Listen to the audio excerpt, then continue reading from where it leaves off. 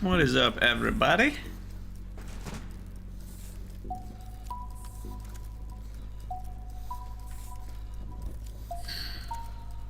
Let's see.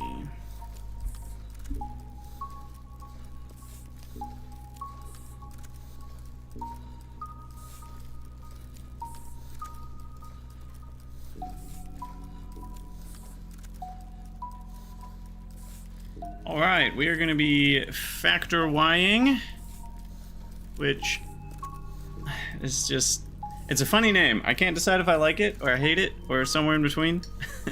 No, I like it. But it is a little bit on the nose.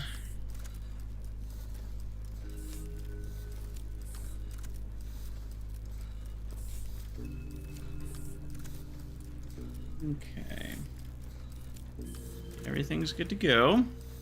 So, in our first stream, we kind of got all the basics automated.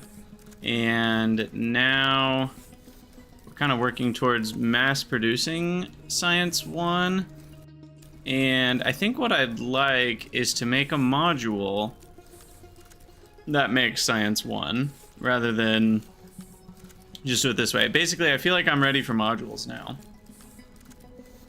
And we're also probably going to need a module, like a mall module, because, well, there's just a lot of stuff that you need large amounts of. And so I think what I want to do is set up a system for that. Now, another thing that's interesting that I kind of just realized, you need coal. You need 3 times as much coal as anything else. And I don't know if I like that. Like, it's kind of a basic, like, well, you need coal for iron, you need coal for copper, and you need coal for stone. You just need coal for everything. So, that's kind of annoying. That, like, you're always needing, I don't know, coal plus X. And that just makes coal kind of the most important resource, weirdly enough. Unless there are entirely different recipes I don't know about. Furnaces are always 1 + 1 = 1, so it's not like they get more efficient. Or maybe they do? It doesn't look like they do, though, because they don't have any numbers. So, like, the burners here... Oh, wait. Maybe they do. Those do these have thermal energy as well? No. These don't have a thermal energy thing. So I don't think they would get more efficient if they go faster, like Factorio ones do. Interesting. Yeah. I don't know if I love that. It's kind of just an annoying, like, coal has to be everywhere type thing. But let us design... Oh, I need to automate sources as well.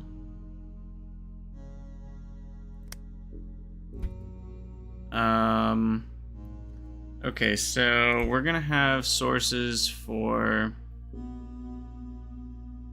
You know what? Hold this thought.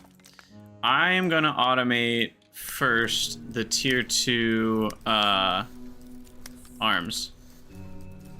Yes, yes, yes, I am. So let me figure out what we need for that. Because I think with the tier 2 arms, that means we'll only need half as many sources, and that's a pretty big deal. So the recipe here is an arm and a leg. No, an arm and 4 gears and 2 motors. And motors are 2 wires and 2 gears. So 2 motors is 4 more gears. Is that right? Right, so we're gonna need 8 gears plus an arm, which is already 2 gears. Yeah, you can see how this gets a little complicated. 2 iron plates, 2 gears. Alright, I just need to make something simple that works. So let's just do... Whoa, that was weird. Put it over here. I need some copper, iron, and coal. And I'm just gonna get building. So that makes the arms. Maybe this makes... We probably need a gear maker for each one. But this can make motors. Oh god, everything needs gears.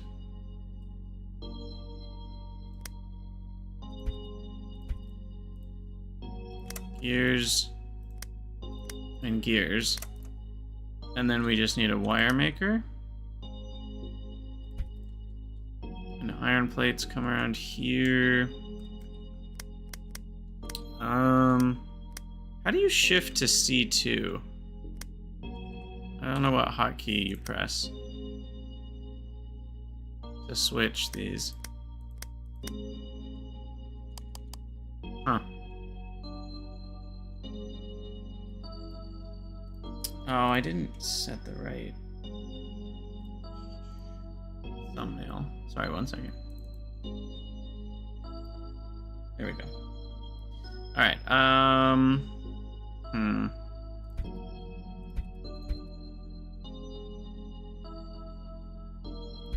Wait. No, I don't need that one.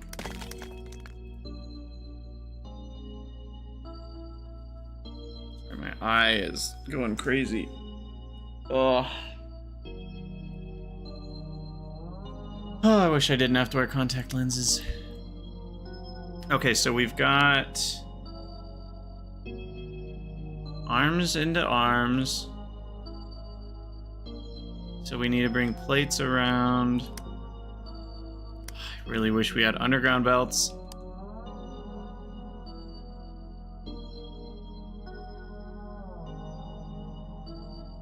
Yeah, not having underground belts is kind of... It just makes... Like, I can't just go across here.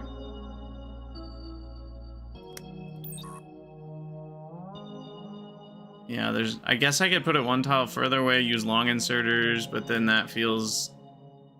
I don't know, not any better. But yeah, I guess iron's gonna be coming from this way, so it'll come over here. Do one of these.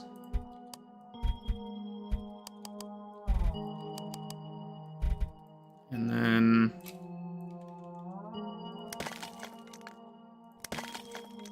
Yeah, so it's kind of annoying, like, you have to do so many clicks to delete things. Select, delete, enter, right-click. Because if you don't right-click, then you can't click and drag to delete more stuff. So, it's too many clicks to delete sections, I would say. I think the confirmation is fine, but I do think I'd like if you double press delete that it would confirm. Alright, is that everything we need? Iron, iron, iron. I know I haven't done the wires yet. Sorry, I know I'm still not done with that. I'm just making sure I'm done with all the other pieces. I think I am. Okay.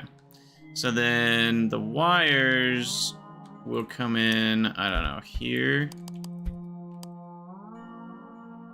Oh, but you can't feed corners. Oh, goodness. So I need something like that.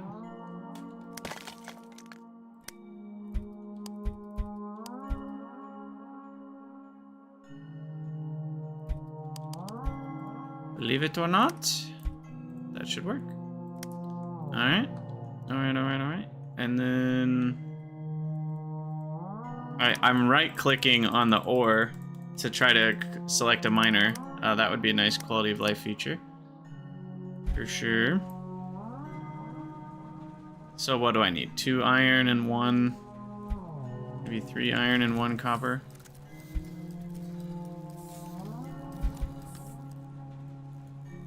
Furnaces. Yeah, let me just copy my... Where's my new and improved blueprint? I guess the one with the long arms is only needed if I want full saturation. This version works fine too.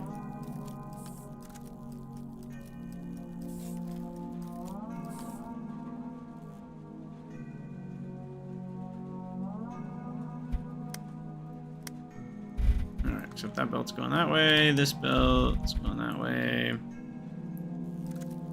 And...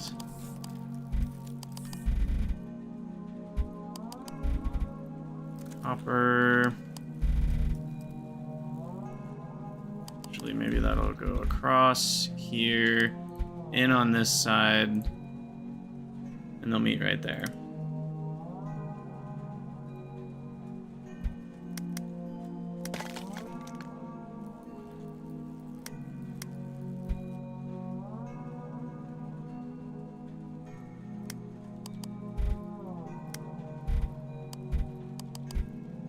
Okay.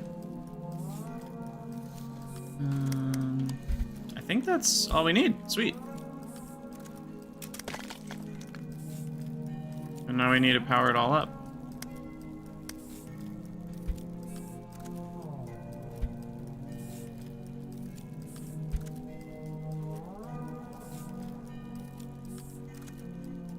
Let's see. Oh, wait. Hold on. Sorry. That is not all we need. We still need to make the wire. Which can be... Actually, I could just direct feed with long inserters here.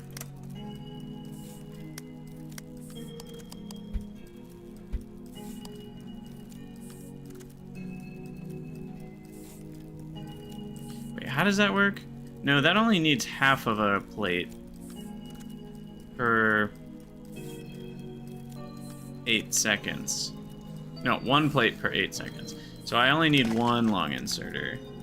And then I need 2 out.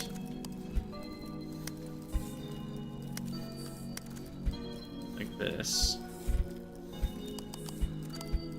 There we go.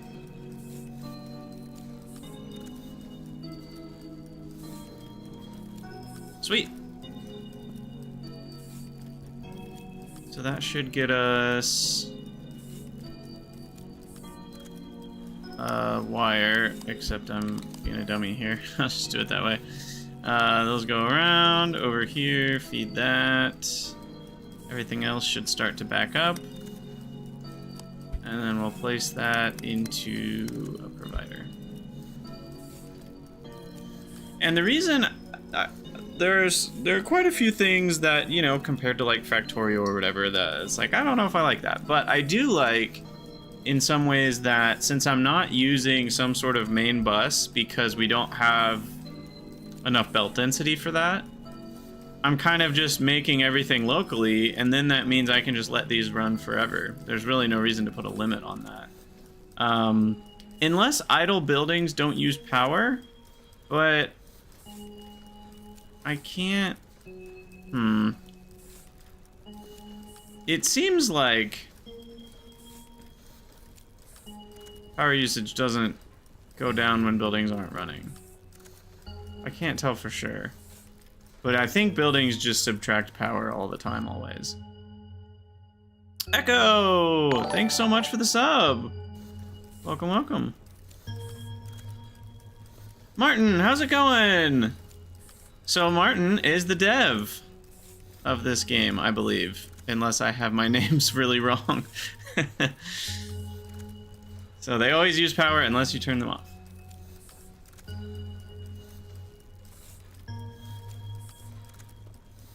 Wait, is the chat working? Hold on. Is it just delayed like forever? Bot said it was working. Are you working, bot?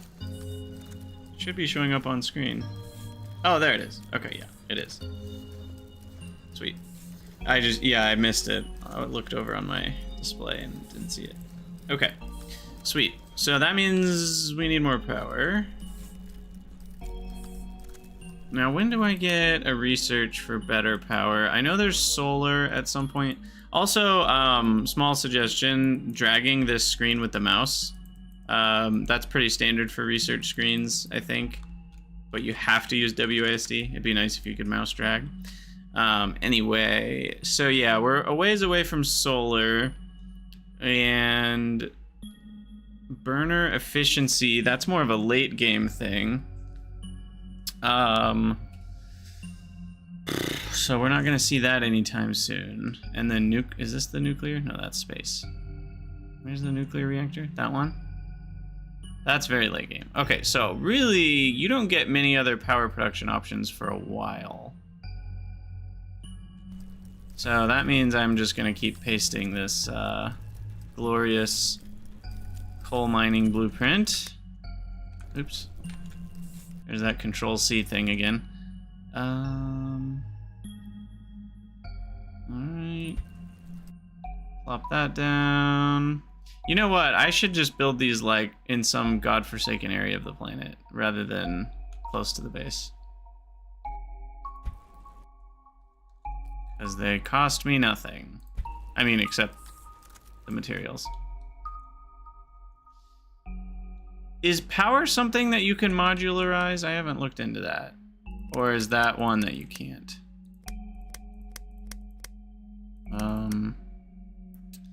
Nope, you cannot.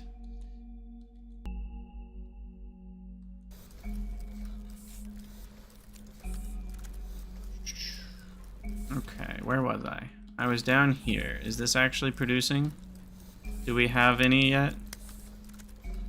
I have 8 of them. Nice. Okay, so now that we've got Mark II arms going,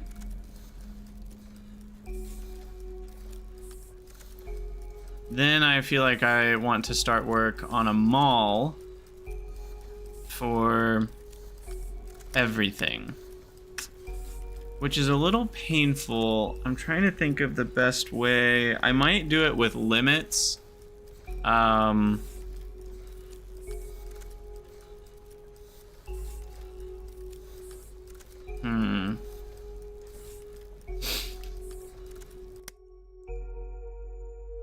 Yeah, let's do it so that you feed in. I'll start with plates. And then... yeah, the problem is there's just so many things to make.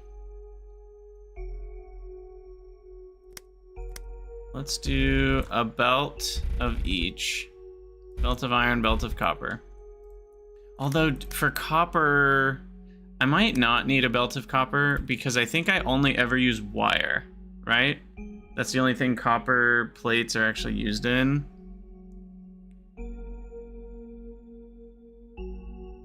Because chips use wire, motors use wire, cables use wire, and computers use wire. So other than having half belt density, there's no other reason not to use that. So I think what I'll do then is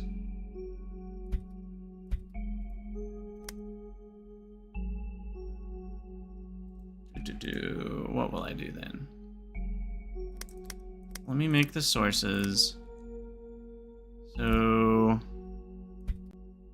how many make a full belt? 6? I think now that we have the second tier of inserter.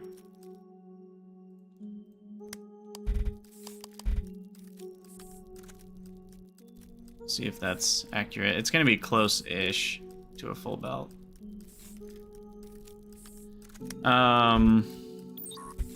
And then you're gonna be copper.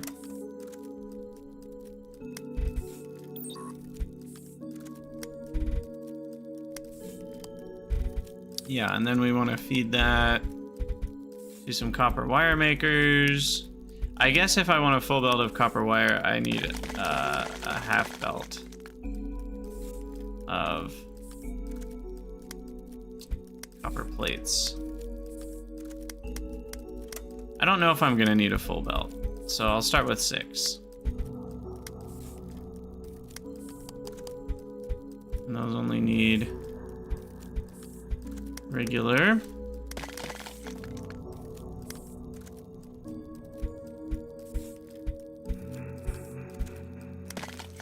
That. Might as well save myself a few tiles there. Okay, so we've got wire and plates. And now we're gonna make just kind of everything. So we'll start with... and I'm fine that this build is gonna be way too big. Also, yeah, I guess I don't know how influence works. I don't need to put influence in the module, right? Yeah. So I just have to influence part of the module in the overworld? I should actually find out before I... Wait. Oh no, you have to power the whole thing? Oh. So that's kind of like a limit then on your module size. Because if your module, these are currently a radius of 10. Is that 10 plus, or how is it? 1, 2, 3, 4, 5, 6, 7, 8, 9, 10. So that means 20. It can't be more than 20 across. Interesting. When do I research the upgrade to that? Because that's going to actually change a lot. I actually can research it. Okay. So let's start working on that research.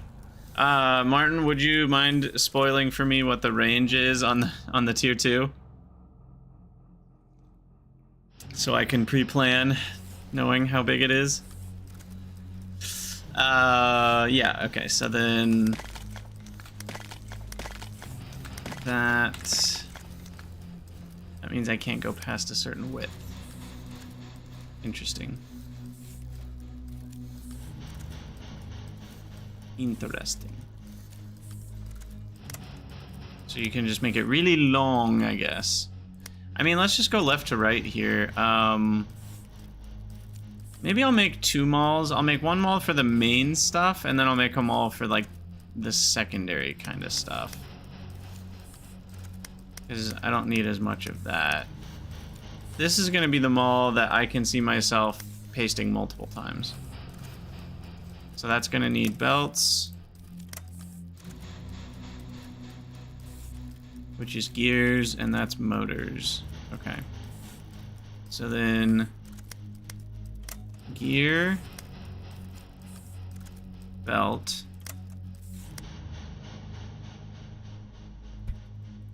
Mark II belt. We'll take some belts. The motor,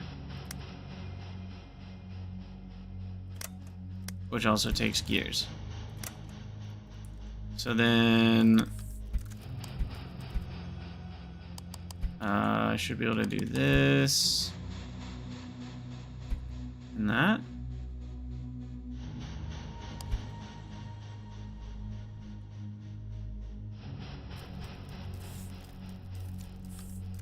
$10, $20, $35, and $50. Okay, awesome. So it's a significant upgrade then.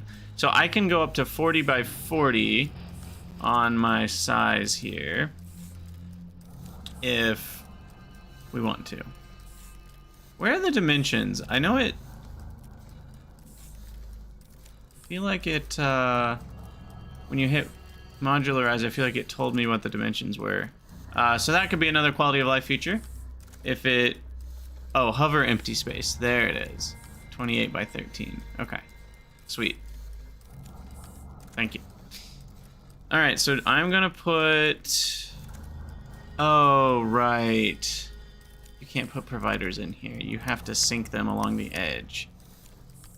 Right.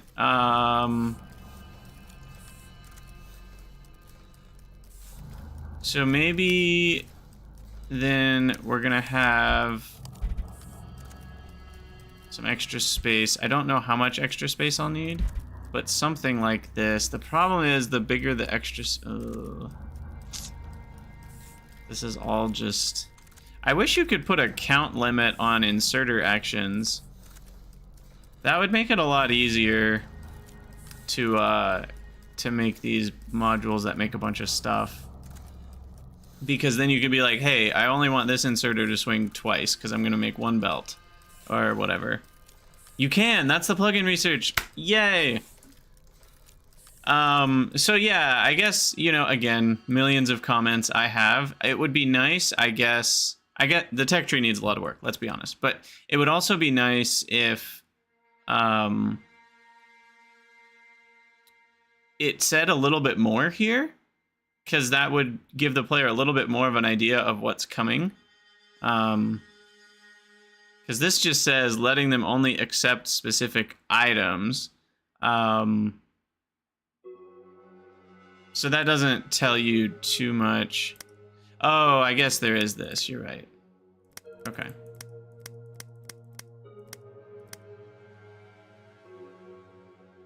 I forgot about this. That's on me.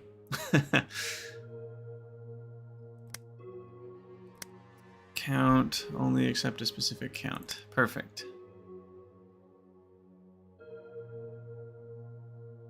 Cool. 62.5 frames a second. Nice. I like that. It's weird compared to what most games do, but it's much nicer because then it's divisible. Because that's 16.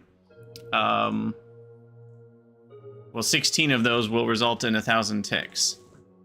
So it's 1,000 ticks every 16 seconds.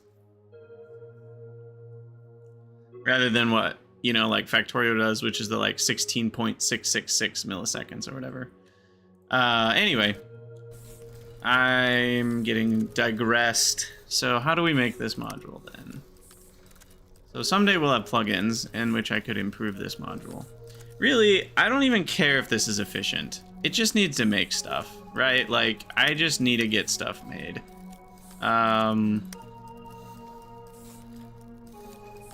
So I don't have to care that much.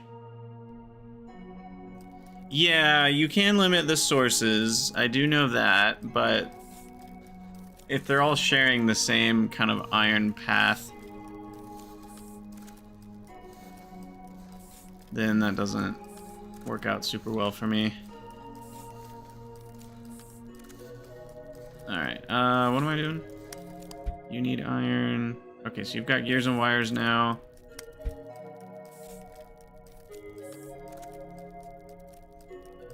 What's up, Derpamoo? How's it going? I don't need the throughput of that. And then, okay, so we've got belts. We've got Mark II belts. This, I will have to limit the sync. Otherwise, we'll have too many tier 1 belts.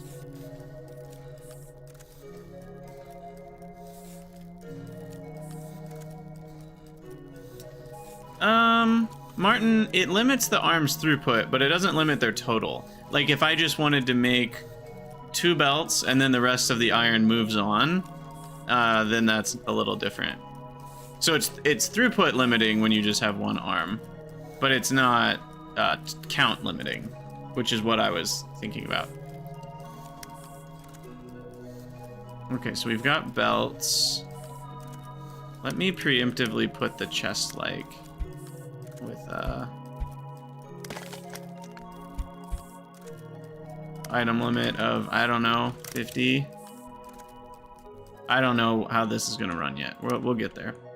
So now I want inserters. Maybe we'll have one for belts and inserters only, and then we'll have one for like assemblers and whatnot. Yeah, maybe I won't do all of it in one, because this is starting to feel like a lot. So, all right, so gears, inserters, inserter tier 2, which needs gears and motors, and part 1. So then we're gonna need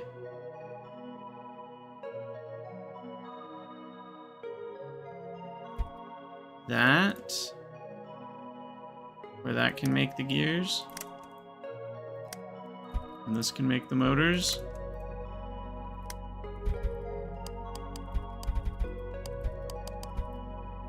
We should be able to do that.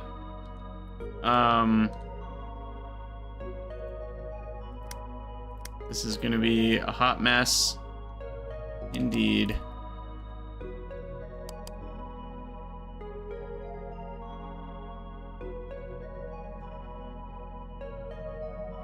Man, I wish we could have 90-degree inserters. I'm so used to Bob's adjustable inserters. I miss them. I miss them dearly.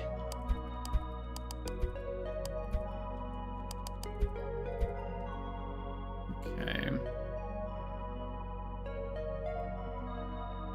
Wire plus gear.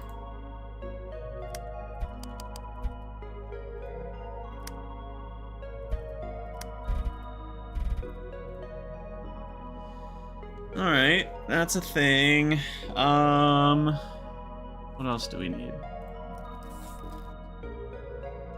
So I'm thinking, thankfully, I can delete all this. And I can just put the sources right here. Or sinks, I should call them.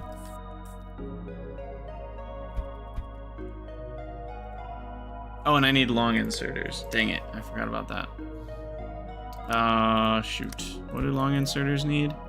Long inserters need arms. Sorry, I'll call them arms if I ever remember. Arms, gears, and rods. Okay. Let's see if we can fit that in here somewhere.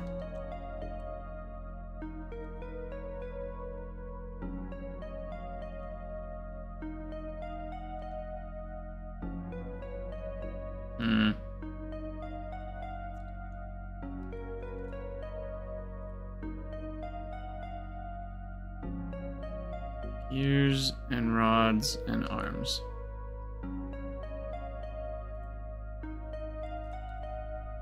Honestly, it feels like it might just be easier if I copy...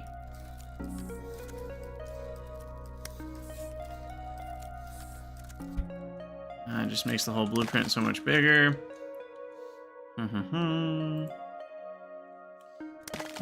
Maybe I can figure out something else for gears here. And then what I can do is I can copy this. If I can remember how to copy something. Because it's actually going to be pretty similar to make long inserters this way. Because we need the inserter. This is going to be the long inserter. That'll be fed with regular arms. That'll be fed with arms, and then that needs to be... We need like a gears and a rod set up here. So, man, I need underground belts. There's so many builds in Factorio, like, that rely on underground belts, like putting this here, and then you can underground across, and then you can just put inserters like that. So yeah, I'm really feeling the lack of underground belts for sure.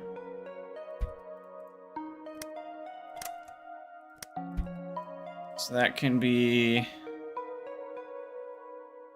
Can I sushi belt here?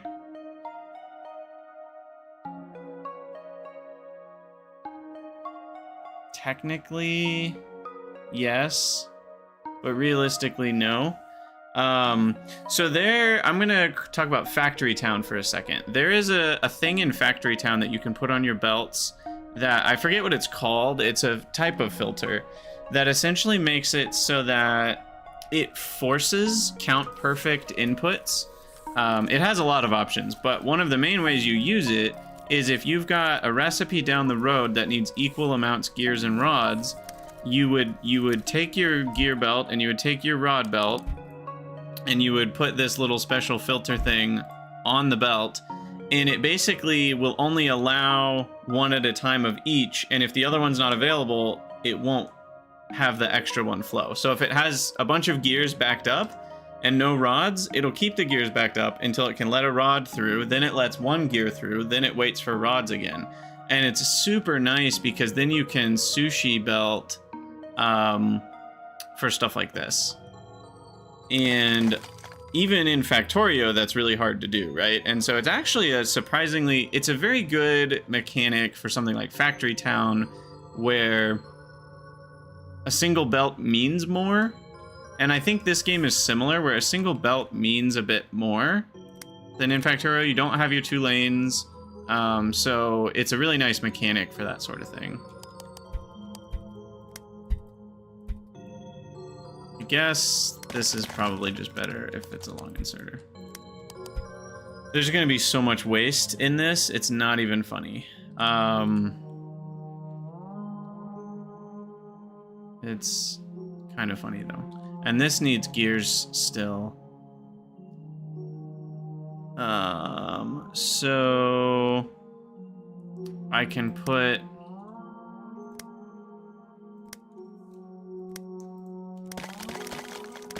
There's two things I still need. Oof. I have dreamt my spaghetti. So this is gonna do that. This is gonna come up and do a crossing. So that's how we get the long inserters arms. That's how we get the long arms out.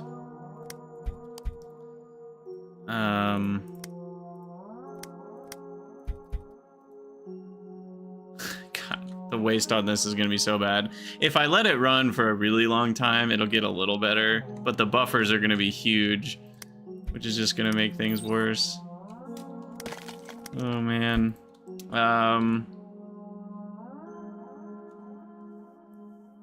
Okay, so that's that. Now the last problem is this doesn't have gears. So I think just doing something like this should do it. Okay. So I think that's all correct. Except we're missing that input. There we go. And now this one's not doing anything because why? You're not getting. Oh, this is taking all the inserters. Okay. Could I do a splitter? Not easily. I don't know how easy it would be, Martin, but it would be nice if if arms took turns extracting from an assembler. Like they do in Factorio. But I realize that's the kind of thing that is not necessarily easy to implement. How do I easily do this? I could extract onto a belt, but then the problem is it's actually kind of hard. I guess I move this over to there, and then I can go in right there.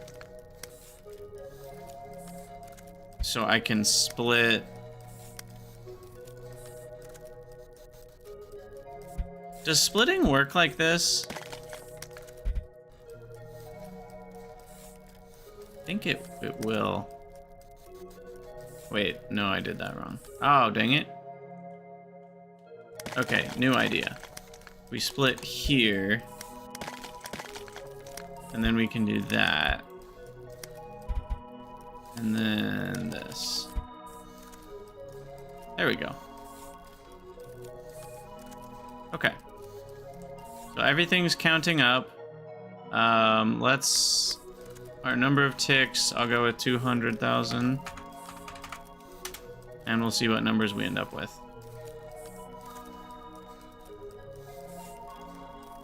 I'm not getting long inserters. Hold up. Oh, I need gears over here. Wait, no. I should be making... Oh, these need to be long inserters.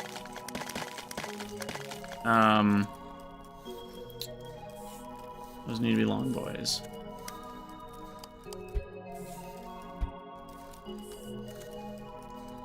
There we go. Okay, so what are the number... Oh, God, that's bad. I don't know what that inserter was doing, but I definitely don't need it anymore. There we go.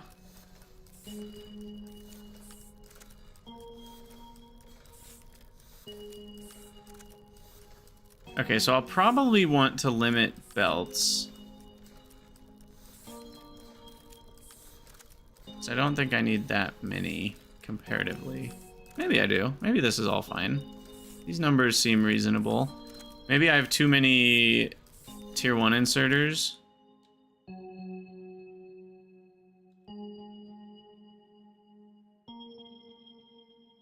Yeah, let's limit those to 200.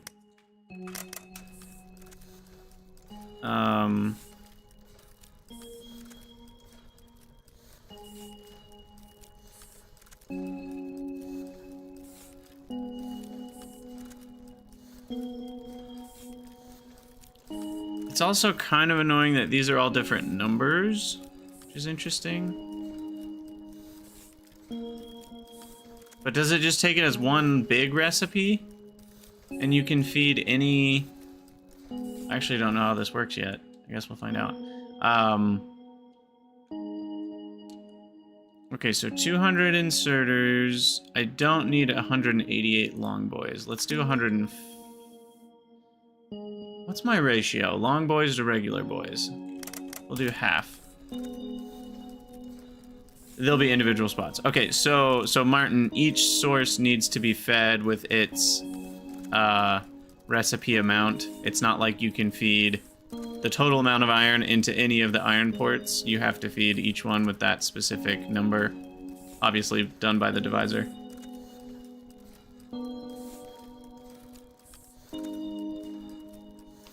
You could have one source and 3 arms grabbing from it, and you wouldn't be able to feed those fast enough. Yeah, that makes sense.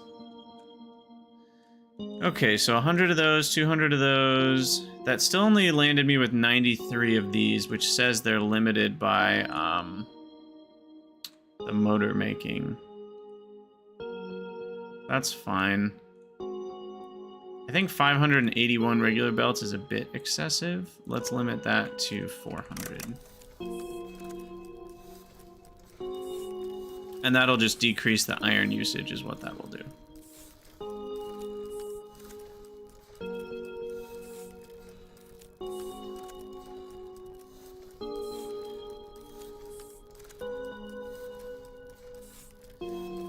Also, small request, the numbers disappear a little too soon for me in terms of zoom level. I'd prefer if those numbers stayed for another few zoom levels.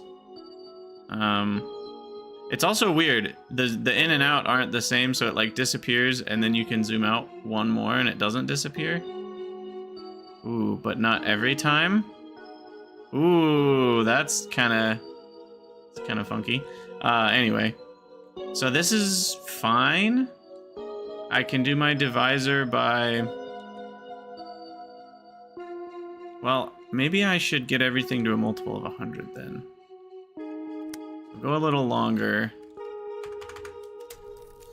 We'll go for 100 of these.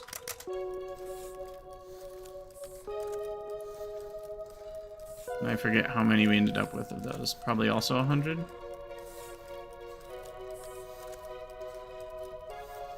Yeah, I actually like that it's not fixed steps, Martin. But maybe what you could do is make a table of... what am I trying to say?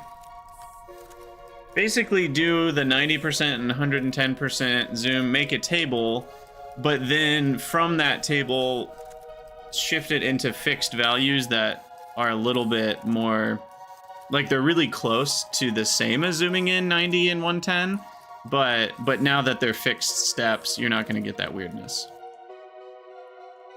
But it essentially works out to be a similar style. Okay, so 200, 200, 100. I was not paying attention. I should pay attention to when these are all getting done and what number that's at.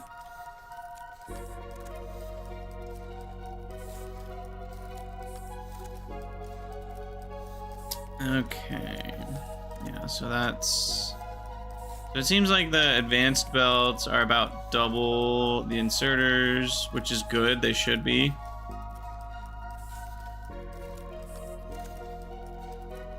Well, and the thing, Martin, there, though, is like the text is going to get too small at some point. So that's actually maybe something that could be an option, because that's kind of just my personal preference. All right, so we'll do 200 on that. That should stop the simulation, because we have the stop when sinks limit reached selected. And then we'll see what our total input ends up being. Also, I can delete a lot of superfluous stuff here. Right, like these are never running. So I can save myself some power. And technically a little bit of copper. I don't know if the rounding will make it do anything, but then there's less copper buffering. And I probably don't need Well, I definitely don't need 3 of them. What about... Is 2 enough? Yeah, it's still backing up. Or is 1 enough, is what I meant. 2 units worth, because the inserter's twice as fast. Hey, Etra, how's it going? Good morning to you. Good time zone to you. Now, the one I'm curious about is this iron. They're all running, but it's also backed up. So if I deleted this one, would we have a lack? No, it still seems backed up as well.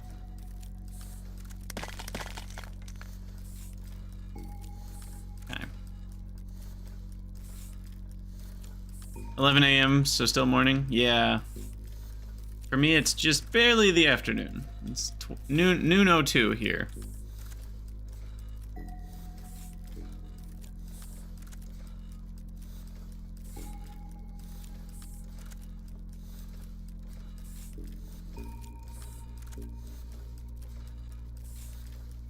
This feels like a very inefficient blueprint.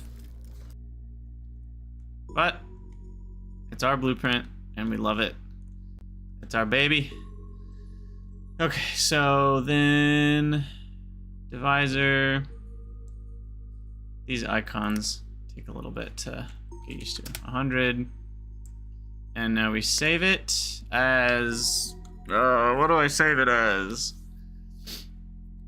Belt plus arm. Oh, you can't do the plus symbol. Belt. You can't do the and symbol either. There's no ampersand. You can't do any symbols. Can you do the period? No, no symbols at all. That's sad. Belt 1, 2, arm 1, 2, long arm. Sure. All right, what do we get? What's the score? How bad is it, Captain? 57 and 6. It's not bad. What happens if you change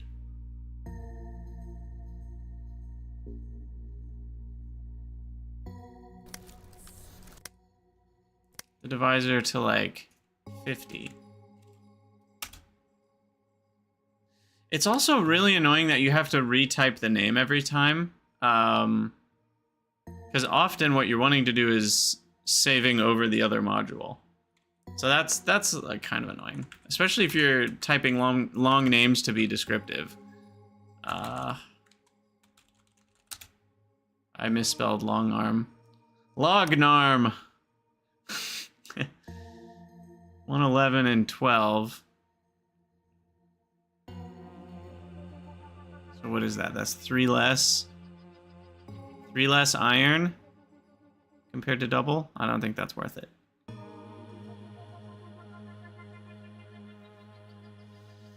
Also, here is another example like the tech tree where the hover time shouldn't be as long as it is. I shouldn't have to wait, what? God, that's almost a whole second.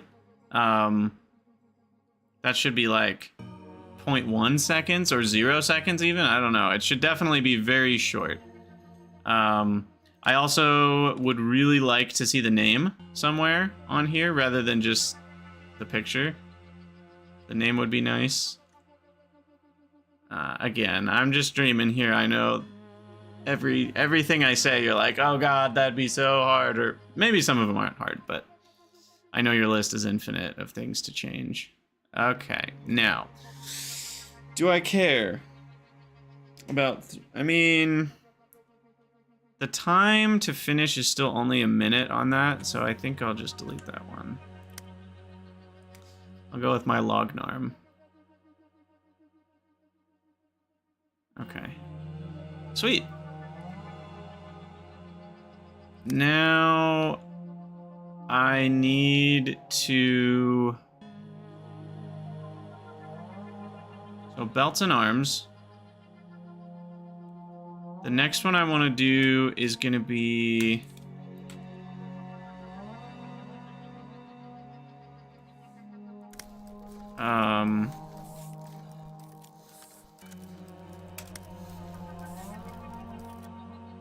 chests and providers. Chest likes. What's the recipe for these guys? Because I'm gonna need a lot of these. So it's just 4 chips. Okay, so lots of chips. And then we might as well have chests and providers as well.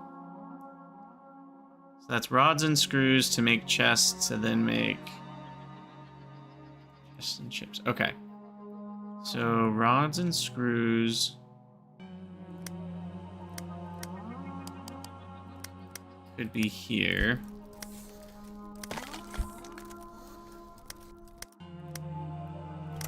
Rod. Screw.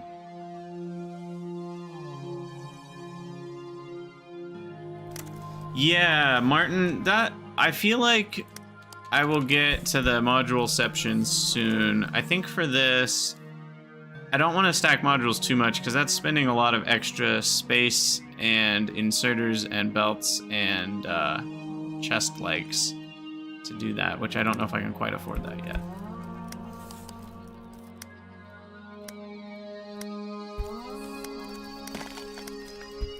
Also, where did you get the music? Because it feels very Kerbal Space Program-y.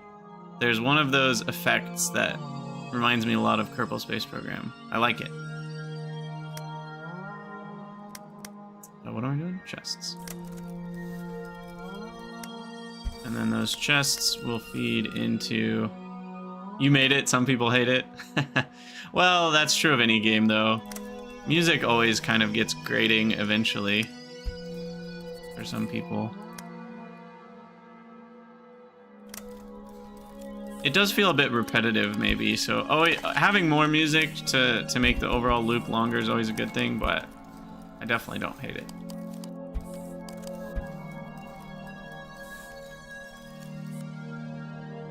Alright, long boy. Short boy. Okay, so there's providers. The dark sounds get negative feedback? I don't know what you mean by dark sounds.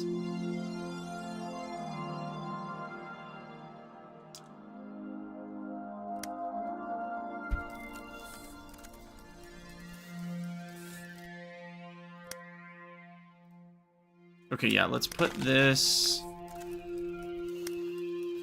there.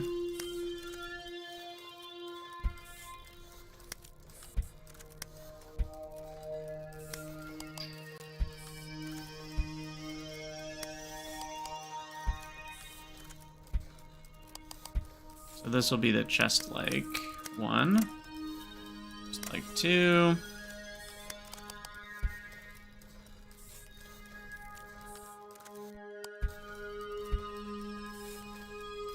And then, yeah, there we go.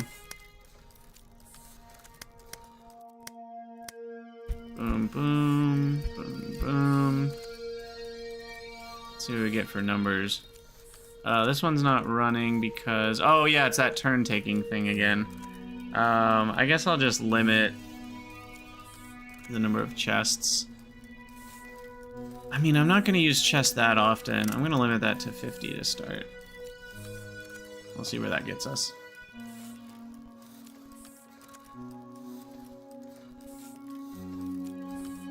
Okay.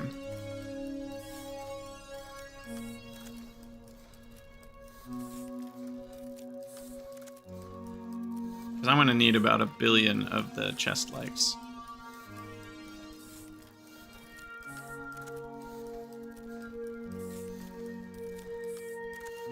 Probably limit that to 50. And then...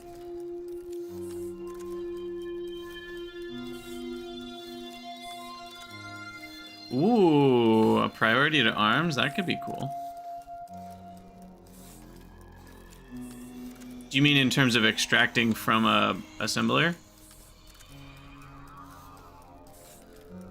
Dinner time. Enjoy.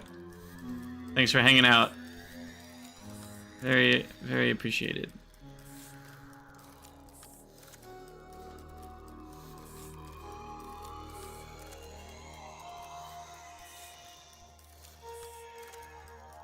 Okay, yeah, I think I'll go to 150 on these.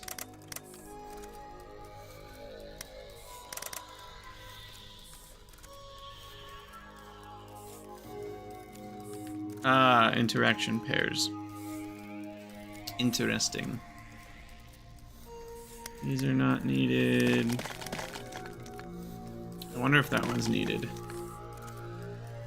It seems it is not. Is this one needed? That one seems needed, yeah. Okay.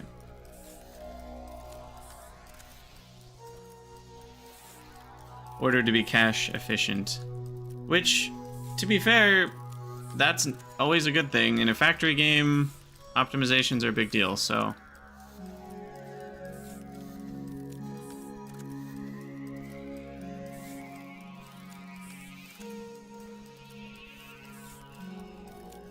Okay, so that'll get to 50 and then stop. Honestly, does that need to be 50? I'm never gonna need as many chests as I am provider. Am I gonna need this many providers? Probably not. Like, compared to the chest likes, where I'm gonna need, you know, bunches of them per module. I might even go down... Wait, why did it stop? Oh, it reached the end of its time. I'm gonna go down to 30 on chests and 20 on providers. And the time... The max time, I guess, needs to be 350,000. Hey, Complex, how's it going? We are making mall modules so that we can have large amounts of things to paste.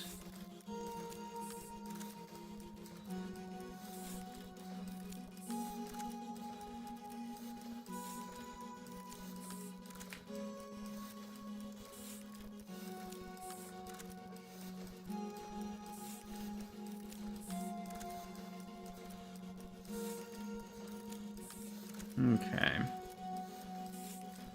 Yeah, thanks for hanging out, Martin. See you later. Alright, we get to 150, and then we need to divide by 10. Maybe I should have made these 25 each, and then I could have divided by 25, but divide by 10 should be okay. And then we save this bad boy as... chest likes and chests, and providers. All right, and that costs me 208 and 77 every 8 minutes. That's not very fast. I might need a few of those. Okay, so now what we're gonna do, here's where things get fancy, y'all. Now we're gonna do a smelting. Now we're gonna do Ception. Inception. Moduleception. So, fresh blueprint here. We're gonna make a furnace array for iron. 1, 2, 3, 4, 5, 6, 7, 8, 9, 10, 11, 12. So that should be a full belt. If it's going to be a full belt, we're going to need to use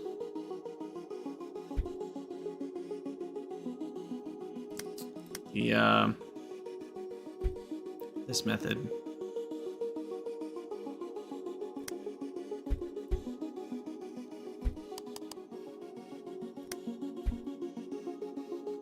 Ooh, I just realized I can do a manifold method like that. Pretty nice.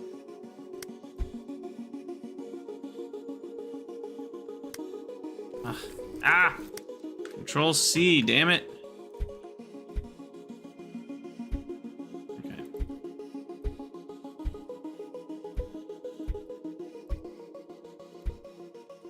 So, yeah, that doesn't, whoops.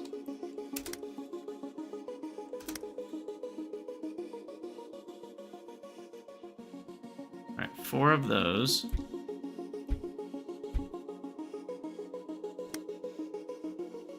Probably want the iron to come back.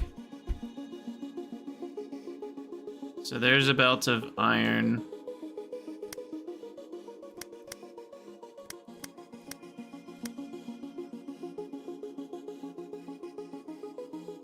we said is 6. 6 of those for ore. Jeez. Feels like a big build.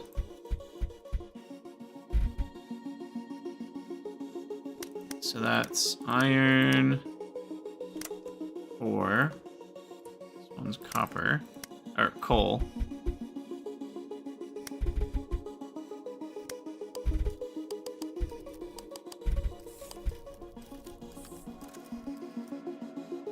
Okay. I'm gonna slow things down a smidge. More suggestions if you come back and watch the VOD later, Martin. This should have a 10 on it, and this should have 100 on it. That's way easier to remember, like, what these buttons do. Like, oh, they're speeding up. Even if it just had a 10x and a 100x, that would be easier than, like, what feels like a random line and then a random 3 lines. That feels a bit vague to me.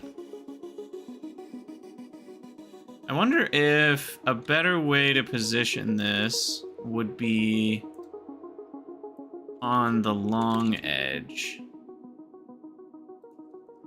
like this.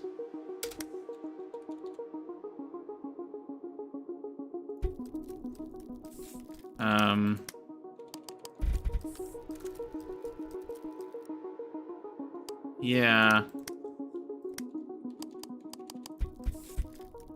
Something like that. And then this. Ooh.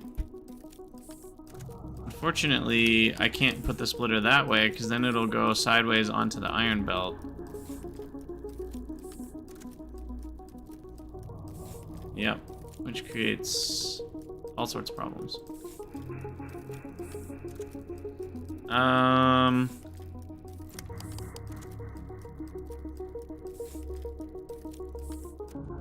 In this case, it would be better to switch these two.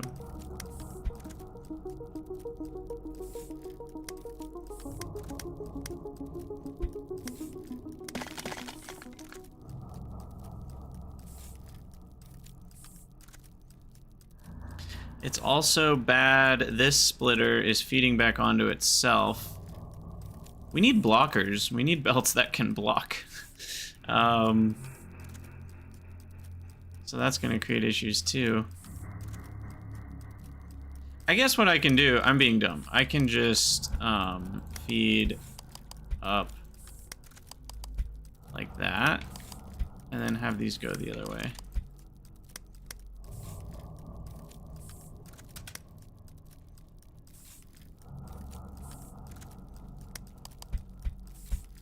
There we go. And then that should do it. And then, yeah, let's bring down iron. I guess I need to move this again. So I need 5 more spaces. So 1, 2, 3, 4, 5. Okay.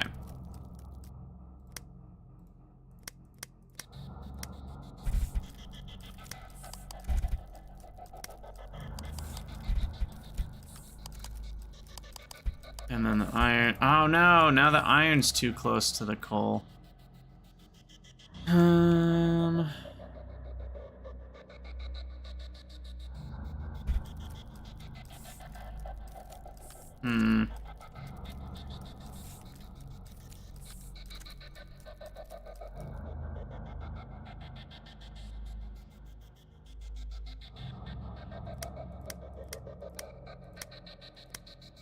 It's funny, I want a splitter that only splits 2 ways instead of 3 ways.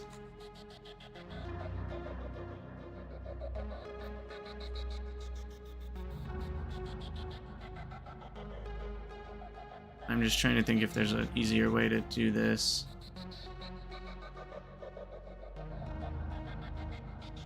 I don't think so.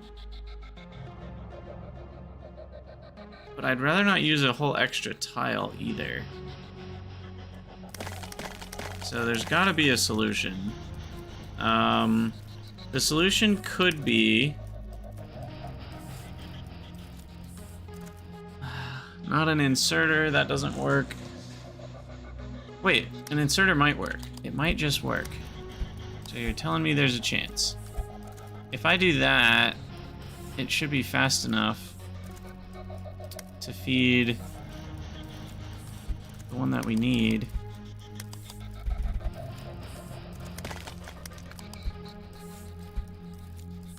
Okay. I think that actually works. There we go. There we go, there we go, there we go.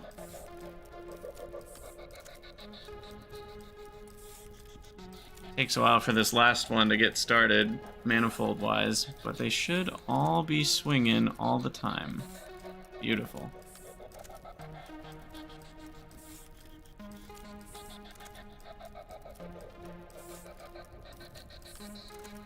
Okay.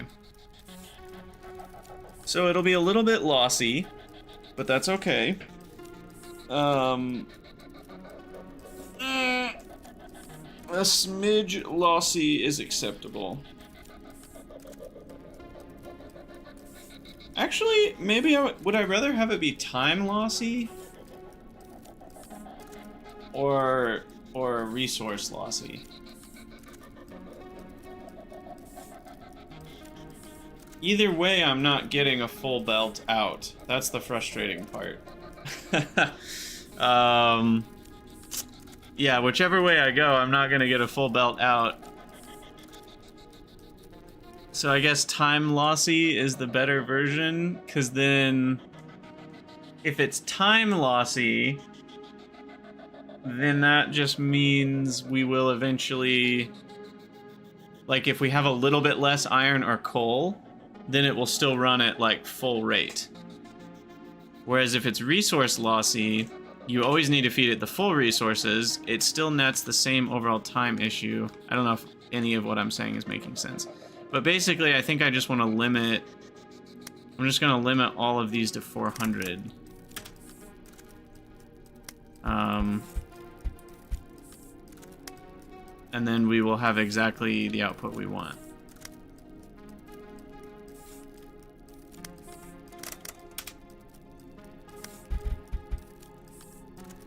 Problem is these aren't evenly split, so it won't know when to stop. I guess I'll just have to manually figure that out.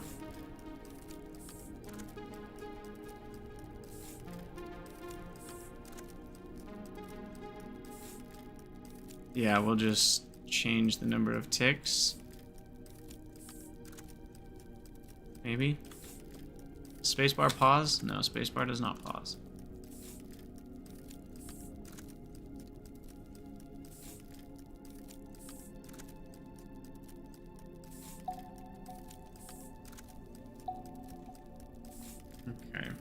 You know, sometimes I actually don't want this to pop up. I would prefer if there was a place you could go on the screen to see that information, rather than hover anywhere. Because then I end up, it's like, I don't want, so then I almost have to move the mouse out of my way just to look at the screen. Sometimes you do want the info, but I often don't want, yeah, I don't know. It's just that menu in particular is very large. I think the problem is that it goes above the cursor. So it covers up stuff you might be looking at. Whereas when you hover over these, it's always below the cursor. Okay, so those got to 391 with the time that it had. And this averages out to like 330 or so.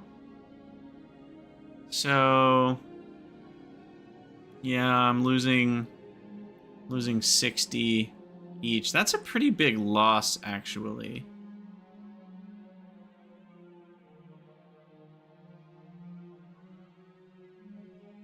But I said time lossy, so what I should be able to do... Hold on. I should be able to do it this way. Increase the number of ticks. Oh, it's just at 50,000. Okay. Oh, I'm only running at 10x. Whoops. I knew things were feeling a little slow. That's why. Okay. That's why I was confused. I didn't have to type that manually every time. What I'm curious about, though, is are some of them going to get coal but not iron, and some will get iron but not coal, so we won't end up being able to use all of them? Yep, that's exactly what's happened. Actually, no. Wait, what? How is there so much coal? Oh, there's iron over there, and there's coal over here. Yeah, that's what I was afeared of. So... I need another 29 plus 30, no, 19 plus 35, 40, 54. I need another 54 of each. And so 54 divided by 6 is 9. So each of these need to be 409. But then the input doesn't have a nice divisor.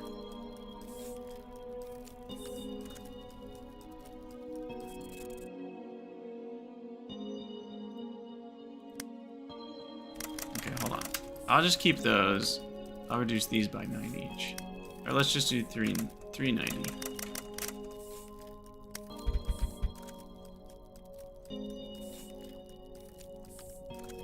Maybe that'll work.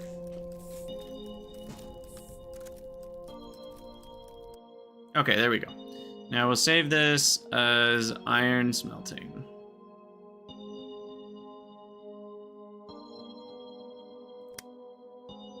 And that's the save button? Why is M the save button? That feels very odd. I know it's modularize is the function, so that's why it's an M. It just feels a little confusing when there's an M here, there's an M here, and there's an M there. It's just like, those do not feel like distinct buttons, and they're all different things. Module name, iron smelting. Okay, so iron smelting takes... Oh, I didn't do a divisor. Whoops. I don't want it to take 16 minutes. No. I would not want that. So instead, I need to do a divisor by 20. Oh, it'd be cool if you could change the divisor of an already made module. That would be a really nice feature. It's kind of annoying that you have to resave it when you change the divisor, if that's all you're changing. Because it seems like it should be able to recalculate, but maybe it's already rounded something and the original data is gone when you save it. But I wonder if you could save it with the original data for the exact numbers, so that then the player could remodify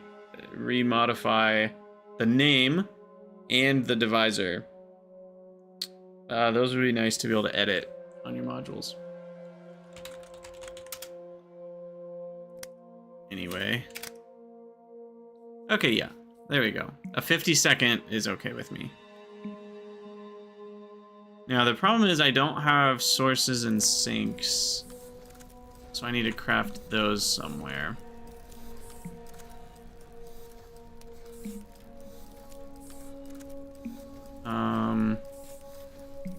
We just need to design something real quick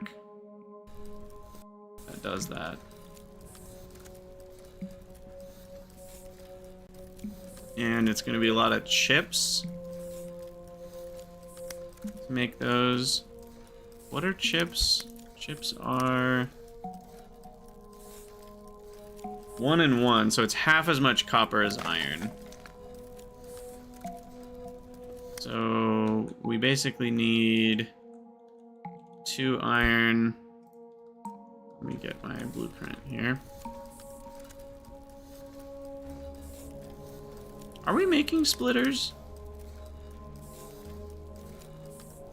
I am. I have 451 available.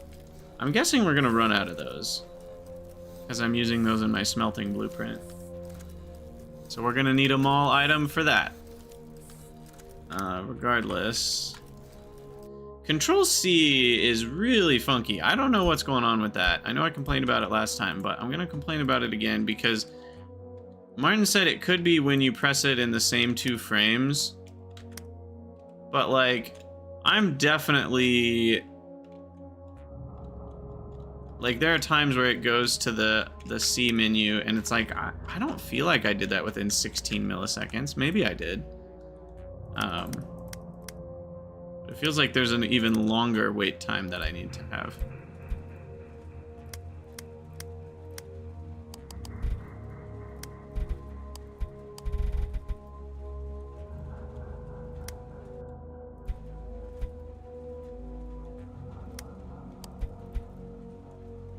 Okay, so this will be iron.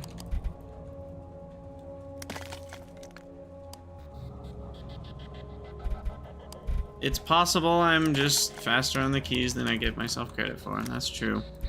I do tend to be a little impatient with my key presses. Or, I don't know if impatient's the right word. I'm efficient. Nice and efficient. Okay, so then you make wire, you make chips.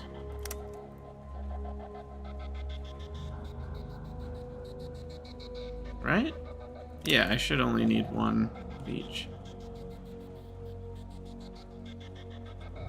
No, I need 2 chip makers for 1 wire. No, I'm still getting it wrong.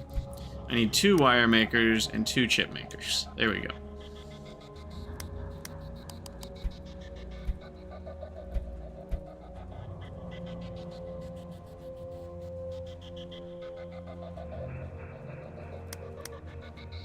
You don't get why the dev didn't use the simulation to calculate the module's speed since the resource efficiency is fixed by the recipes? But you... I feel like you're either... I'm not understanding, you're miscommunicating, or you're misunderstanding. Because you could mix a million different recipes, and how would the game know what ratio of each recipe you're using? It wouldn't. So I don't really think what you're saying would work at all. Because you could make any ratio of like, oh, I make half as many of this recipe and twice as many of that recipe, and the game wouldn't know that. And you wouldn't be, there's no way you could make a menu where you could just input that in a way that makes sense. So I don't think that would work at all, to be honest.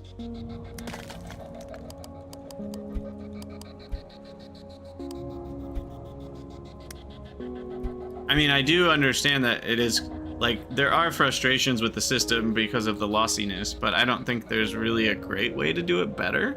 There are some small improvements that could be made for sure.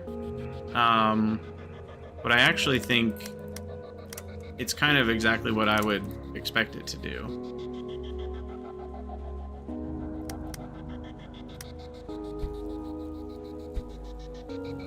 Okay, let's see if this works. I was just about to go find the speed up button. And it's not there.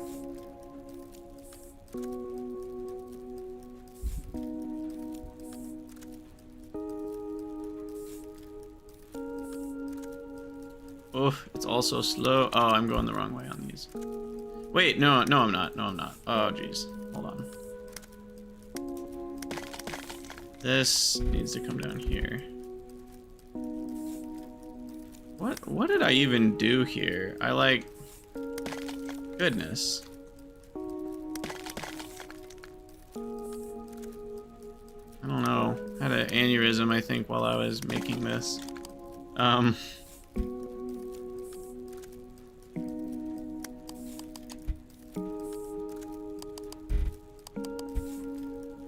Okay. That should work a little better.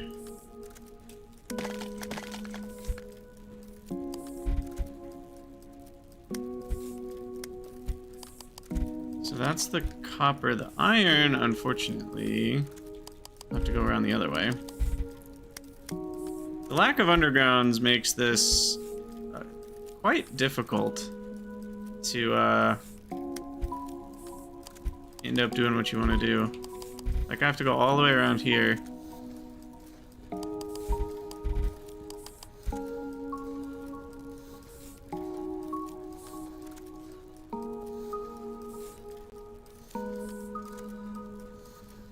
Okay, but I think that's working.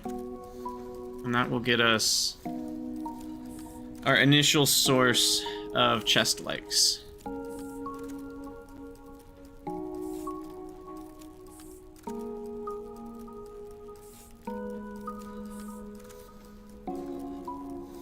Did I make enough?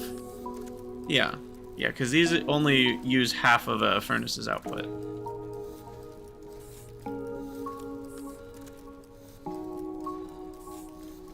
Alright, there's the iron. And we're gonna need 4 of those for every sink and provider, or sink and source, I guess are the words.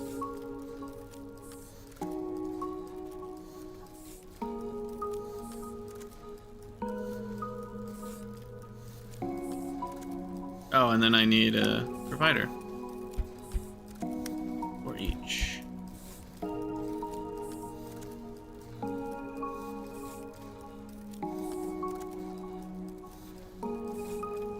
Maybe I should try to figure out a build. Oof, that sounds horrible though. For furnaces that has all the input and the output on the same side. I'm trying to even think of what that would look like. Because you'd need... I mean, I guess you could just do the Mindustry thing.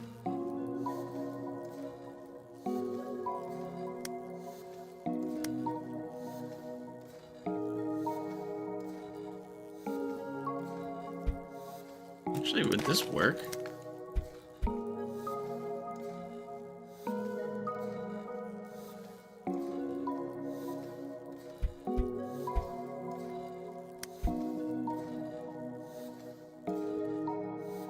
If long inserters weren't half speed, this would work.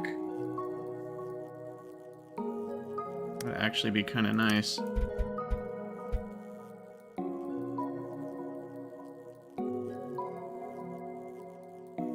Wait. What am I doing? This would be the output. This one would be splitting off. Like, no, that's not a splitter. That one. Yeah, the problem is the long inserter. Oh no, that one doesn't. No, that's right. Like that. Okay. I think that's a better furnace blueprint. For sure. And I could even use that guy. That would add a tiny bit of waste because, so like let's say coal was on this belt, but now I can have the output belt 1 tile closer, and it'll end up putting a coal here and here and there, so it'll end up wasting 3 coal. But for the price of wasting that 3 coal, like a buffer, now I'm 1 tile closer. That's pretty nice. I think I'm gonna use that from now on. I like that. And I'll just stay over there as a blueprint.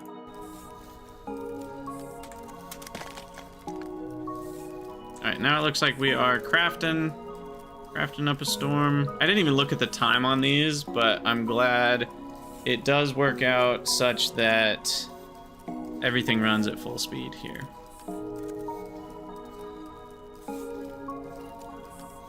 So we got all the ratios right. Cool.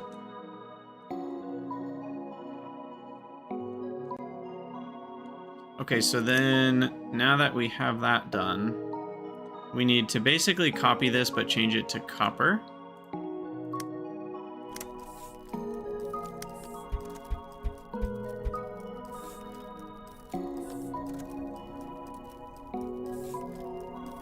Should I change my blueprint now that I've figured that out?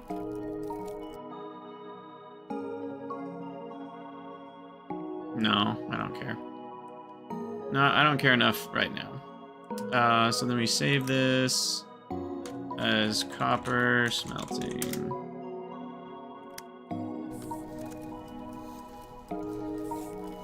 And then I should be able to make a new module, and we take iron smelting, and copper smelting.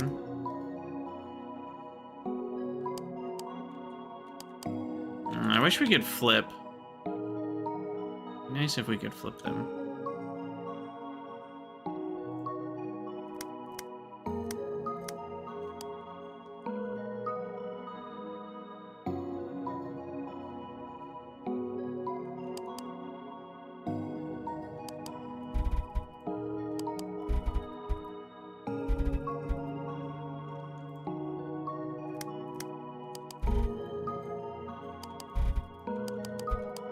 So that's iron and coal.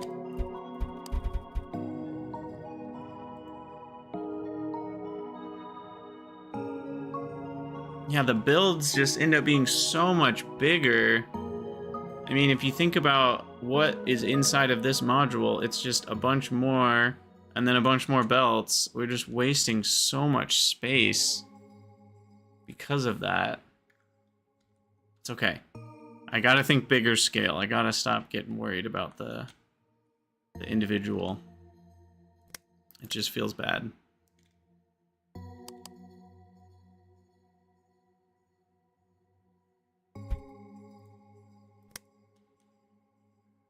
think I want it like this.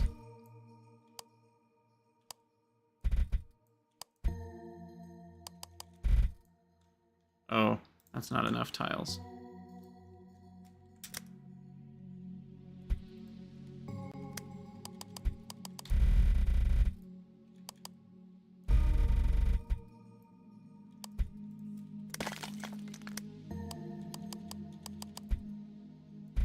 Okay. Nope, that's the wrong direction again. Come in. Copper.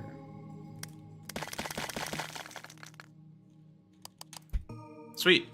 Okay, so that should work. And then out, in. Okay, so coal goes in the middle too? No. Iron out, copper out.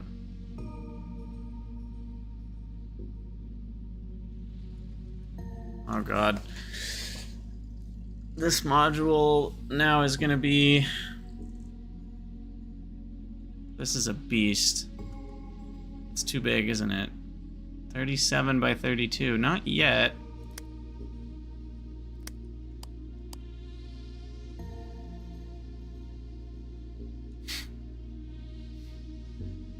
This is insane.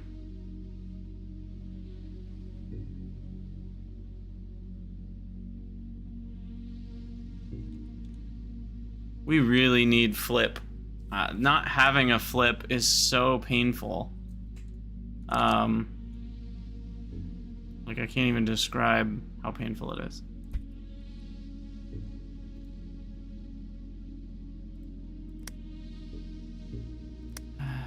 Because only being able to put outputs on the edges, I don't know, it's just very, very rough.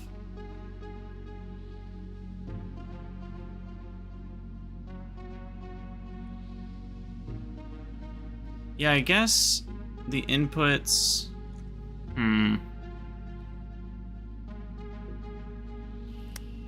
What's the research that we get? Oh, I didn't mean to do that. Do not have the money for that yet. Better structures for module creation. Source belt-like and sink belt-like. That's going to be a pretty big deal. Being able to sink and source from a belt instead of 6 at a time. I probably should have worked on researching this before. I need 70 RT3s. I guess I need to research RT3 first. Oops. Yeah, I think I need to rush that. This is just too messy. Having a belt-like means I'll be able to use 1/6 of the connections. So that feels like a pretty big deal. So we'll get that researched. And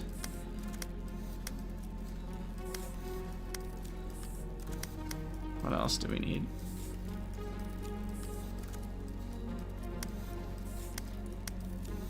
I need more production for swappers and mixers. It doesn't seem like it.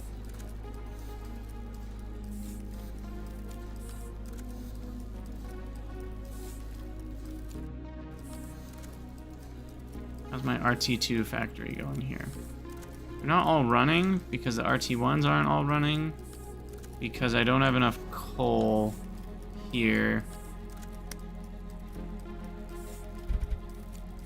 I don't know exactly what's going on, but let's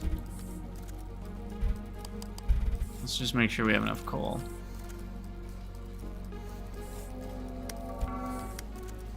That was the research sound. So now we've got tier 3 research, and I want to research better module stuff, but we need RT3s first. I don't need very many, I only need 70.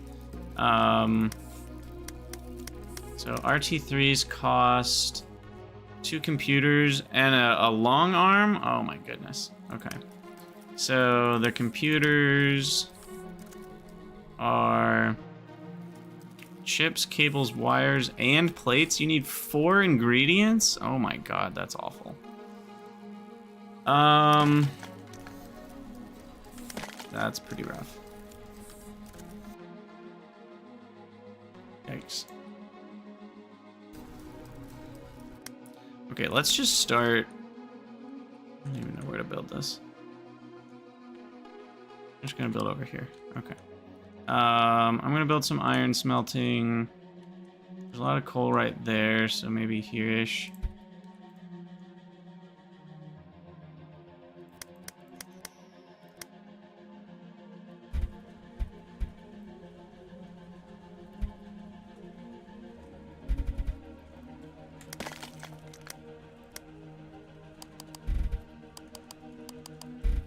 So there's one belt.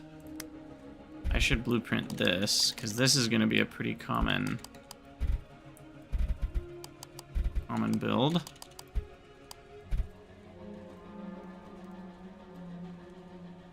I need a second coal belt for the iron, which doesn't really fit on that one. Ugh. These patches are too small.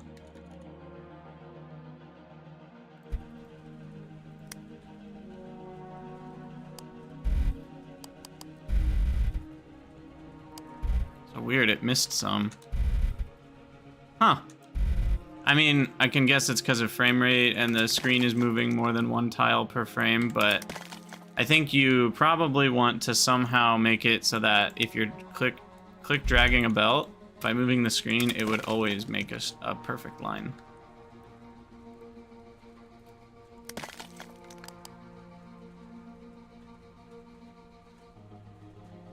Okay, so we're gonna need both of these here-ish.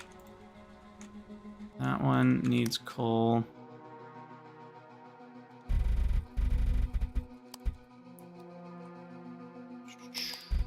Here. Still not sure what C2 means. What hotkey do I press to get that? Like, I don't know what... Do I do tab? No, tab doesn't do anything. I don't actually know, like, what you press to get that.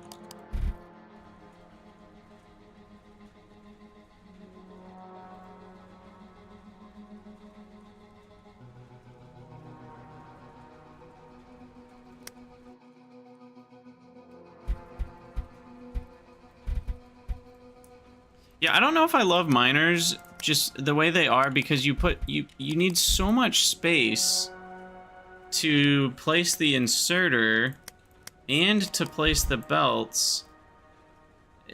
2/3 of the space is taken up by things that aren't doing any mining at all. So most of your patch is going to be inserters and belts. I don't love that. I would rather have it so that you can place miners. I mean, The factorial method where they just auto output would help, because then it'd at least be 50-50. But even then, that feels a little less good. And the fact that they have only limited collection when they're on the outskirts, again, it's not like the ore patches get bigger. They're always this kind of medium size. And I find that a little bit bothersome. Because it's like, I just want to go somewhere where I can plop down 4 belts worth of miners on a single iron patch. And that's not going to be possible anywhere on the planet. You know, like the iron patches are always the same size. That one's pretty big, but most of them are not that big. So yeah, I don't know. I think it's kind of like, it'd be nice if the miner situation was a little bit more forgiving.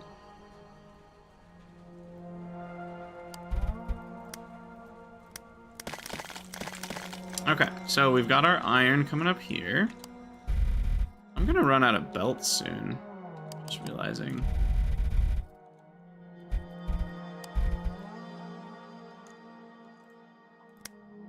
Because for big builds like this, you just use such a huge amount of buildings.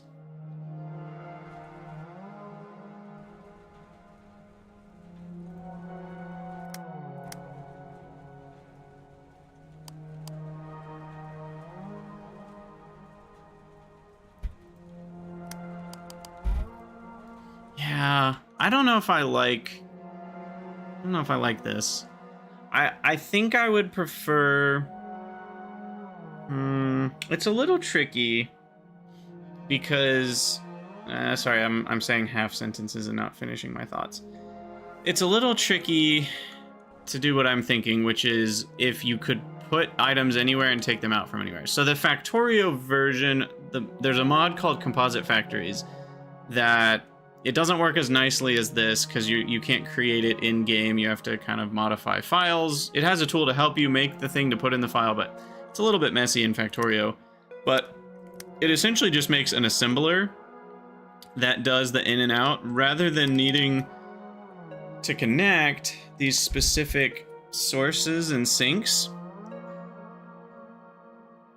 And I don't know if I like that you have to connect to a specific part of this. Because you already did the work making the module, you already have the wasted internal space of these, right? And then the inserters taking out of them, and then the belts from there.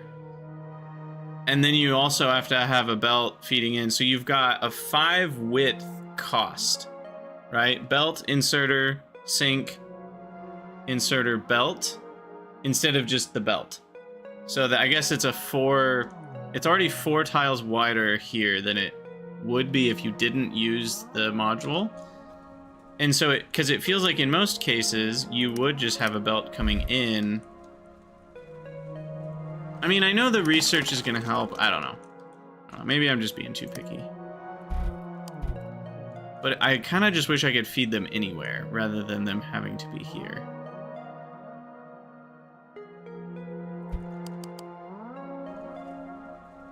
Where do I even want the plates? I want them up there.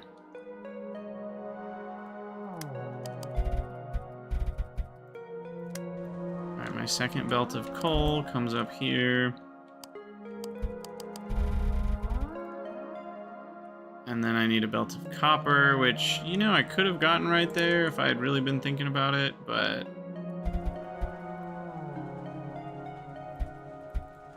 Okay, well, there's 6.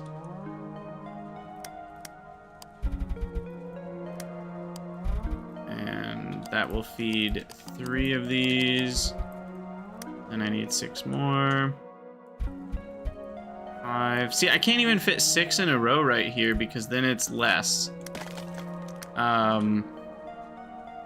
Honestly, I think the game would just be improved if miners gave you the full rate as long as any part of it is touching. It would make every patch effectively bigger. And I don't think that would be a bad thing.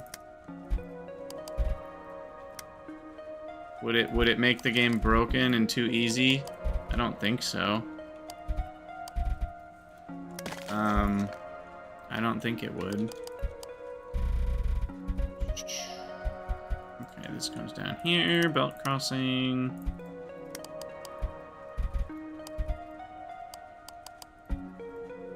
Alright, and then... Oh gosh. Oh, that doesn't work.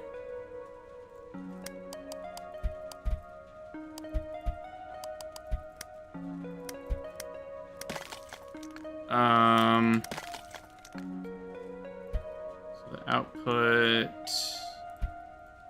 do this.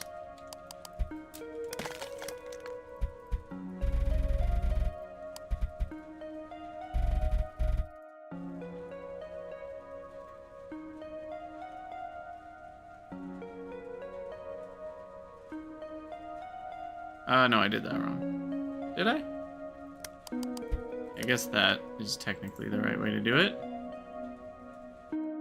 Okay, now can we power everything up?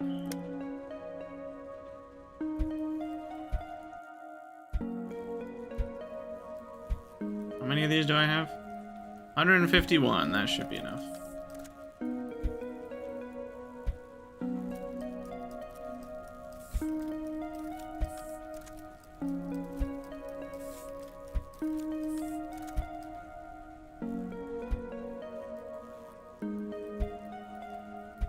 Okay. Sweet. Sweet, sweet, sweet. That should be a full belt of iron and copper. That felt like too much work. I guess it will help once we have the belt sinks, because then we'll just have one belt coming in rather than having to do 18 inserters and belts along the edge. We can just have belts in and belts out. So that will help. I almost feel like you should just start with those. Maybe that's my biggest complaint. Maybe I'm thinking the game would be better if you just started with what we have to research here to get the source and sync belt likes. Yeah. I think it might just be better if we started with that. Because, look, I'm going to be honest. I think this game, if it wants to be... I don't know the right word. I want to say this in the way that I mean it and not in a harsh way. But, like, the game's not very popular. And it needs to hook people pretty quick. Because it's like, what does this game offer that other games don't? And the big thing is the modules and being able to nest these black box kind of production lines. And so I think what the game really could do is lean into that and give the player... I mean, they already kind of walk you through making a module as part of the tutorial. But then using modules is kind of a giant pain in the butt, because to do a full belt's worth of anything, you have to have a billion inserters and belts on each end and a billion sinks. I think, honestly, if it just started with the ability to belt in and belt out, I think that would help the game kind of hook people sooner. Because as it is, you have to play 5 or 6 or 8 hours, however long it's going to be, to end up getting to this source and sync belt likes. And that alone will make the modules much more palatable to produce. So, there's my 2 cents. And I've spread a lot of 2 cents throughout these streams, so I've spread a few dollars at this point. Whatever that's worth. And now what am I looking for? Now I need the painful process of making just a few. I don't need a million of these.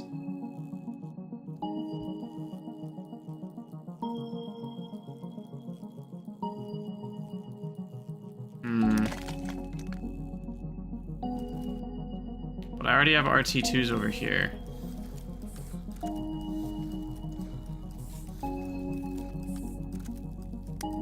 So I'm gonna take, those are RT2s, right? Yeah, the green ones are the regular. Okay. So I'm gonna take these RT2s, I'm gonna bring them over here. I really don't have enough belt production.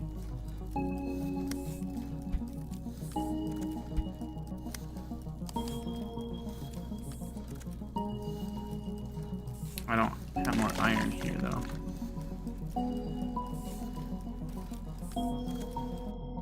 Huh.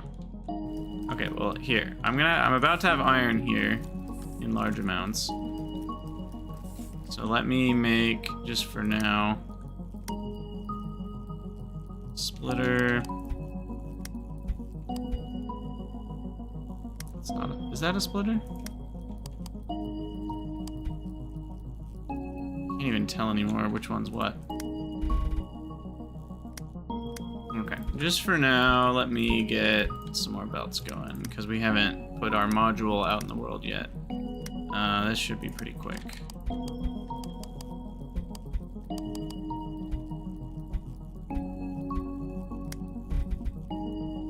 Because it's just gears and belts, right? Yep.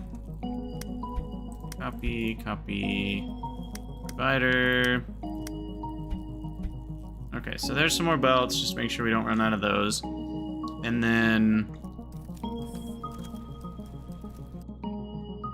I could bring over the RT3s. I need so many things. Let's just work our way backwards in the factorial method here. So we'll do RT3. I will have the RT2s come from afar. I'm fine with that. The main slowdown on this research might even be the 10,000 RT1s that you need. I'm only at 3,000. Okay, so we need a computer. So you make a computer. Now, to make the computer, we need chips, wires, cables, and iron plates. Those two make chips. So I basically already have... By having iron plates and wires on this belt, I already have what I need for both this and this, basically. Except for the cables, which I can make on this side with another long boy.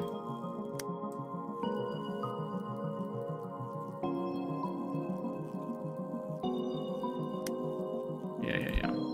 Okay. For now, we'll just make 2 wire makers.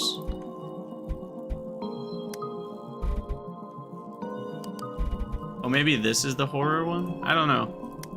I don't know which one it was that people didn't like, music track-wise.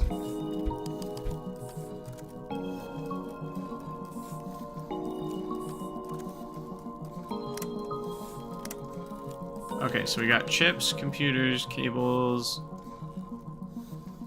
So we've got cable, chip, wire, iron plate, wire.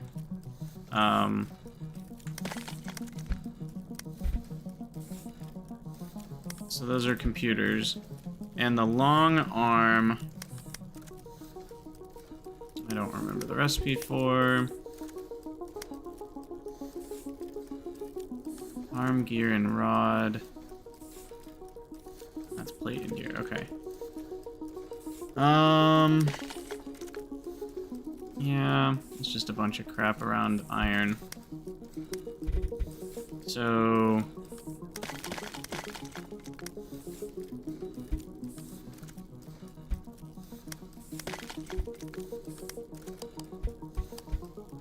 that can be the arm 1. Gears. And then we can do long inserter, long arm from there. What am I making? Oh, I'm just making long arms, right? Yeah. And then I just need the gears and the rods.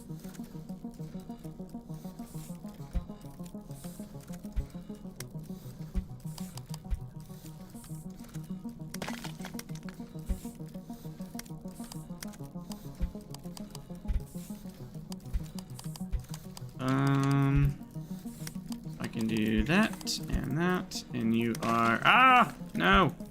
Gears. Rods.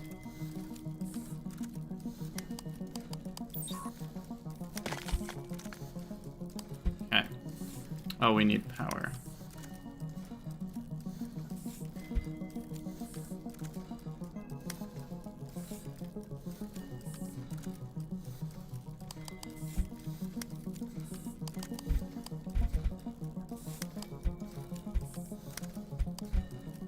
All right. You're not working because you don't have chips and cables. Probably because I'm not feeding in the chips and cables. Usually a good reason for missing something like that. And then you are my RT2, which will go on a long magical journey where I'm literally out of belts.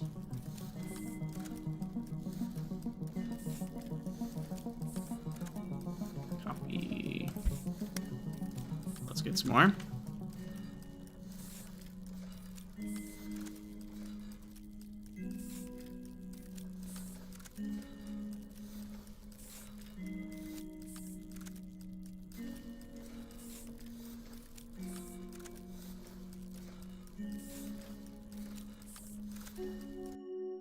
Yeah, this module system is interesting. I think it's really close to being amazing. But again, without starting the game with the belt likes, it feels really tedious. And you're wasting so much space, and you're wasting a lot of power, and you're wasting a lot of resources to build the things because you're having to build so many inserters that wouldn't be necessary otherwise, right? Like this is 18 plus 18 more. That's 36 fast inserters that I shouldn't even need if I was just building this blueprint naturally. So that's a huge cost, and I think one of the issues is that the cost is doubled. Somehow I feel like maybe you should make it so that the initial sources and sinks can feed onto belts, but they have to be interacted with from inserting on the outside of the module, but on the inside of the module, they would just plop onto belts or hoover from belts. That could be a way to do it. So then the player is incentivized to, well, not incentivized, they just have a smaller cost. Another piece, I'm trying to think. I do really think, from my perspective, starting with the ability to belt in and out of a module would be a plus. I think that would be more fun. Because that's kind of the thing I wanted to play this game for, was like, let's do modules. And then it's like, oh, I have to get to tier 3 of research, which is not that easy to even really do the thing that I kind of need to be able to do lots of modules. Because otherwise the cost is just almost exponential for nesting modules within modules. Now you're talking not 2 layers of extra inserters, but 4 layers of extra inserters compared to building something just all together. So yeah, I think that's the issue. I think not having the belts is the issue. But I digress. We now, if we power up this belt, we'll have RT3s.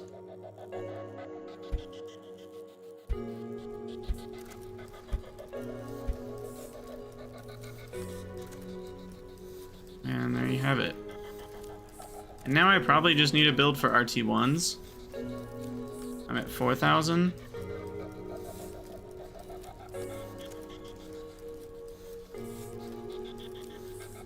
Yeah, I need to speed things up. It's almost like I need to go into my module. Wait. How do I...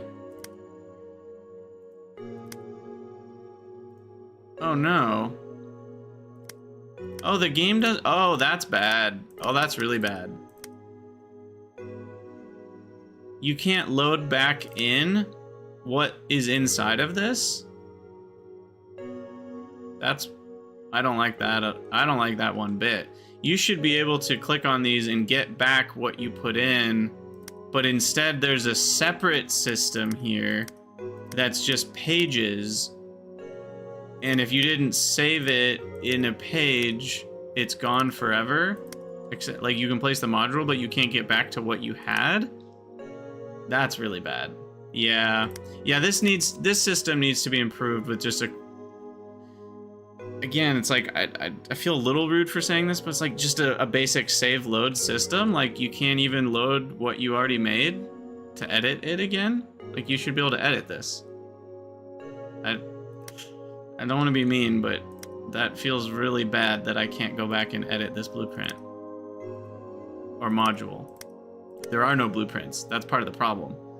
It's like, I should be able to use the blueprint that created a module, go back and modify that blueprint, either to use it again for something else, to repurpose it, to remake it and improve it slightly. But the only way you can do that is if you have a separate blueprint page in this system, which is going to be really unwieldy if you have like 50 blueprints. So yeah, I don't think that's a good system.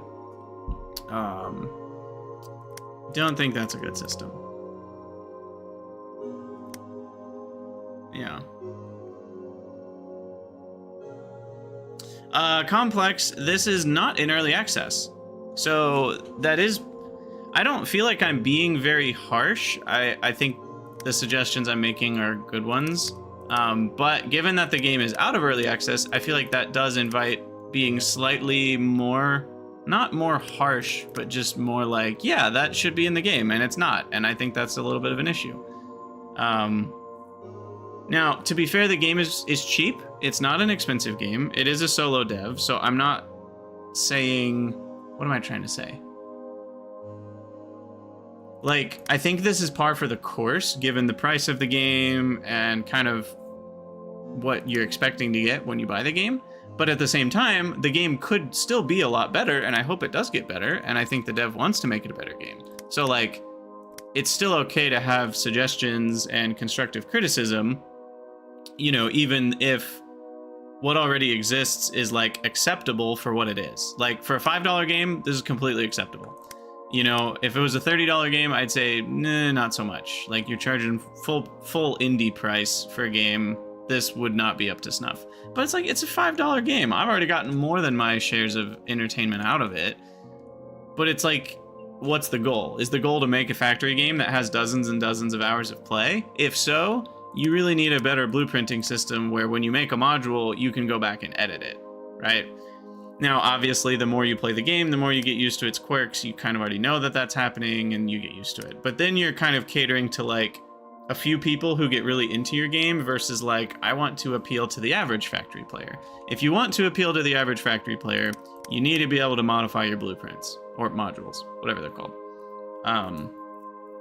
You also need to be able to make blueprints, which we just can't do.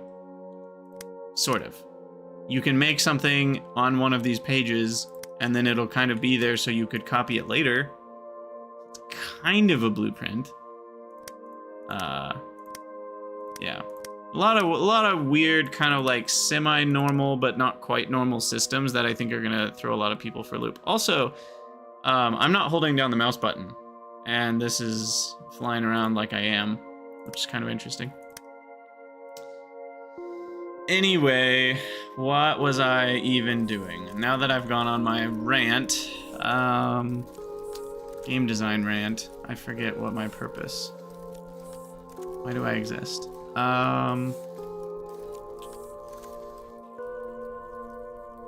RT2s have almost made it.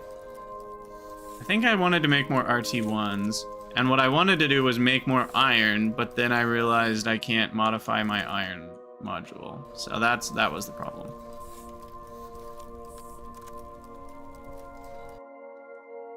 So I guess it doesn't matter where I do this because I just need iron. So let's just do it here.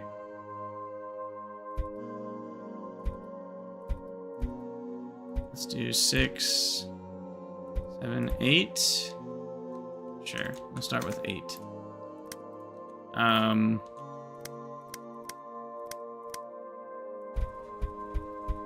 That's 5. 5 plus 3 is 8. You know what?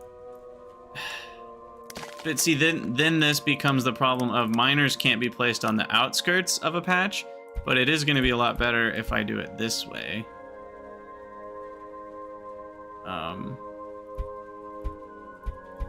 But then you need a very large patch to be able to insert onto a singular belt in the middle. Yeah. Yeah, just lots of little things like that. And I think the game, yeah, like you said, complex. It does need some more baking, I think. It's a good game. It's got good concepts. There's a lot of little things that aren't quite up to snuff, I think, in today's factory standards. Or, I don't know if it's just by today's, but, you know, and I can compensate by not having enough by adding a 5th one. But then I'm just eyeballing it, which I don't love.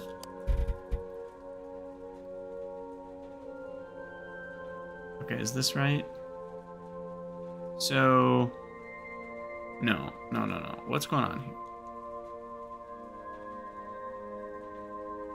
Yeah, no, this is right. The output will end up on this belt. I think with no issues. We'll find out.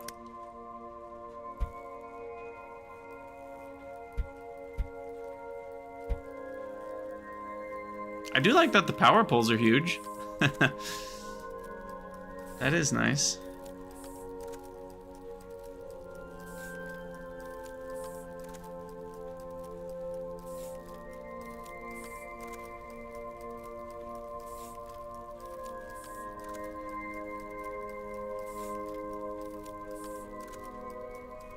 Okay, so that's working properly.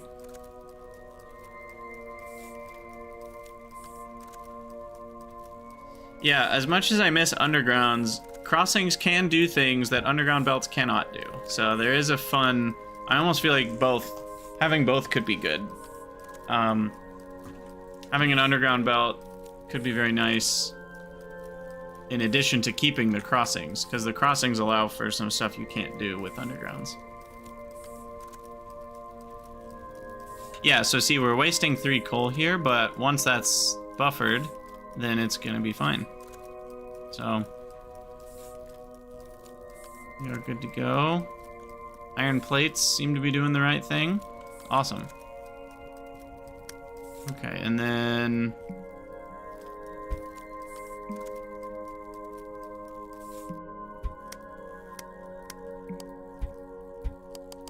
RT1s are just the basic build. I forget what we need. It is... No, it's just a gear. Whoops. They're not the basic build. It is literally just a gear, so I can do this. Gear into RT1. Into...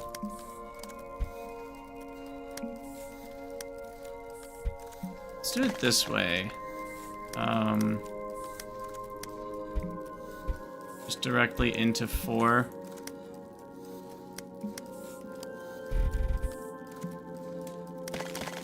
I think that's the number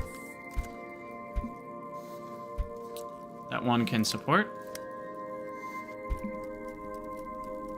And then I can just copy that.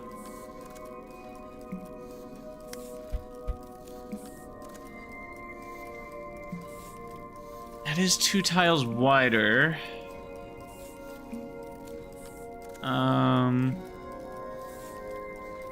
So I should probably do 2... What am I saying here? 2 at once.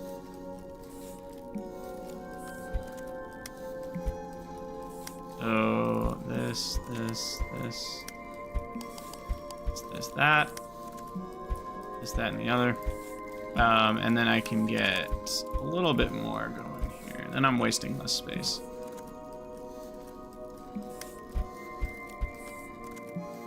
So then in 1, 2, 3, 4, 5, 6, 7, 8, 9 tiles, I've got 2 sets. I guess that only saved me 1 tile at the end of the day. Interesting. Fine.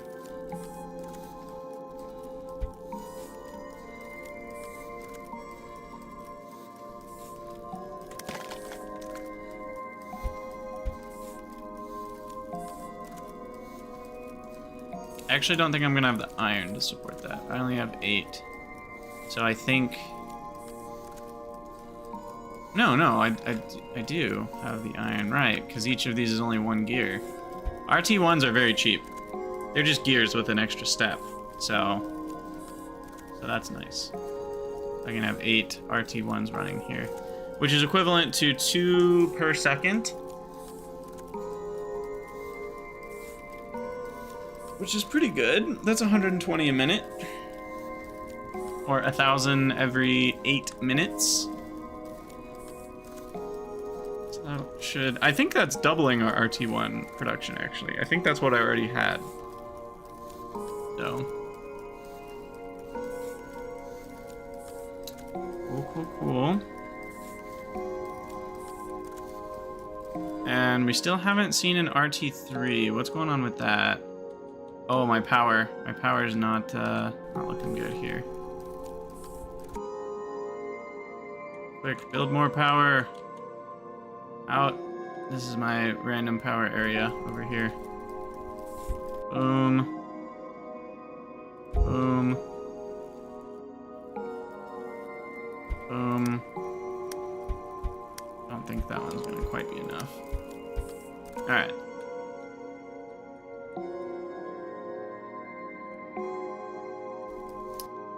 Now, what's going on with the RT3s? I thought we were done. Oh, I am done. I just didn't connect it to any labs. Like a complete dingus.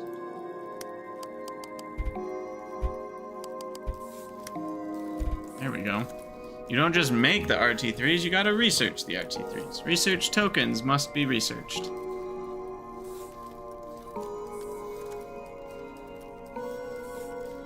Okay. Alright, I need to take a quick break.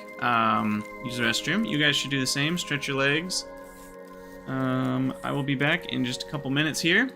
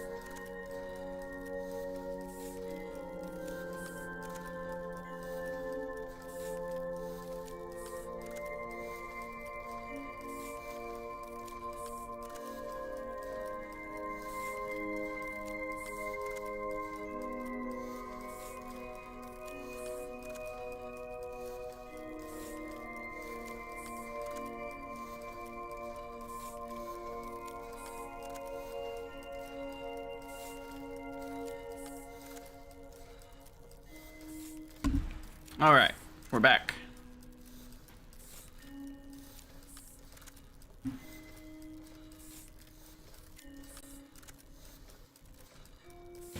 Okay, so we've got the RT3s running. 8 of 70. Yeah, I figured they wouldn't be very fast. And we were all backed up, so it might be even slower once it gets rolling. But we do only need 70 of them, so it won't take that long. Each one is a 16-second craft, so it's half the time again.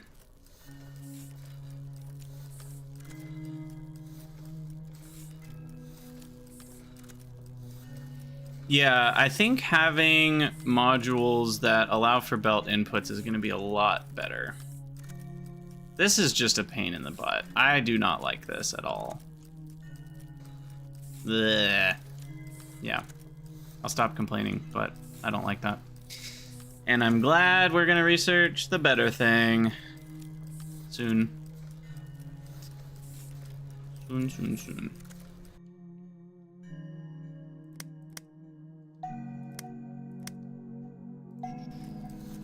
Well, you know what I should make is the, yeah,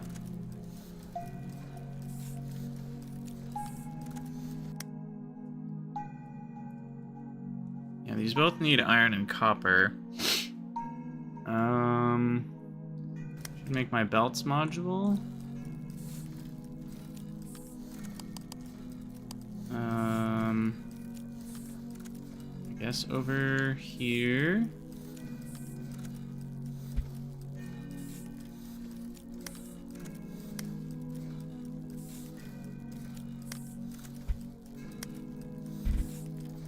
And we need to feed that one with copper and the rest with iron.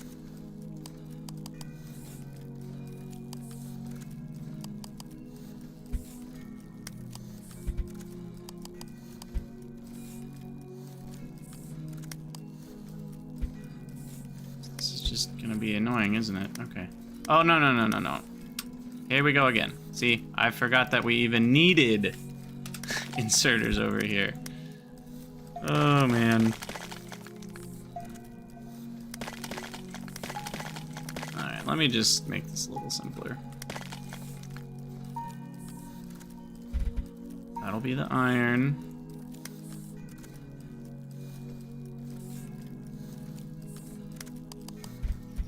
I'm gonna go over a couple tiles. I think that will help. And you need a split.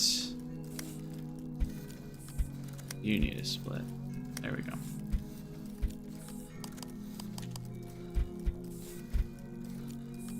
Alright. Do that. And then should be able to just output into providers. I also wish you could put providers in a thing. Like, that just feels unnecessary as well. The way that it could work, thinking about how the game works, I don't know how it works under the hood exactly, but you could have a a provider sync chest-like, so it would do the same thing that this does, and then just like this one, when this finishes crafting its recipe, it places those items into this little chest here. So then instead of that, it could just place those items into your supply, right? Like it feels like that would be possible. And then you don't have that thing where you're like building, inserter, chest-like, inserter, provider, and then it would allow you to provide things in the middle of your modules, which is how you could do it in the real base anyway. So that would be a double win, I think. Personally,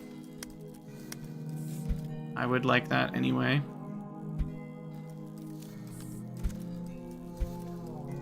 Right.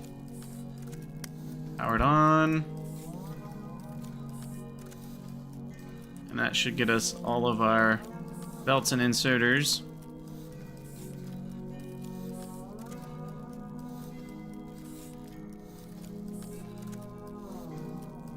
I'm really frustrated about that not being able to modify modules thing. I assumed you could, and I don't think we saved either of those in this menu, did we? I guess I have the one that makes chest likes still, but I don't have the other one. Yeah, that's really bothersome. Hey, Vatamouse, how's it going? What makes this game different from Factorio? What doesn't make it different? On the surface, it may look like the first edition of Factorio before it got any of its graphics, but it's actually quite different.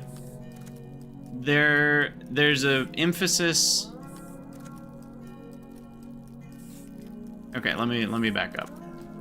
if this game didn't have any unique features, it wouldn't be worth playing over Factorio. That's just how most factory games are, right? Like, if there's not something that makes it at least stand out in some way, why wouldn't you just play Factorio? So what this game does have are these modules. So you design, kind of in an editor, you design these little factories that do something from, you have an input and an output, and it tracks it over a set amount of time, and then you can kind of divide, like, okay, I don't want it to take 3 hours to make 200 things. I want it to take 1 minute to make half a thing. Well, you can't do halves, but you get the idea. And then you can put modules inside of modules, so you can really get to like nesting these mega base ideas. So that's pretty sweet. The other thing it does is you can go to other planets to get resources, but that doesn't feel, at least, and I can't tell because I haven't done it yet, but it basically just seems like a glorified way to move items from point A to point B. And other than that, it's kind of all one surface. And some of the other planets have unique resources like titanium or whatever, but that's not super unique. There are some cool moons over here that are all one resource. Like, oh, look, it's just all copper. So you could more easily do your copper mining here and then send it all back. So that's a thing. It's cool. It doesn't feel that special, but it's cool, I guess. What is this planet? Oh, there's a little bit of stuff. Can you mine sand? I don't... What's the purpose of this planet? Just to look nice? Doesn't feel like you'd ever want to build here.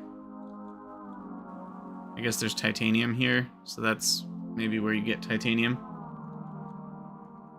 Anyway, we are a long way from space still. Right now, I'm waiting for this research, which it does look like we're going to end up waiting on RT3s. How can I speed that up? It looks like chips are the issue.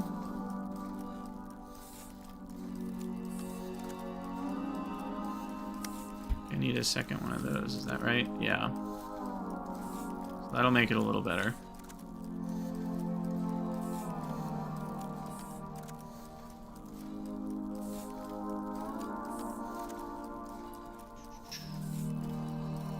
So now I don't know if I have enough wire here, so let's throw another crafter onto that line. And now this big ol' assembler is running. I'll call it an assembler module. 111 iron plates, 12 copper plates gets me 8 belts, 4 Mark II belts, 4 arms, 2 Mark II arms, and 2 long Mark I arms.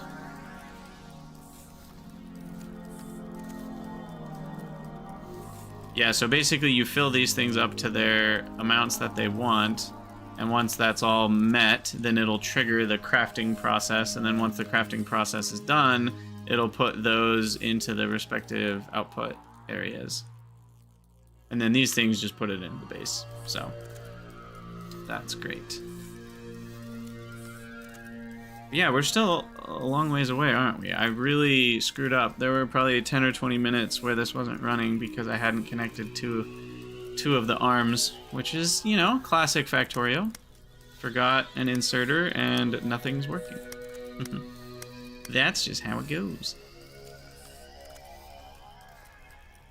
But yeah, once this research is done, we're gonna finally be able to make some better modules, which will be nice. More water.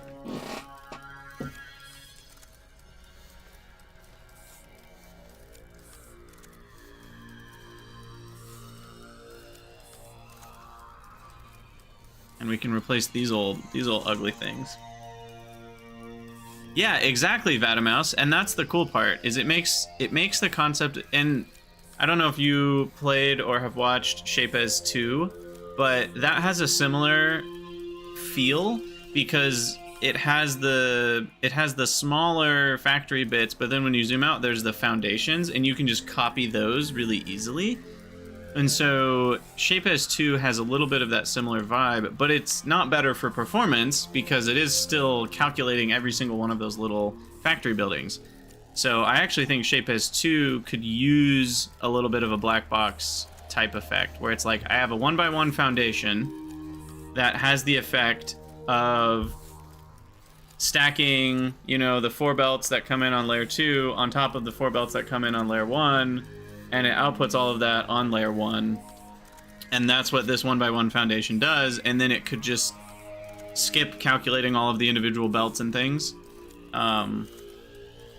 So yeah, it's a really cool system, and I've wanted factory games to do something like this. I think it's kind of what this game is built around, and that's why I think it should start you out with the belt sinks rather than needing to have inserters on both sides. Because when you build the module, you need inserters on this side of it, inside, putting it onto a belt. And it just ends up being bigger and bulkier and annoying, and yeah. I think we just need easier ways to move large volumes of items. I even feel like belts could be twice as fast from the get-go. Belts feel pretty slow. You can't fit that much on one belt. So it feels like the idea of a main bus feels kind of pointless. Because you can just get a belt of iron anywhere. Or make a belt of iron plates anywhere, so what's the point of having a long bus? I don't know.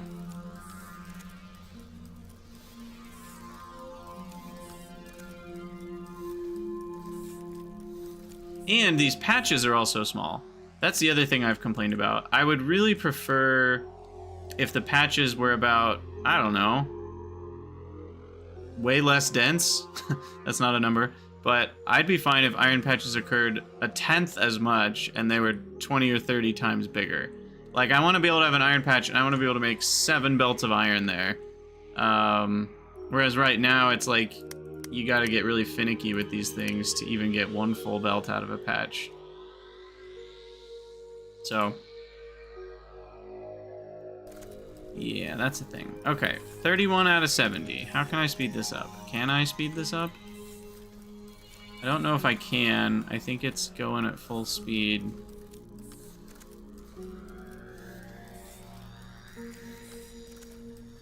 Yeah.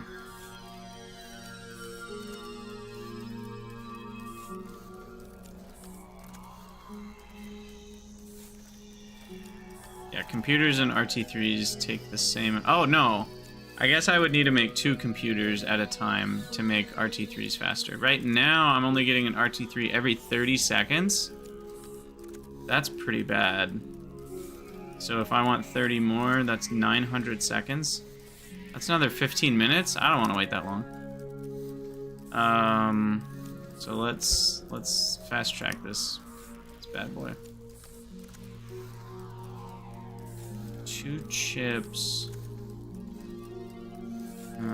I might have to wait that long. I don't know if I can rebuild this. Wow, what is up with all these spam bots? It's so weird. It didn't used to be a problem for me, and in the last like couple weeks they've gotten way worse. And it's always the same thing, so it's some bot service, you know, that these oh, you're fine, Dave. Whatever it is, they're all purchased from the same bot farm, and they're all doing the same thing. It's always just best viewers on blank. And it's always just some link that's, you know, censored out, and that's all they ever do. And I kind of wish I could have an auto ban policy where if they say best viewers on blank, then it would just auto ban them. Maybe I can set that up. There's the cloud bot from Twitch or OBS Streamlabs might be able to do that. I should look into that.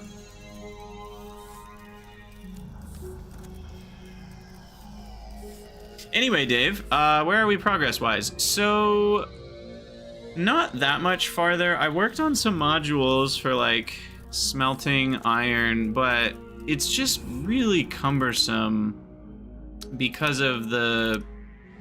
I mean, and here's me thinking of using a module inside of a module, but, like, I would need all these inserters and all these belts when I already have on the inside of here, you know, the coal belt going around and the copper. So it's like there's just so much waste space. And so what we're doing is we're researching right now the ability to get sources and sinks attached to belts rather than having to use inserters. and that will help to make better modules. So I'm kind of waiting until this research is done to work on better modules, because I think being able to belt in and out of modules will be about 1,000 times better. And my suggestion to the dev was actually that you start out the game with that functionality, because I think the main pull of this game, what makes it unique and special and what makes me want to play it over other factory games, is the module system. And so starting out basically having modules almost unusable at the beginning is pretty painful, because it's just such a pain to route belts to all these inserters and then inserters to so many belts. It's technically usable, it works fine, it's just, it's cumbersome and bulky, and I feel like you want to streamline the player into being able to do the fun thing that this game does special. It's kind of exactly the same issue that Foundry was having, like we talked about. Like, one of the cool things that Foundry does, you don't even get to do until you're 20 hours into the game now, or whatever. And basically, at the beginning, it's just a boring move stuff to a smelter, and that's all Foundry is for a while. Move stuff to a smelter, and move that to a crafter, and move that to a science maker.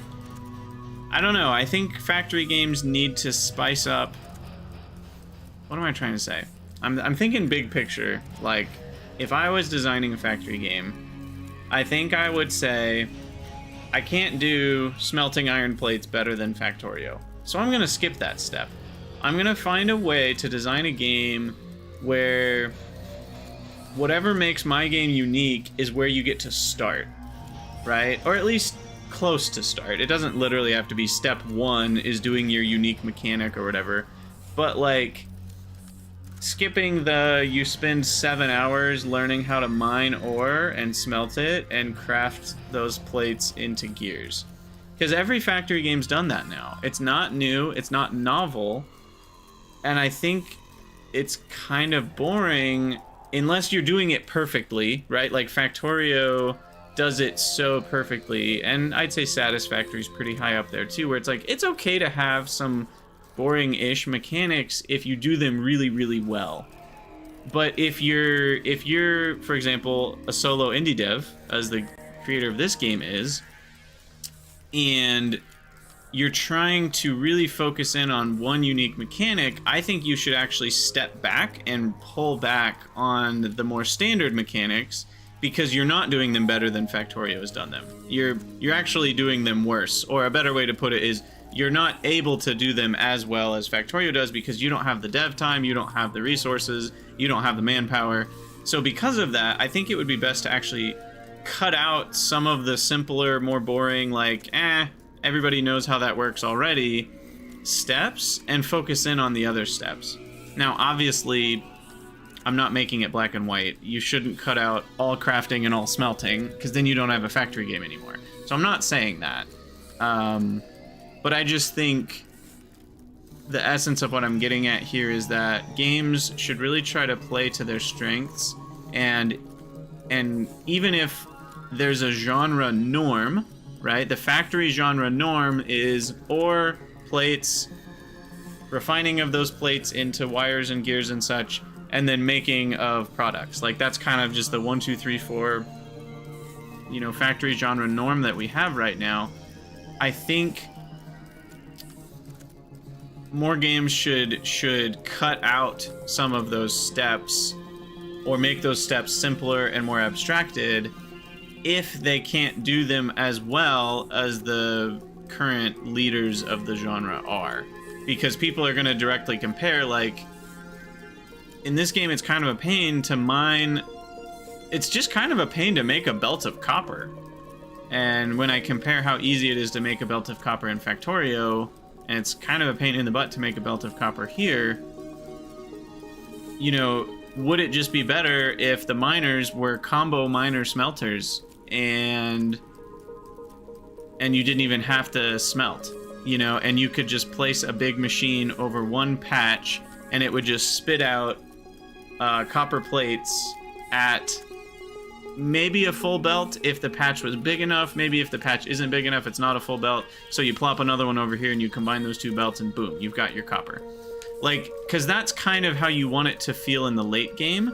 And it's problematic that modules can't have miners in them. So you're always going to have to be playing this game with miners, even if you have modules for the smelting. Anyway, I'm just really ranting to fill time here. 46 out of 70. I guess I could do another project. What can I do? Well, let's get some more power. You always need more power.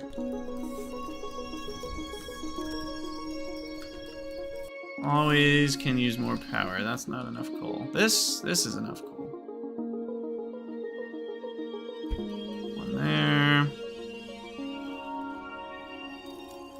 And then this one, I will just shift this over.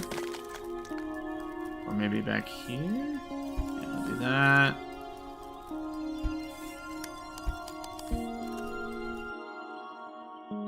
Alright, that should be enough power for a while.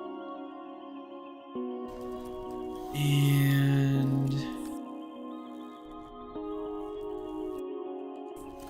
man, I just think about how many RT2 tokens we've spent on this belt. This is where hand feeding is nice, right? I really only needed to carry about 100 of these over, but there's no way to do that. There's no way to do that. Same with like making more computers. I would like to speed up computers a little bit, but you kind of can't without snaking everything around. I guess the wire... Maybe... No. I can do this. Yeah, that's a good way to summarize it, Vadamouse, is just kind of remove the things that other people have already done better than you ever could. Unless they're core to the experience, right? Like, of course, like I said, if you removed all crafting, that would be problematic. You shouldn't remove all crafting and all smelting, because then you're not doing a factory game anymore. But finding ways to reduce where you can, I think is good. Oh, and I also need one more thing for this. Shoot. Need so many things. So I need cables, and I need chips. Let's do the cables up here because those are just doubled wire. And then the irons come in here, so that can feed this guy. So now I've got cables and chips. And I need wire and plate. Oh, that's easy. Sort of. Sort of, not really. I get wire over here. Don't judge me. Regarding not having underground belts, not having 2 lanes on belts. I think having 90-degree inserters could be a nice compromise. Goodness. And like, I'm probably missing some nice little smooth tricks that you could do with these sorts of belts and things, but I'm not seeing them. Because like, if I want to do that, how can I get this over the inserter? There's no inserter crossing. Honestly, what if... Here's a thought. I'm guessing the game wouldn't support it for whatever reason or not. I could see this. It's like a 90% chance this just isn't even possible with the way the game's coded. What if inserters could just be on top of belts?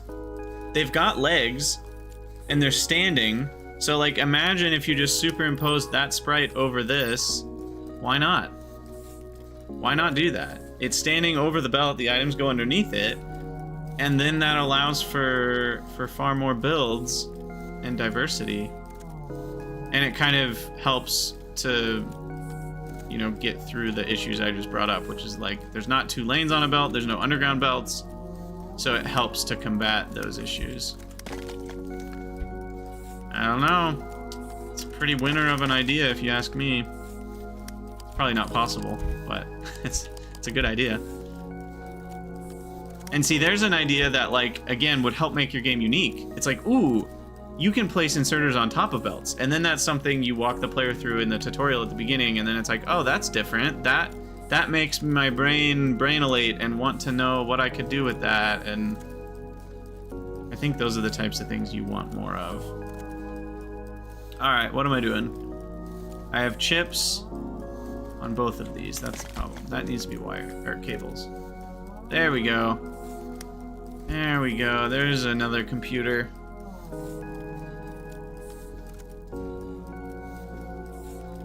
Now, what was the problem here?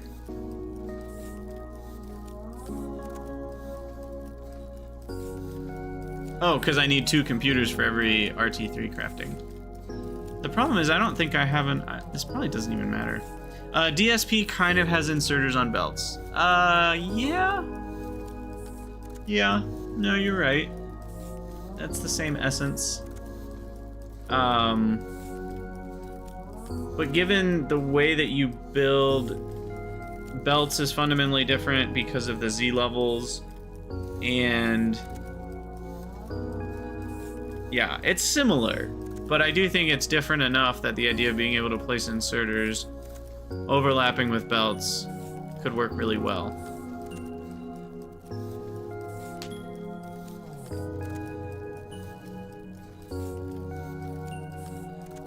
And yeah, I mean, you look at Dyson Sphere program and you can just go, boom, you have this one go on Z level 2, you have the next one go on Z level 3, and then you just have your little loaders, click, click, click, and you're done. Now you've got everything going in.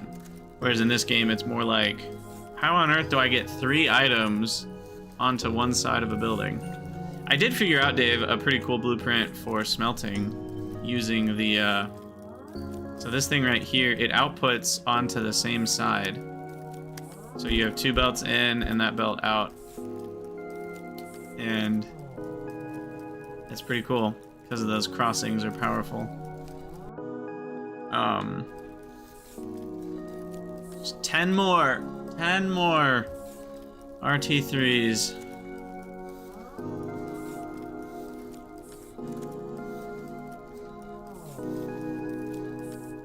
Yeah, at this point, we're actually an iron issue, so I'm gonna cut that off.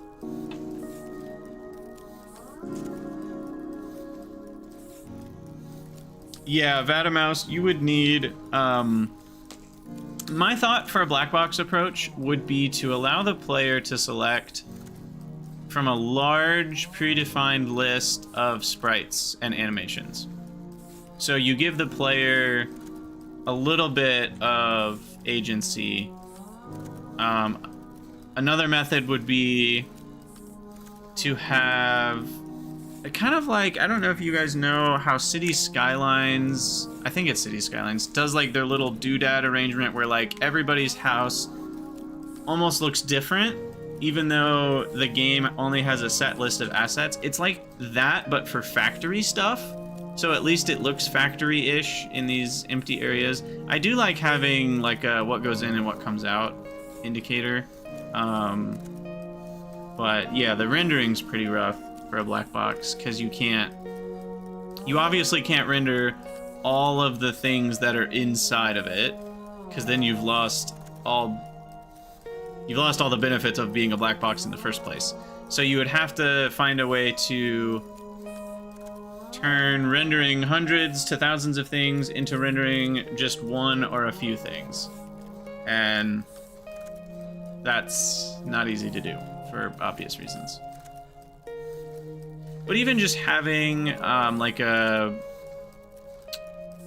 What am I trying to say? Like, find a shape, just one large factory warehouse looking thing, and then you have different rectangle like ratios, and then you can scale it up or down within a certain amount. Eventually, once it scales up past a certain amount, it moves to the next sprite or shape.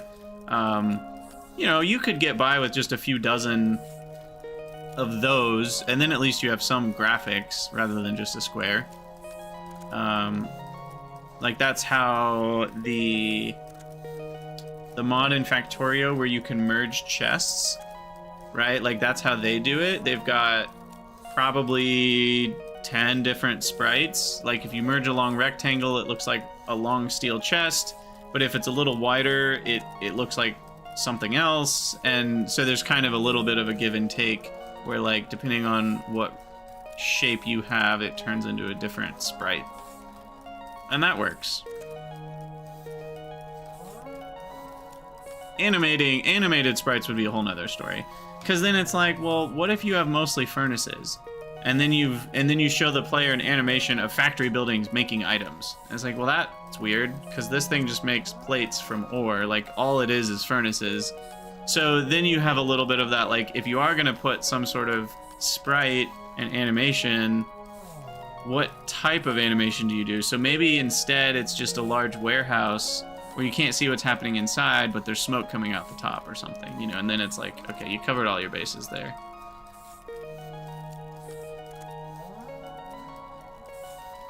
All right, 6 more RT3s, and we will have what we need. What is this waiting on now? We're not getting enough wire still. Which, I guess what I could do is feed another one, delete that, and then feed it from here.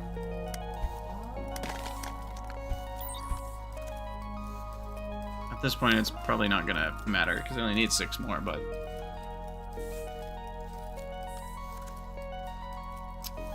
we shall see. The other thing I'm a bit concerned about is how expensive the belt chest likes are gonna be, or what are they called? Source belt like and sink belt like is what they are called. I don't know what they will cost me. How many belts do I have, by the way? 1,600? Nice. Yeah, this was a good choice. I might be able to tone it down a bit now. Just one more.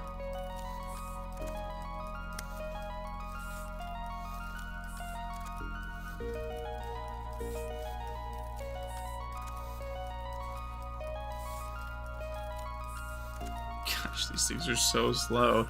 8 seconds per swing.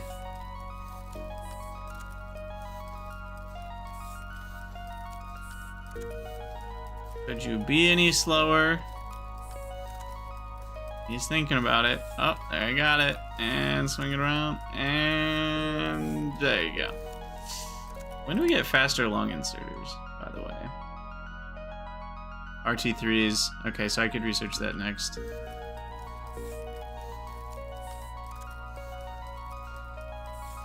I also don't know if I love that dynamic where the long inserters are half the speed of regular inserters for quite a long time. It feels like the gap there is a little too big, and that just restricts the way you can build things, because it's like if you want to match a 1 inserter's worth of input, you need 2 long inserters, which is really hard to fit around most buildings. Things are already dicey with the belts, so forcing players to use 2 long inserters in a lot of places, again, it's just like, it feels like the tools to combat the, like, there's a lot of difficulties that are imposed upon the player in this game, and it doesn't feel like the tools are there to fight them, is kind of my feeling. It's like, it'd be fine if long inserters were half the speed, if you could place them on top of belts, or if you could have underground belts even, that would help, or if you could configure the drop point to maybe be right here instead of there, or vice versa, pick up here and drop there. You know, like, there's lots of little things that could help, and you could do some number of them. We did it! Research finished! Okay, so now, how now, brown cow? It did the thing again, where it's selecting when I'm trying to build. Okay. What do you cost?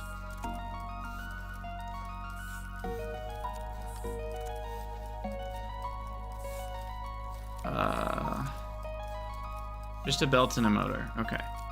On top of a chest-like sink. So I need to find...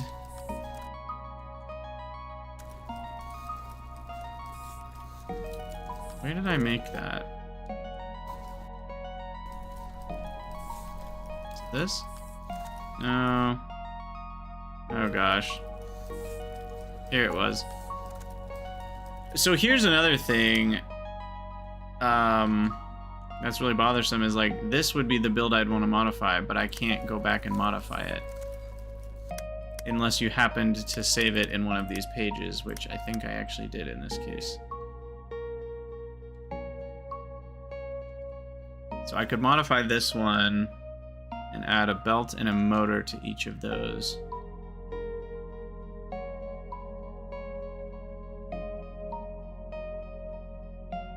But as far as I'm concerned, is there a point to having chest likes anymore instead of belt likes? Like I can't think of one advantage it has. And the reason I'm thinking that way is because it's like, should I just not even make those anymore? And I'm thinking that is the answer. So I need belts and motors every 16 seconds. So every 4 units of time, I need 2 belts and 2 motors. So then I need a little bit more iron.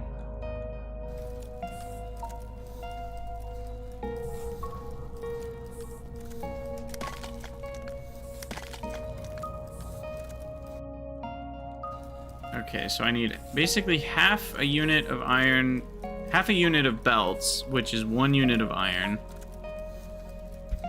And then for motors, I need half a unit of motors. And I forget, a motor is made out of what?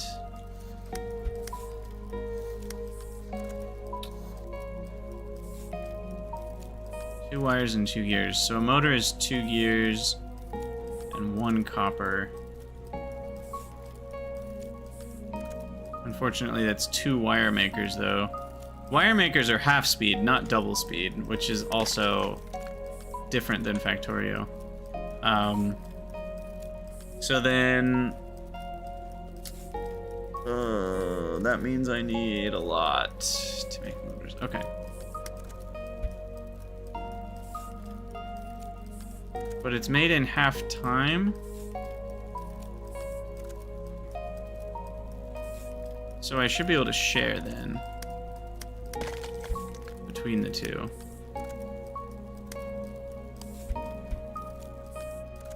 But yeah, see, here's an example where it's like, yeah, I would love to have an underground belt right here, just carrying the belts through.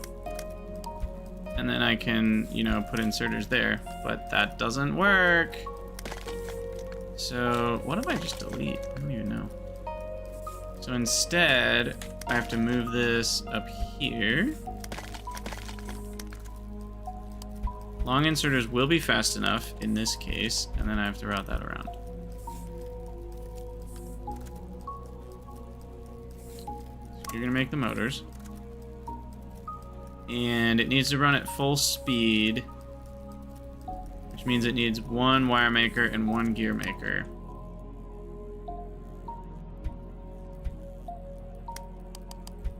Like that. Which means I need 1 unit of iron and half a unit of copper.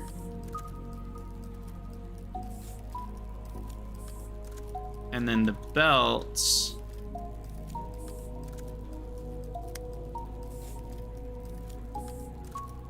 can go here. Belts normally need 2 units of iron, but I only need half, so that's... I need 2 units of iron, is all. I feel like I'm talking about blood. I need 2 units of iron, stat. And a copper. I might need more space with this blueprint, actually. I don't know how much space I need. Yeah, 2 thingies of iron.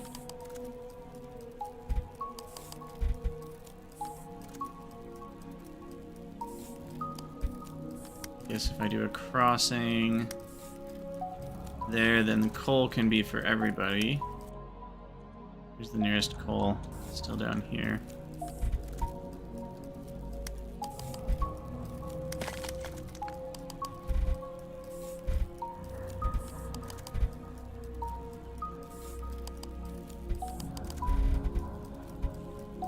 Okay.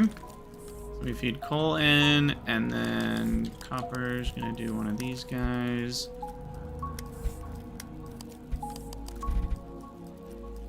Guess it would be easier to just go down and then over. Okay. My brain's starting to wonder, am I even doing the right thing? We'll find out. Grab a unit of copper.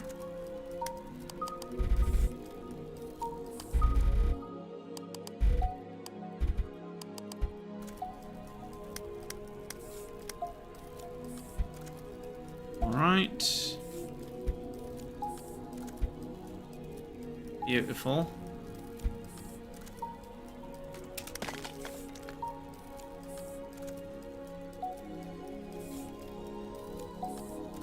Okay, so that should get me, and then we need to connect the coal across. That should get me iron and the copper, which of course are in the wrong order. So the copper comes up. Wait. Copper is actually fine right here. And the iron needs to go across.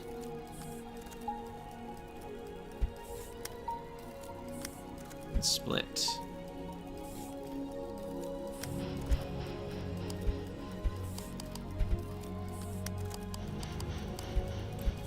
Boom, boom, boom. With any amount of luck. Oh no, the output. Frick.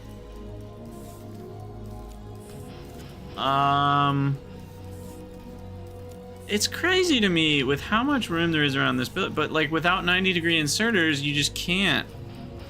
Even a diagonal inserter would help a lot. Yeah, I literally can't get the output of this building anywhere. That's so bad. Okay, I can just move this over though. In this case, it's very fixable. But yeah, that's the kind of thing where it's like, there should be a way to circumvent that challenge in this game. And there isn't. Oh no, no, see, that breaks this.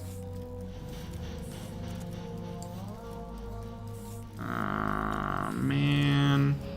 Okay, what I'm gonna do might seem drastic.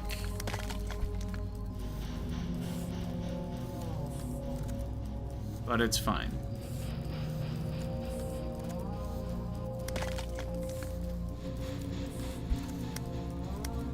Everything's fine. But what I'll do is we'll do that, and now we have room on this side to output into the providers.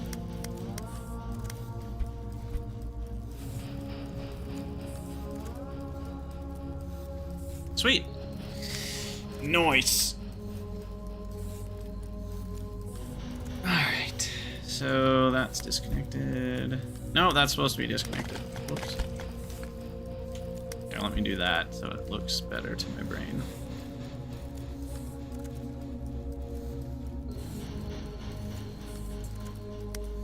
I don't know what happened there.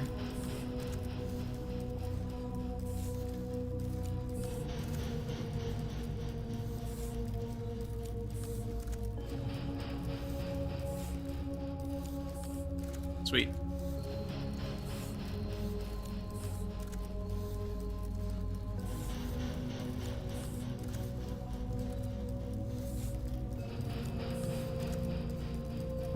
I think. Everything's going according to plan. This one just needs a motor, so that one's got to back up first. It's like that one's getting the motors, this one's getting the belts, so they're backing up on the wrong thing, and then they'll start sharing here in a second. There we go. And then that one will get a belt. Beautiful. Nice. So let's go try those out in the new blueprint world. So let's try furnace blueprint here. We'll copy that. We'll go into a module, paste it. So we need 4, 8, 12. And I don't have stuff for fast belts yet. I have the belts themselves, but I don't have fast splitters. Those require... Oh, I could research those. Let's do that then.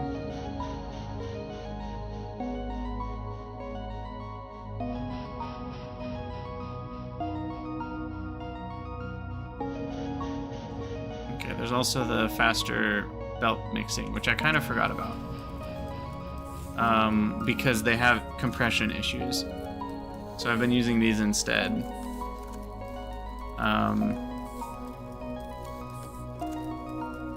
But if I just suck it up and handle a little bit of compression issue, I could be fine.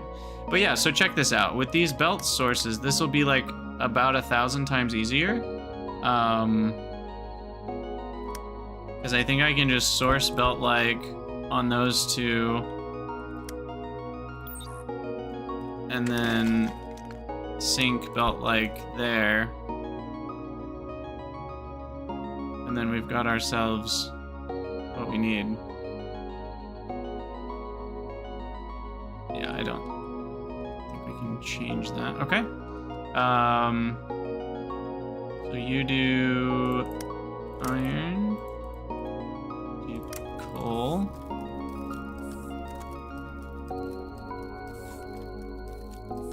Beautiful.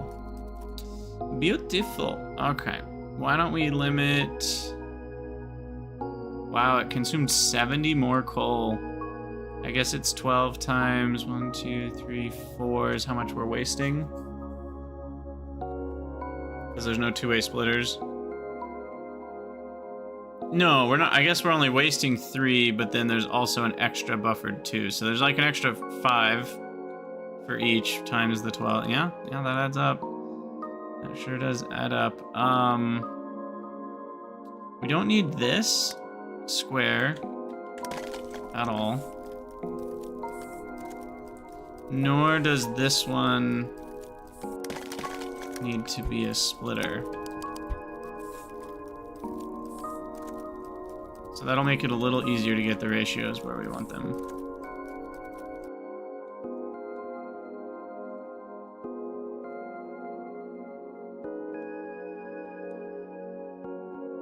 $21.54. Yeah, let's just go for 200. Ah, not that many ticks. 200,000 ticks. And we'll see what we get.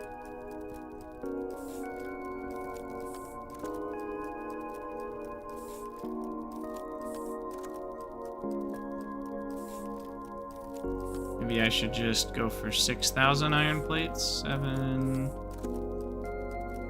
8, 9. We'll go for 10,000. Which means we need to up the tick amount. 300,000. Okay. So we'll get our 10,000 iron plates, and then we'll divide by a divisor that hopefully doesn't cause too much rounding error. Now, if I limit these it's still problematic because it won't end up making enough. So unless you by doing manifold, you're always going to screw yourself over somewhere. There's just no way not to. Yeah.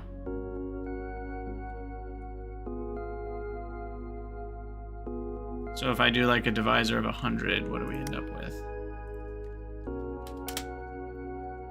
Module. Iron smelt. Delete the old one because it sucks. This is so much better. Yeah, like this is more what looks like what I'd want to play with. I think you should. I'm but one man, but I really would suggest to the dev that you start the game with these. It makes modules way more fun. This is a pain in the butt. This is not fun. This is fun. It's like a completely different experience, being able to just feed a belt in. Anyway, the numbers are pretty good on that, right? 102, so it's 2% iron ore and 3% coal, extra cost. That's fine. I don't have an easy way to make that better. So then basically we just change this to copper and it'll do the exact same thing.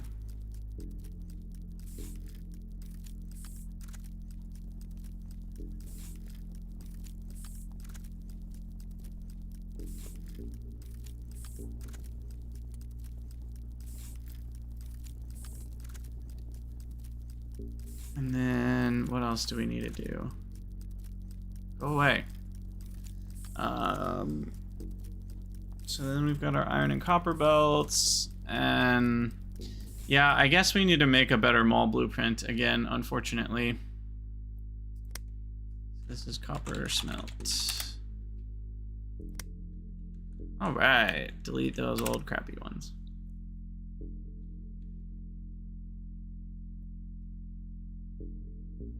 Sweet. So now we could do, surely one of these is like old and garbage. Yeah, these are old hat. So let's imagine what we can do if we had an iron belt and a copper belt next to each other. What kind of shenanigans can we get up to?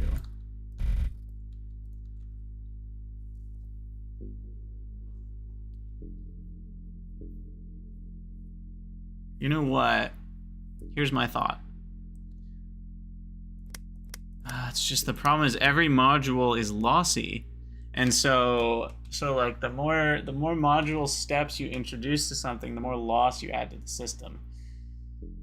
Because it's like, oh, if we make a module that just makes belts, then that's going to be lossy. So I think we want to make it so that it's time lossy and not resource lossy. A little bit of time loss is okay. Because what I'm thinking is I want a system. It's just hard because, like, how many belts do I generate? Do I make a billion belts? Do I just make a few? It's like I want a module that I can use within other modules easily.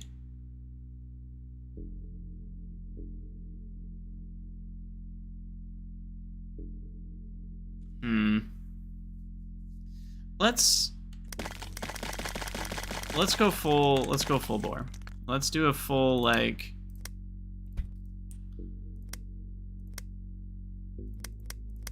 a module to make belts. And that's it. And we'll try to get it so it's not resource lossy. And then we can use that small, I think small modules is what I'm going for here.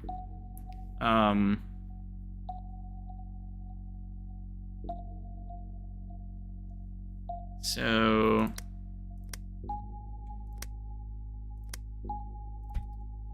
how small can I get this?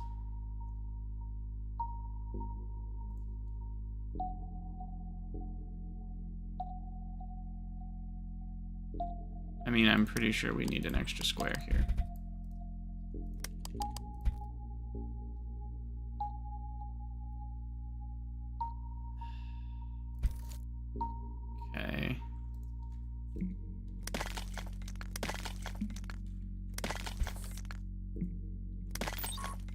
Can that grab from a doodad? It can. Perfect. I guess we don't have to. We can do it that way. So again, we're gonna have a problem here of like, yeah, what's the word? I don't know what the word is, but it's gonna waste a few. So maybe we can just let it run a bunch of ticks.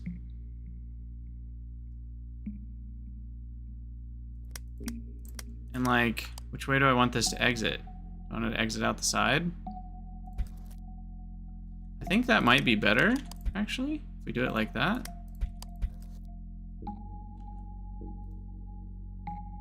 Yeah, that seems cool.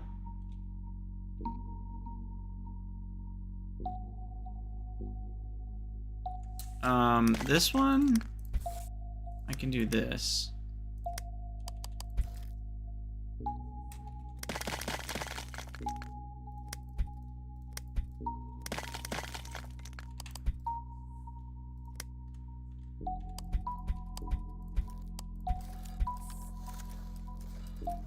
So then that should keep it balanced.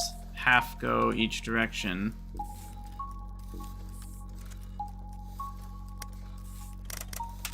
See what happens when we get to 500.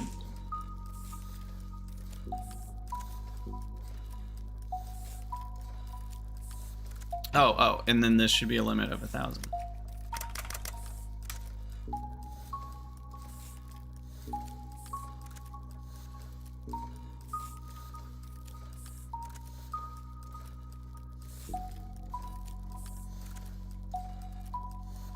But there's the one wasted one. Oh no. I need 1,001. And I can't remember, which way does it allow some fudging? It allows the fudging on the input end, right? It'll never give you more outputs. Yeah. So if we do the divisor by 500, we would just need this to be less than 1% larger than 2. So 2.01 would be fine, but 2.02 would not. But I think we're well within the 1%. So I should be able to do divisor 500. And then modularize as belt Mark 1.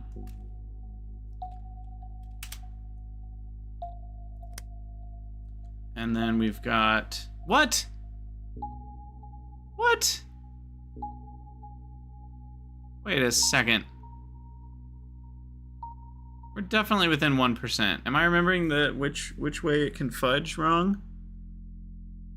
Because 1,000 and, where's my phone? I don't know where my phone is. Oh, sitting on it. 1,001 divided by, hold the phone here. That's not more than 1%. It's like 0.1%. 1,001 divided by 500 is 2.002. Yeah, okay. So then can this be 499 and it'll fudge on the output? Is that what this is? I literally can't remember how it goes now. We did all this research in the last stream and I've forgotten which way it goes. Because, yeah, it fudges one direction. I just don't remember which one it is. Does it explain which way it fudges? Cost and duration is rounded up. Output is rounded down. It allows for a slight rounding error for the output item. So I think this is what will work. So if I do 500, we're okay here. Yes? I have to resave it as belt Mark 1. Delete that. And there we go. There we go. Okay. Sweet. Sweet, sweet, sweet. Okay.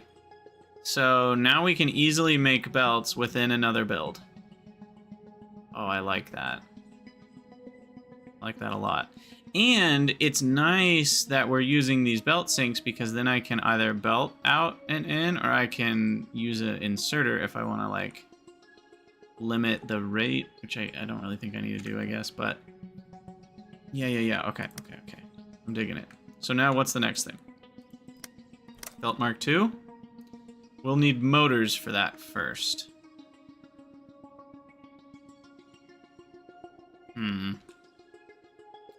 I'll save Belt Mark 2 for later. Let's do wire. Wire's gonna be probably an... Should wire be an inline? Problem with inline is it's never in line with how modules work. Because if I have a module like this... Oh, I didn't want that. And then I, have another one, that doesn't really work.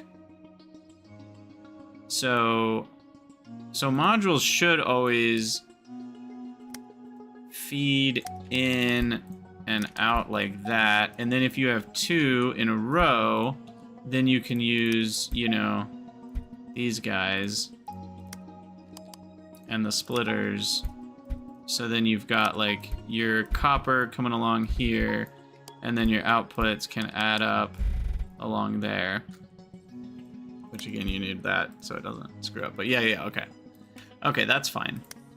So then each of these will be its own individual thing. Making wire is super chill.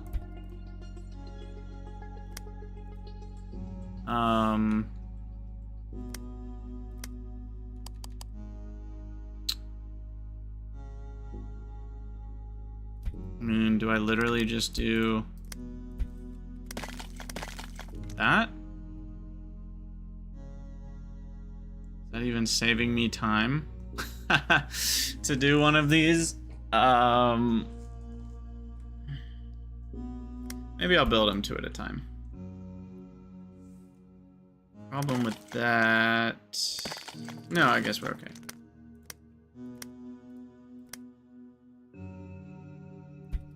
We just come back to that same thing we did before.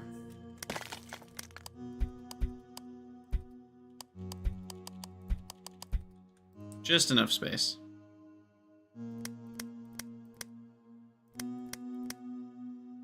What am I looking for? The sync exit. Belt sync exit thing. That one.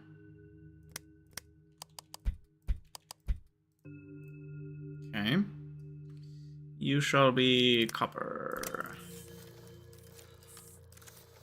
Oh. We need an output from this building too.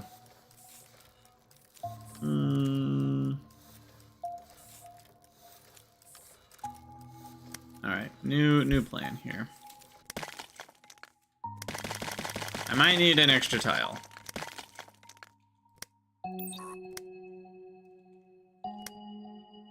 No.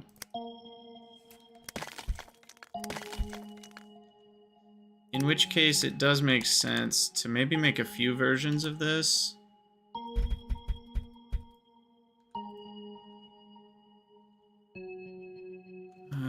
Why does my head always hurt? Because if we have a copper belt out in the real world, is it going to be harder to make multiples of these? It's like I want a module where using two of them feels the same as using one bigger one, but I don't know if that's possible. Because let's imagine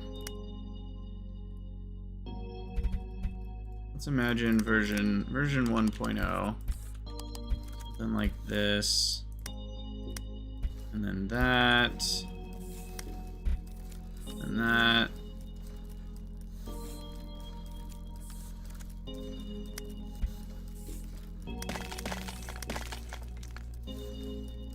So if I do that, and then in the actual game, if that's just a module, I would have my copper line coming along here. And if I wanted a full line of wires, I would end up doing this.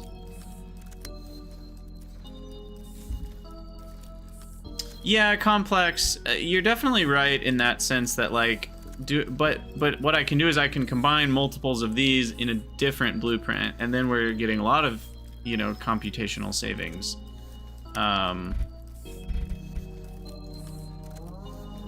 But yeah, like if I copy this, basically what I'm trying to think of is it easier? Here, let me just mess with it for a second. So if I just let's see, delete this part, delete that part till the end. Copy this. So like, let's say we do want a full belt of wire.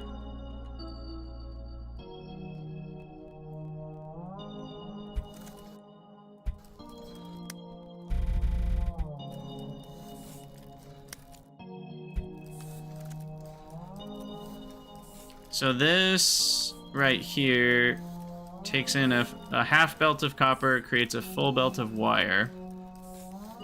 This one, if I wanted to do the same, but using the small twofer look-in modules.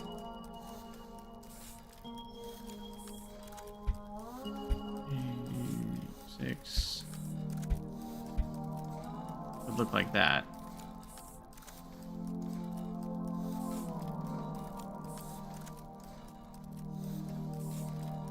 Is that breaking because of the copying them?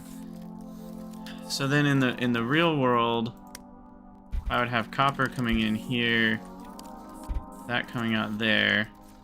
So that ends up being 3, 6, 7 units tall. This ends up being 3, 6, 7, 8 units tall. So it's not that different.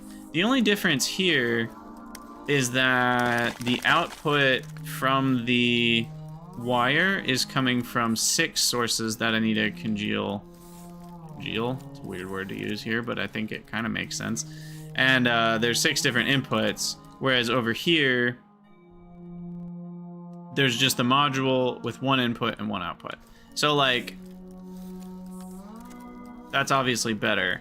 But then I could turn this into a module by using those modules,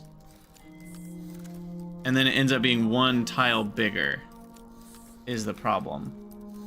However, you might end up being able to do better with rounding by doing a small module that has no rounding error, and then a big module can use the small modules that have no rounding error, and that will result in needing to buffer less things on all these belts because there's just the input, and then that will result in being able to have a better shot at less rounding error on the next step. Ooh, now that's interesting. So now I actually have a benefit to doing it that way, even though it's 1 tile bigger.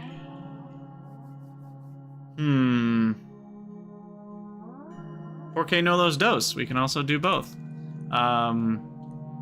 Let's start with the little baby module. Just a little baby module.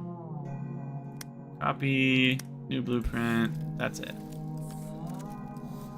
It's kind of a perverse incentive. I mean, a little bit. Yeah, like having to fight the rounding error is a little frustrating. There is a part of me that likes the Composite Factories mod in Factorio because you can just type whatever numbers you want. I can say it produces 10 billion iron plates and the only ingredient is 1 iron ore, and it would work, right? So it's totally cheaty in the sense that you can set it to whatever you want. But the reason I like it is if you use something like HellMod to plan out what it actually does, you can plug in the exact amounts and there's no loss. Because obviously once it's buffered in steady state, there is no loss. That's how the game actually works. So I do wish the rounding error was a little bit more lenient. Or you know what? I would be fine with a setting that's called override mode. That's like, you can just type in a number to override it. I don't know, but that's also part of the challenge in this game, is to make modules that actually feed things properly. I don't know. Should it be part of the challenge? That's a different question. Yeah, and so some of the question is like anti-cheese or not, and I don't mind I trying to say? Like, I think giving the player too much power could be a bad thing. So I don't mind forcing it a little bit. But then if the rounding error is too lenient, then you can make it... I don't know. There's a lot of questions. A little bit of it is the design intent. Are you trying to force the player to design modules that aren't how you would normally build a factory so that things are evenly distributed, so that the rounding error is smaller? Like, is that part of the intended experience? If so, okay, great. If not, then there could be some steps taken to change it. Anyway, I need to fix this. So let's do 400 on that. And then this would be 200.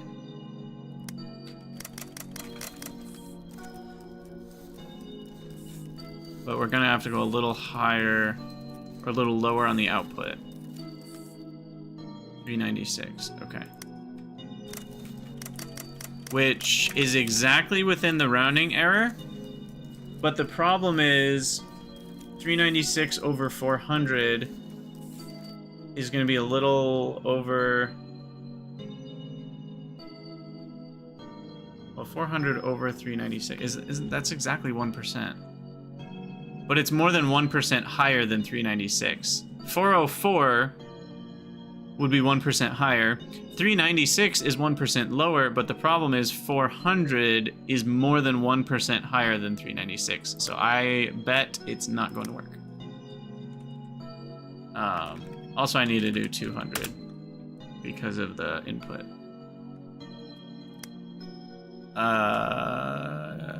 Copper, I guess just wire. 2x. Yeah, I figured it wouldn't work. But if I go back, also I'm gonna delete all these old nonsenses. We're in Belt World now, where again, I will say one more time, I think the game should start this way. I think this is way more fun to be able to input and output belts. I don't think you should have to get to tier 3 research to unlock that. Maybe it should just be a tier 1 research. So, but even then, I just, it feels like you're never gonna use the chest likes again. You're gonna use the belt likes always, and I think you should just start with them. There's my hot take. Anyway, we need to double this. So what's 4 less than 800? It's 796. And then that can be 400. And then I think now, set the divisor to 400. I think that'll work. I probably could have just done 300.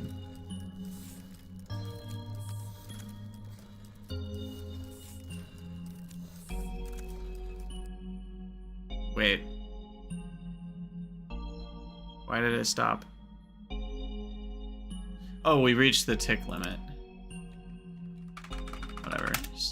Oh, you have to have a maximum of 100 million. Okay, fine. I think I did one. I don't even know how many I did right there. Anyway, will you now modularize happily into wire 2x? No, it didn't. Still screwed it up somehow. Why is that not working?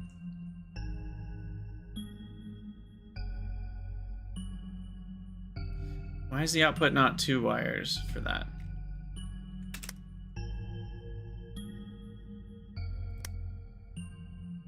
$796 divided by 400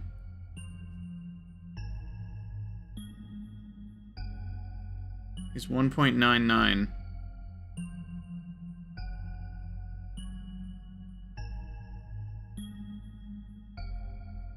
Interesting. So 1.99 doesn't cut it. 1.991 probably would cut it. I'm gonna change that to 402.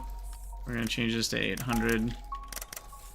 And I think it's gonna work if our divisor is 402.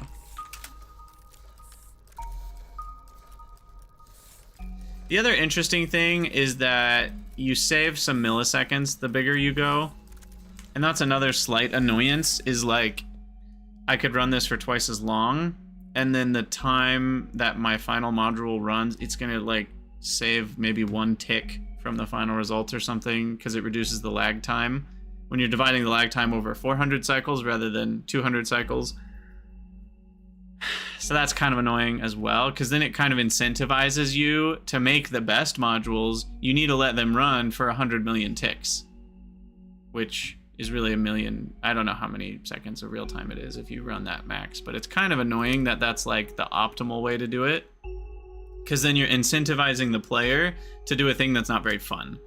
Running it for 30 seconds is not a big deal, but needing to run it for 2 minutes to make the final output slightly better, that's kind of annoying. You don't want to have to do that, but then you feel like you're missing out on potential value if you don't. So yeah, I don't know how to answer all these questions because they're hard questions. And it's still wrong. Really?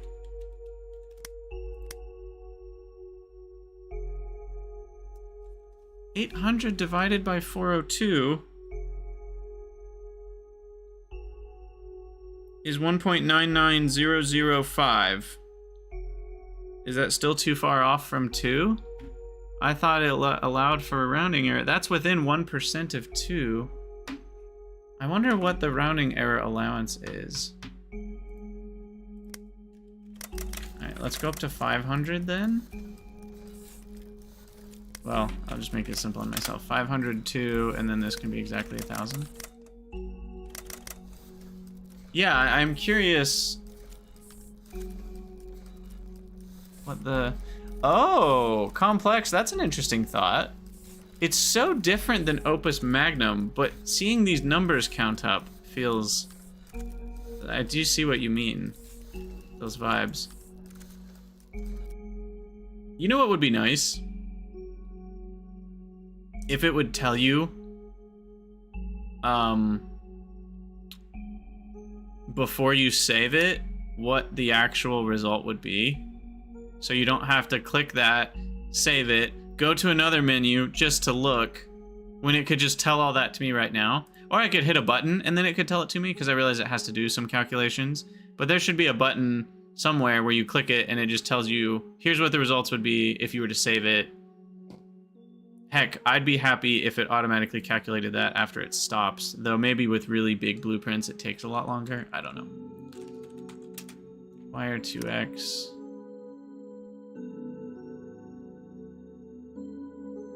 My divisor's all wrong. 502. There we go.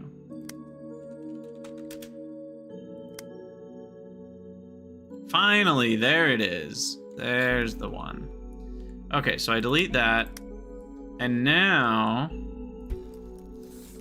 2, 3, 4, 5, 6. Ha ha ha ha ha. Yes. And then we do that.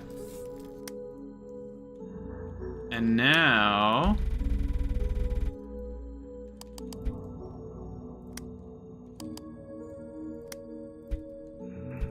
we feed all of our copper in like so. Oh, we're gonna have a pretty big buffering issue here though, is the problem. I wonder which one ends up with a smaller buffering issue. Wonder which one ends up with a smaller buffering issue.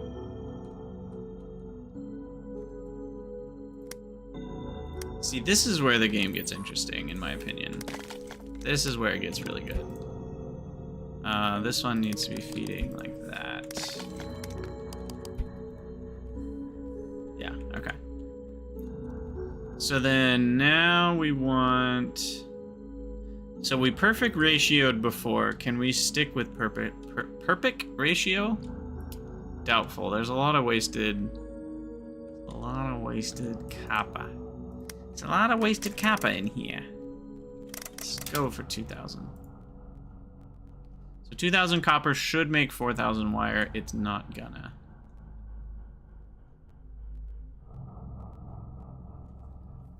It's gonna make 4,000, 3974. Okay, so 3974 is the amount that makes.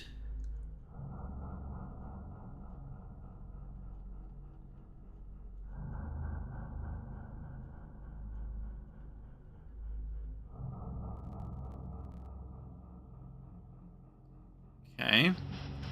Now my divisor needs, it doesn't count any rounding error, so it needs to be exactly 2,000.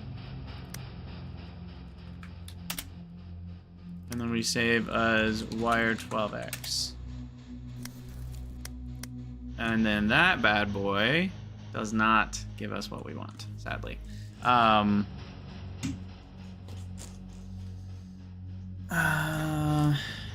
Wait, what am I trying to do here?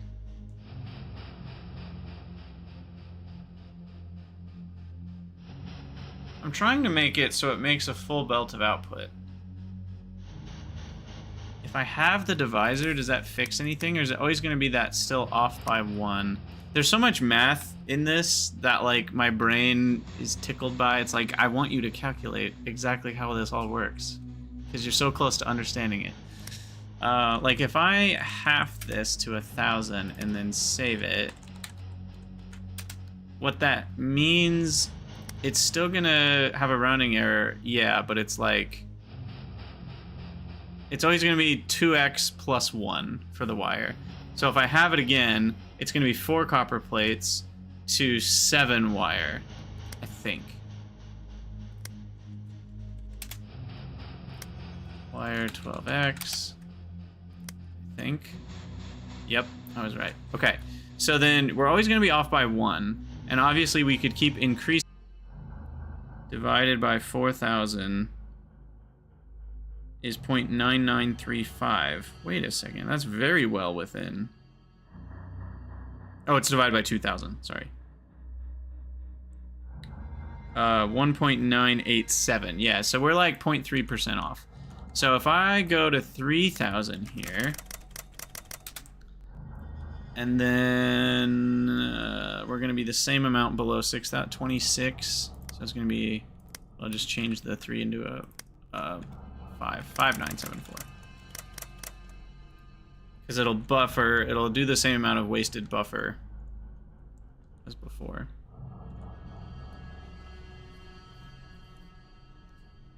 This is so interesting.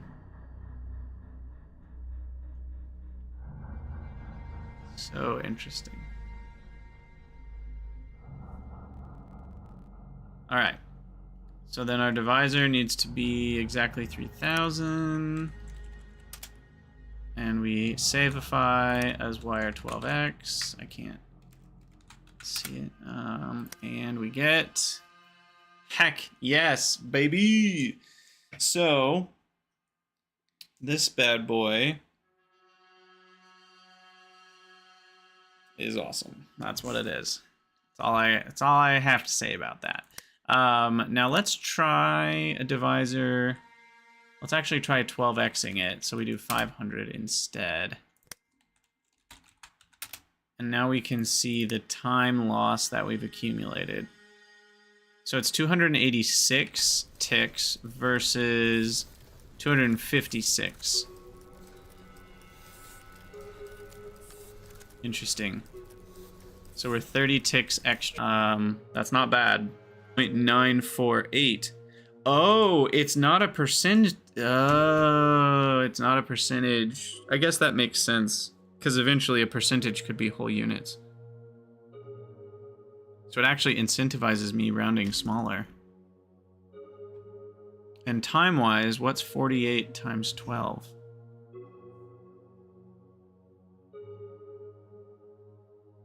$576 ticks. Oh, that's way slower then. Oh no. Oh, times 6. Sorry. 288 versus 286. So this ends up being 2 ticks faster to use up the 6 copper plates, but then we lose out on the wire. Okay. So it's about the same in terms of ticks. So interesting. Okay. Now, this was all step 1 of the comparison. Step 2, if I can find it, was this.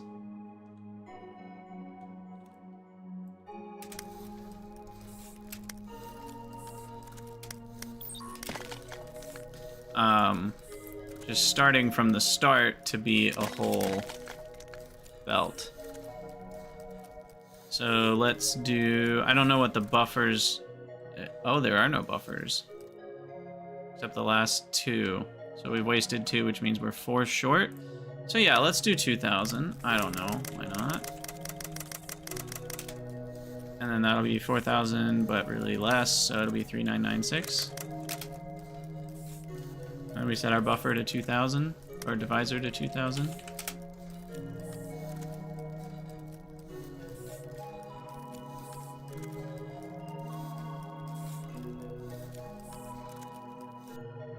Okay.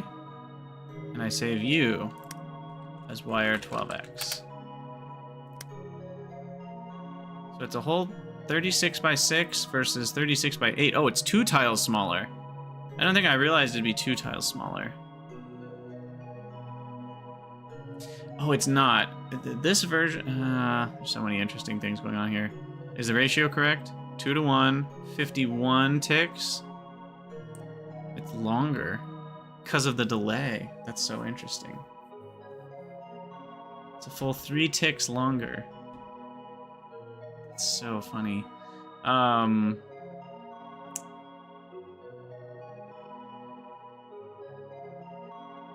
What's the actual rate if we were gonna have a fully compressed belt? It would be that divided by 12. 256 divided by 12. 21.3 ticks. I guess that's times 2. So 42.6 ticks per wire.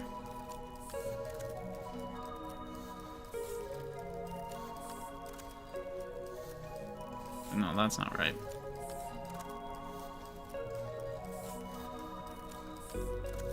I have 12 of these running.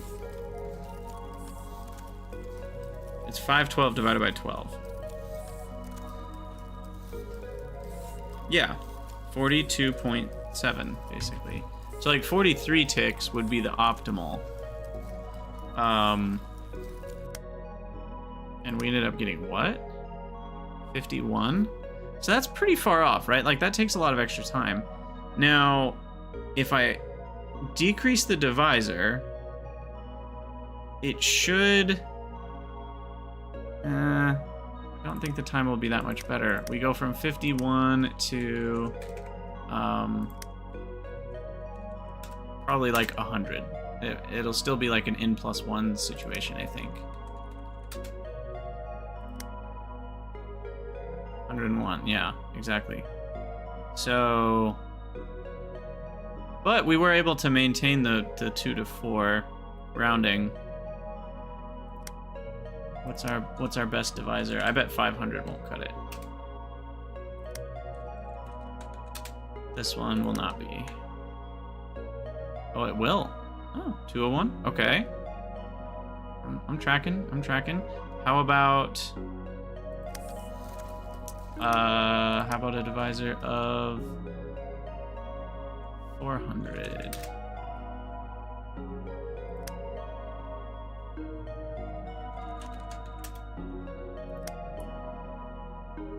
There we go, 5 to 9. So there's where we lose. So delete that one. Delete these 2. So then if I want the time to be better, I could just run it for longer? Is it really that easy? I think so. So if I go to like 4,000, and then that'll be 8,996. No, 7,996. Okay. And we were able to get the other one's divisor down to 500 within limits of acceptability. So this one being doubled should be able to go down to 250 of a divisor. And that makes the time difference better while still having perfect material efficiency. Let's see if I think my brain made a lot of assumptions there. Let's see if those are right. There's a lot of gut instinct that just said all that. in my head. Nah, damn it. 31 wire.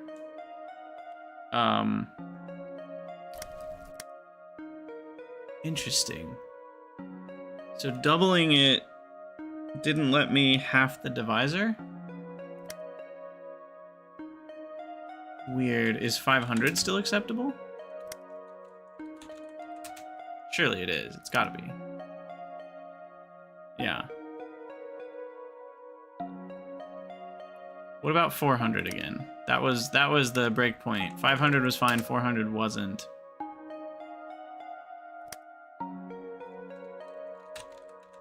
Why would, if we double it, shouldn't we be able to do a bigger... No, it's still a problem.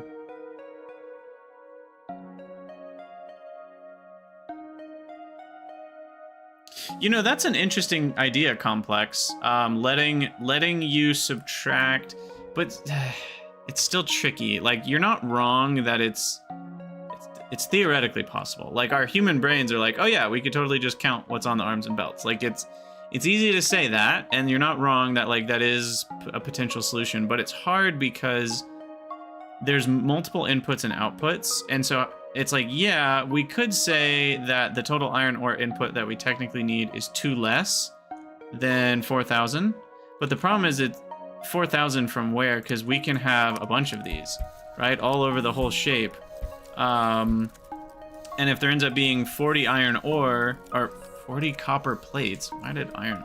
I don't know where my brain got iron ore. If there's 40 copper plates left in inserters and inputs of assemblers and belts, we could subtract all that. And would you just round robin, like, subtract it evenly from all of them, but then some of them are going to be off by 1? And, I mean, it could be better than nothing, though, to help out the player a little bit by doing that, for sure. But again, is that the intended design experience? Or is this... This is a little finickier than I would like, but maybe this is exactly what the dev has intended. Anyway, it's weird to me that doubling it didn't let me half the divisor. Isn't that weird? That feels weird to me.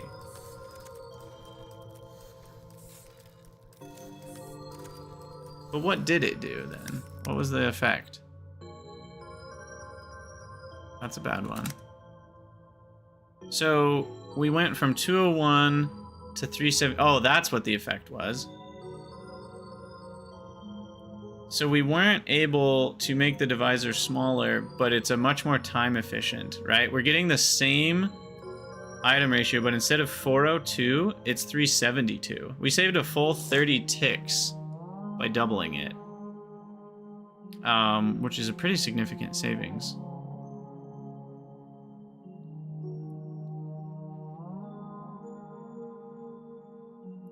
Yeah, so Complex, that, what you just got at is, doesn't one of the Zachtronics games handle that? Where, like, you keep something running until it's steady state, and then you hit the record button, basically, and then from there, it starts counting inputs and outputs? Because that could certainly be a way that, that might actually be the easiest way to fix this. Would be to have a spin up button. You hit the button, things start running, but nothing's counting yet. And then you hit a pause button, and then you hit start recording. And from there, then it would start doing exactly what it does now, but all those things would already be buffered in the system. And then that would be pretty close to count perfect. Like, you might be one off, you know, depending on where things were handed, but, like, rather than now where you've got entire beltfuls that it's off by, then it would be pretty close to perfect. But again, would that be too strong? Is the point of this module system to actually cost you something, where it's like, yeah, you can make a big module, but it's gonna be a little off, it'll take longer, have rounding error, whatever. I don't know. All that to say, this thing's awesome. I love it. It's my baby. I feel like we've gotten into, like, who cares about this game, right? Let's just build sweet modules. Like, this is the game now. Look at me. I'm the game now. Okay. I will keep that one. I think I will delete this one, right? Because that's pretty much dead to me. Yeah, This is not such a long... Yeah, this one's dead. Speaking of, 48 times 8. How much longer would this one have taken? 384? Okay, so this one was actually fairly time efficient. Interesting. Because that would be 384 versus this one's 372. And I guess if we really wanted, we could go further towards time efficiency. Let's just do the whole hog and see what happens. So what is this now? 15,996. I don't know if we have enough ticks for that. Go to 2 million max. But yeah, I do agree. I think having the ability to spin up a system as a separate part of this process is actually the simplest solution. Because when you make something that works with steady state, all you need is for the buffers to fill, the manifolds to fill, and then you're good to go. And letting the player do that would be the simplest way. Again, maybe that's too powerful, maybe that's not what the dev wants, but I would prefer that, personally, for whatever that matters, but that doesn't make it the right decision.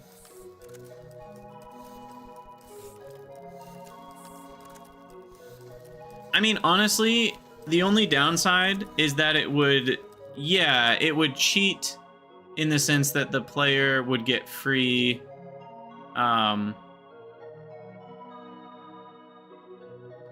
you could just not let chests be a part of it, Complex. You could say, if the player wants a steady state system, no chests are allowed in the build. If you want to use the steady state feature, let's say, no chests are allowed. And now there's no such thing as chest cheese even possible. I guess you could have crazy belt cheese by having a lot of stuff on it, but even then it's like, what's the point? I don't think there's much of a point to that. And in the steady state, you wouldn't be allowed to set limits on the input. Otherwise, then you could end up producing more because you end up using all the stuff on the belts. So basically, there could be no limits on the input. It would just be a limit on the output. Even then, there might still be ways to break it. I'm not sure, but again, I don't know what would happen. 400. Now 400 didn't work, right? I think we needed 500.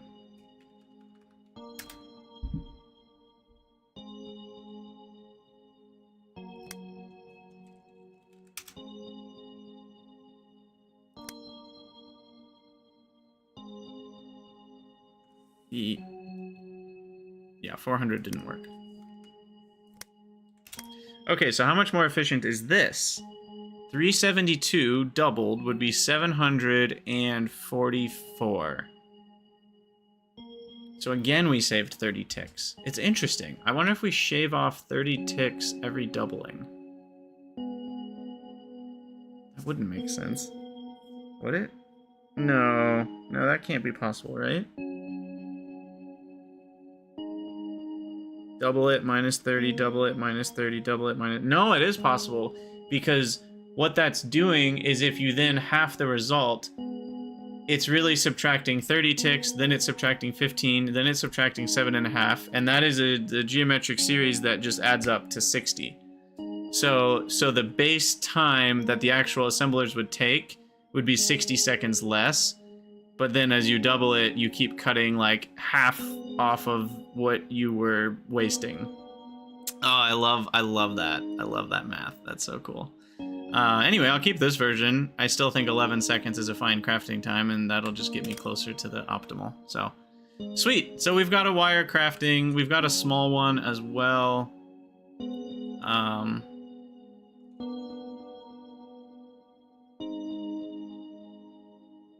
don't know how often we'll use the small one.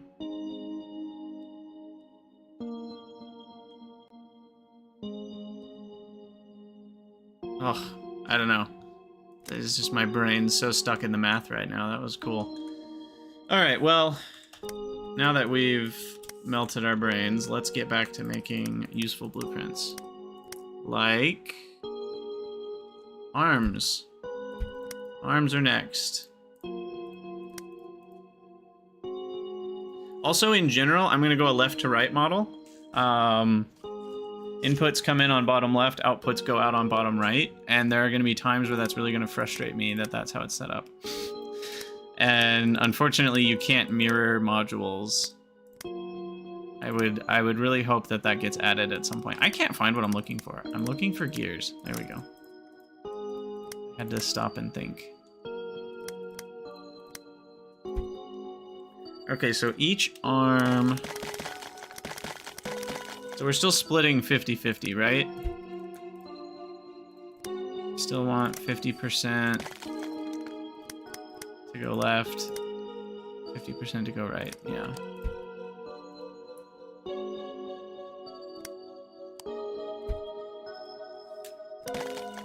I just realized I can do it that way. And still feed it from the bottom. It doesn't have to be on this corner if it's coming in from that side. So I can just do this. No, then that's gonna eat too much. Damn it.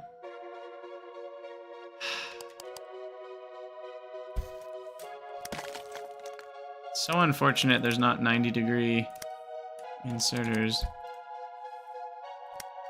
The fact that I have to do it this way cracks me up.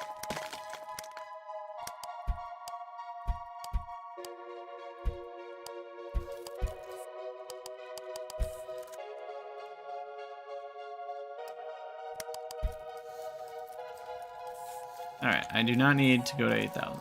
How about 2,000? See if that's enough. That should net us with 500. I think, right? But it's gonna be short one, so let's just preemptively go 499. See if that works.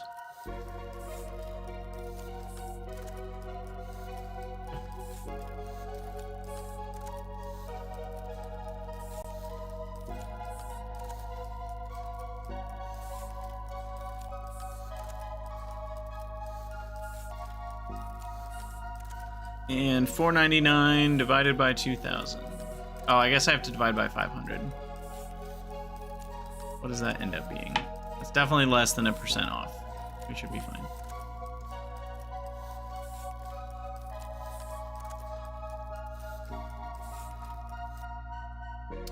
Boom! Alright, divisor.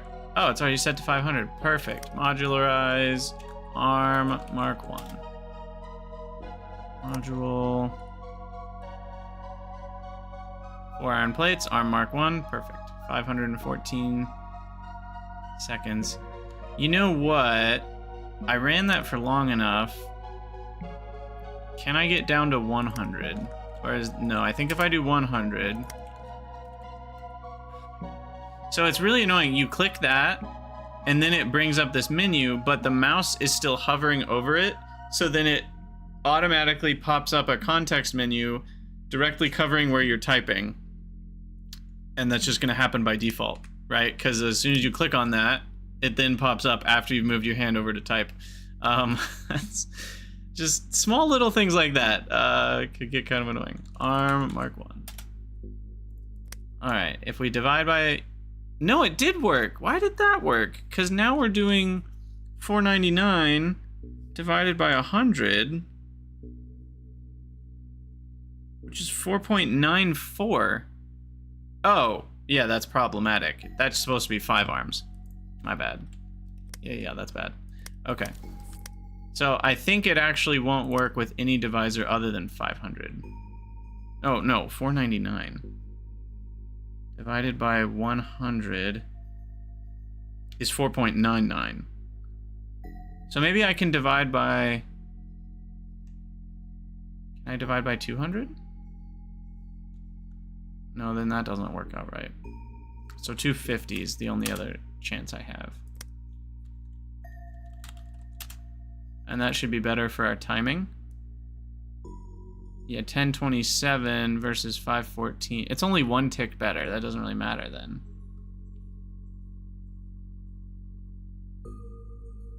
Okay. Might as well just do it that way then. Okay. Now, another thing that could be nice is if you could drag these around. In some... I don't know how that would work. But have, like, folders. You can drag them inside of folders. It could almost be like Patrick's Parabox, where there's a folder, and when you're hovering over it and you hit the mouse wheel, it, like, zooms into that folder, and now you can pan around and move and grab stuff. And maybe each of these just shows the icon mainly and the dimensions, and rather than making them the actual shape in this window, because some of them might end up being really long and you wouldn't want to show that because then it'd be bulky to move around. I'm just dreaming. Okay, so let's think about long arms now. Oh, long arms, eh? So if we've got long arm, we're gonna need to feed it with gears, rods, and arms, which is where now we grab this module. And we can feed it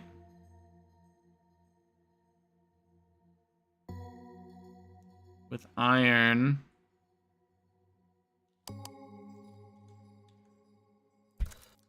Well, let's just kind of remake it here. So there's the long, grab from that, gear and rod.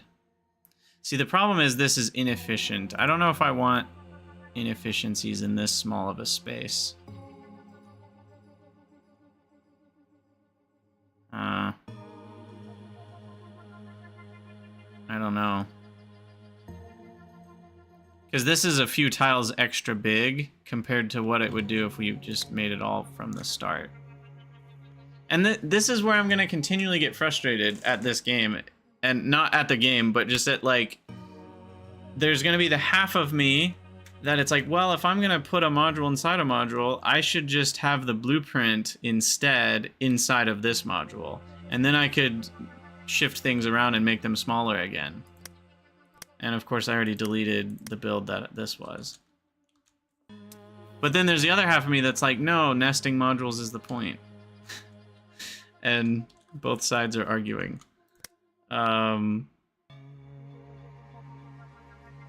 Yeah, I don't know the best way to do it. Here's my thought.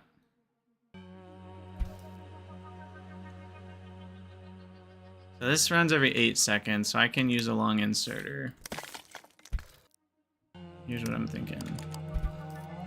We do that. The belt of iron comes here.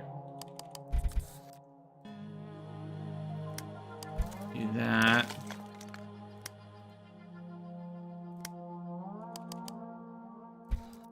It's not a splitter.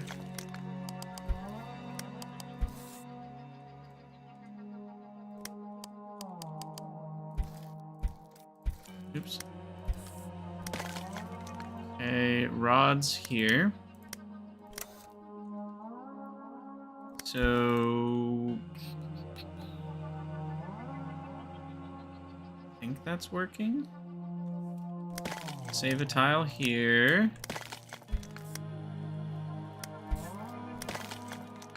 And then we're feeding it with all the things it needs to be fed with. Yummy, yummy.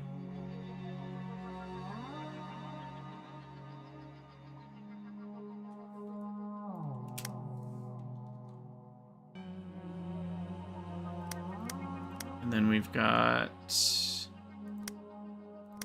input.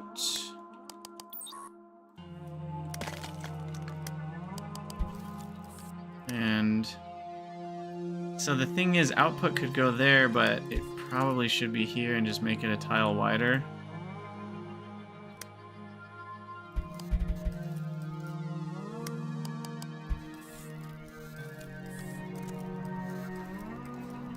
Now this one's going to be problematic with total iron usage, I think. Because each one costs 6. Yeah, an arm is 2, 2 gears and 2 rods, so it's 6 apiece. So this needs to be a multiple of 6. Let's start with 2400. And 6 apiece would make this making 400, but it's gonna have a buffer of I don't know how many. It even has a buffer of arms. I could. No. This should make it. No. This is making it so 2/3 of the iron is going over here, which is what we would need. But it's not all fast enough. I would need 2 long arm makers for that to be working. I don't really feel like I need, so those are not needed. Okay, 2400 is too slow. Let's do 1200. Yeah, so if I made 2 long arm makers to go with the 1 arm maker, that would be more efficient, because 1 arm maker can support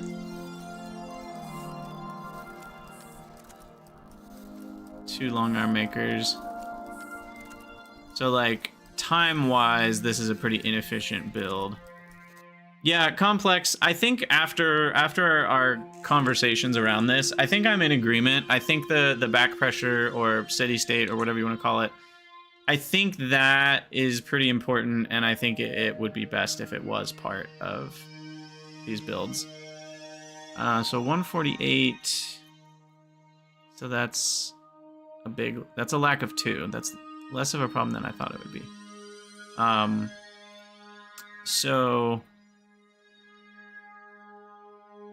But that's more than 1% off. So I think if I go to 1800, divide by 6 is 300. Wait, 1200 divided by 6 is 200. Am I wrong on the 6? Why did I have way fewer of these than I thought I would?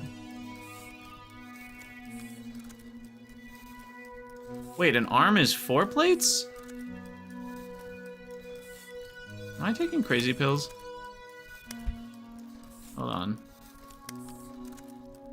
Yes, an arm is 4 plates, not 2 plates. I'm dumb. I need to divide by 8 here. So 1600 should give me 200, but we were off by 2, so let's go a little higher. Does 8 go into 200? No, 8 goes into 400, so 2000. 8 times 50, yeah. Wait, 8 times 25 is 200. I could have done 1800 here, but it's not a big deal. So 2000 there should get me... Can't do math. 250 here, so it'll be 248. Ah! Yeah. So that should work, I think. And then we can save it, and we'll have a perfect ratioed long arm from iron only, right? And that's what feels good. It's a little bigger than it needs to be. It takes a little longer than it needs to take, but now I can just paste anywhere in the world. Yeah, complex, you're right. But the nice thing, complex, is that you only need to do the math one thing at a time. If you're nesting modules like I am here. If you were trying to make one giant build, you know, that's like one module that's like 100 by 100 and it makes, I don't know, research token 4s from iron and copper alone, and you were making that one module, then yeah, this type of math becomes impossible. I do think the steady state button would be a huge upgrade to this game. I think it's possible. Not knowing any of the game's code, just conceptually within what I understand about the game, it's possible. I don't know if on the back end, code base wise, it's possible. But in terms of like what the tools can already do, right? There's obviously a reset. Let me save this before I do anything else. Long arm, Mark 1. Did it work? Yeah, 8 to 1, just over 16 seconds, perfect.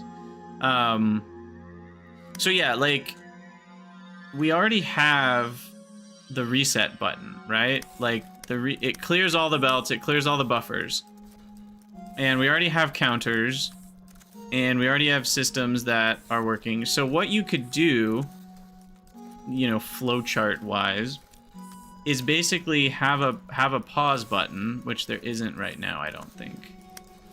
There's the go normal speed button, but there doesn't seem to be a pause.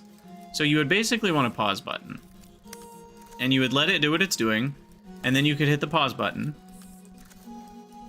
and then you do some sort of steady state button. And what that would do is it would say, okay, I'm just gonna keep running. I'm gonna restart my tick counter, and I'm gonna restart my input and output counters. But I'm gonna leave everything that's in buffers. And the problem is it cheats your buffers out of existence. I meant to say that earlier. The way that the steady state cheats the game, it's a little bit cheaty in the sense that normally you would have to spend hundreds of iron plates. Maybe in this one you only have to spend about 40 iron plates or so to fill all the buffers before the steady state starts, right? But in this system, you wouldn't necessarily... I guess you could measure... Yeah, no, you're right. You could measure the buffer cost. But then how do you charge that to the player, right? Because that doesn't factor into the assembler. It would have this weird, like, one-time cost, like, after you build it. Then it would show maybe a new buffer of 400 iron plates, and it wouldn't even start running at the steady state rate until that 400 buffer is paid. I mean, that would be the non-cheating way to do it. Personally, I think the buffers are such an insignificant portion of total factory that it would be fine to just let the player cheat and just not have the buffer at all. So like this, you know, normally we would be buffering here. Like if we play the system a little bit, like we're buffering 8 iron here. We're buffering, eventually I think we're buffering 2 inserters here, plus 1 in the arm. So we're buffering 3 inserters, just 12 more iron, 8 iron, that's 20 iron, 22. All of this here is another 10, 20. It's probably about 40 iron. And it's like, okay, so it's a one-time cost of 40 iron that the player isn't paying. Is that really gonna break the factory balance? Because at the end of the day, they're still paying the full cost for everything they're making. They're just not paying the cost of plopping iron onto these belts. And what that essentially does is that turns this whole thing into an assembler, right? On an assembler, you don't have a buffer that you have to pay to belt things around. I guess it has its own little number, but yeah, I don't know. I could go either way. I wouldn't complain if the dev added a buffer cost that it then calculates based on the spin up time versus steady state time.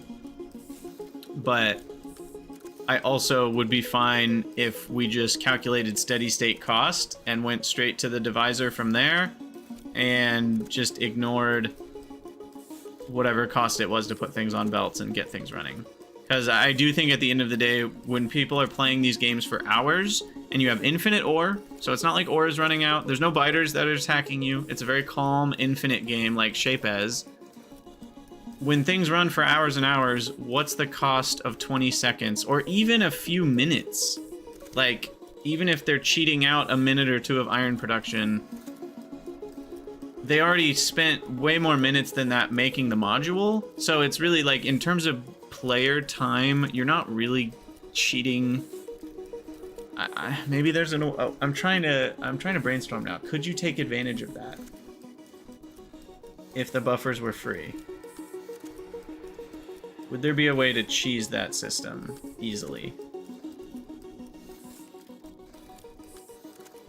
Like, I'm not coming up with it. Because it basically just accelerates your in and out. You know, you've got some huge system that would normally buffer a few thousand iron plates. Well, now you just feed it the iron plates, and it immediately makes your output, rather than all the manifolds having to fill up first. So it saves you a couple minutes. It doesn't seem like that would cheat on things. Yeah, I do agree, Complex, that like at some point it's saving you a decent amount of time, but in this game I think it's impossible to have buffers that big. Because, well, hold on, let me zoom out brain-wise for a second. So like, let's say you are making research token 5. And if you had a really inefficient build, if it fed all the iron to RT1 first, and then your RT1 kind of went a few tiles over here, and then it fed all the iron, and it didn't get, the iron didn't even get to RT5 until the very end. So you've got a full buffer of, you know, why does it do that? That's another thing that just, it didn't even happen in the last stream, I don't remember, but like I'm clicking on things here, and it's like starting the click and drag, but I'm not holding the mouse button. It's really weird. So I don't know how many items belts hold. I think it's 5. So you'd have a buffer of 15 of each research token all the way through 4. That would basically be costing you a decent amount of resources to build up in the real world, but in this world where it just does steady state, it wouldn't cost you anything. I can see how that's a little bit cheaty if you've got a really long system going.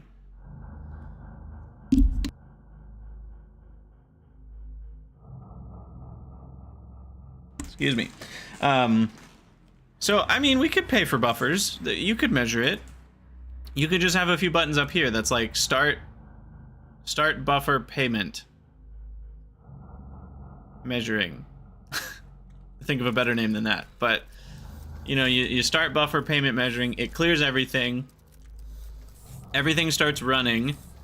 And I don't know if you have the player pause it manually when they want to stop paying for the buffer, or if it measures the first time an output hits a sink. But the problem is if you're syncing multiple outputs, you do need the player to be able to decide like when the buffer condition has been met. So maybe you could have both. You could have an option that's like pause buffer measuring when first item hits a sink, or pause manually.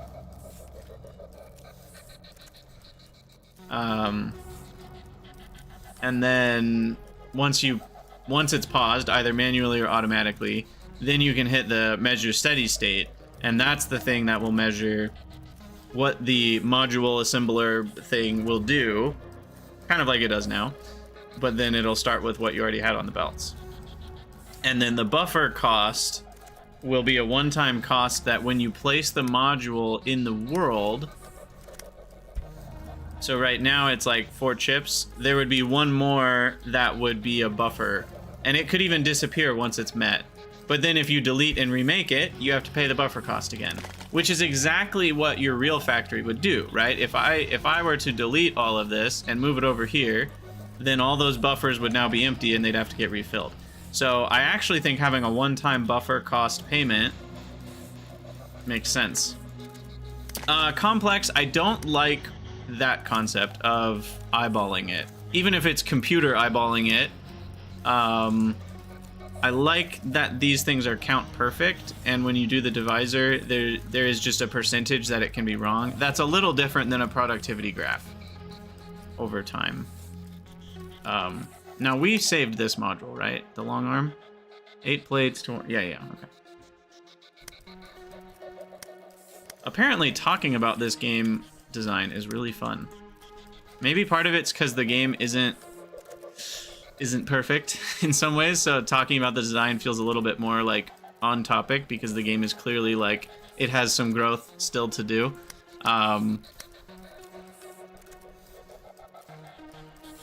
Complex, the graph though, it's you're talking about a line fit, which would be averaging stuff over time, which is not this is basically just averaging point to point rather than some other fancy sort of... This is basically just like the slope formula, right? Rise over run is all this is doing. And obviously doing a visual version of that wouldn't change anything. But there are other ways to fit lines to slopes as well, and those would be different than this. Now, what else do I need to make? I do need to probably be done streaming soon. What time is it? 3:30?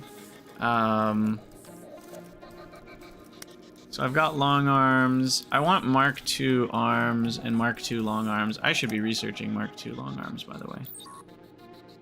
Long arms, that feels like a nickname. Okay. We should be able to afford 30 of the RT3s. You even get an accurate buffer measurement out of integrating? You do, you're not wrong. I fear that those numbers would, you would need to run systems for even longer though. You would need if you had a 1000x tick speed button, then that would be fine. But even at the numbers I've been seeing at 100x tick speed, it starts to not quite equal out properly. Oh, so it sounds like what you're saying is it would... You could look at a graph until it's gotten to steady state, and then you hit a button, and it could basically take... It could backtrack the steady state to when the steady state started by extrapolating what it currently is getting per... I don't know, that's just... I think my solution is much more implementable. I'll just say that. Just the solution of like, you have a start and stop button and maybe some amount of auto pausing that it can do, and then it just measures the inputs from that section. That's the buffer amount, and then it does exactly what it's doing now on the steady state part. That seems the closest to what already exists in the game. Because as far as I can understand, it's literally using functions that already exist. It's basically doing the reset button like this, but leaving things on the belts would be step 2. So that one I'm sure is possible. And step 1 also seems very possible because you're literally just measuring things like it already is until the player hits a pause button, and saving that data separately, and then resetting these counters without resetting what's on the belts. So I do agree that there are some other ways you could do it and actually get a really good simulation of like... Yeah, you could just have a time cutoff for steady state. You could have the player determine when that is. That's another option. But yeah. Anyway. ARM Mark II. Let's motors. Should I make a separate one for motors?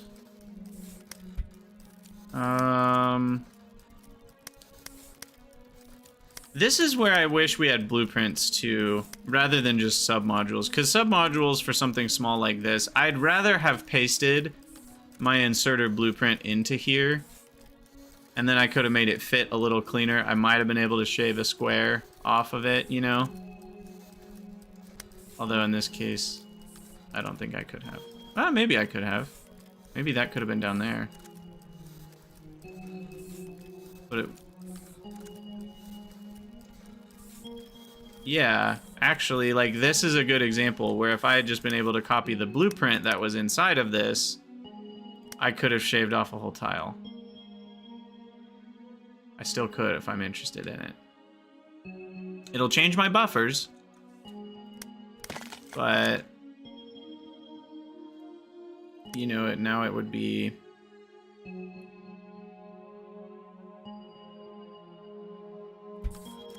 this, which is one tile smaller than it was before.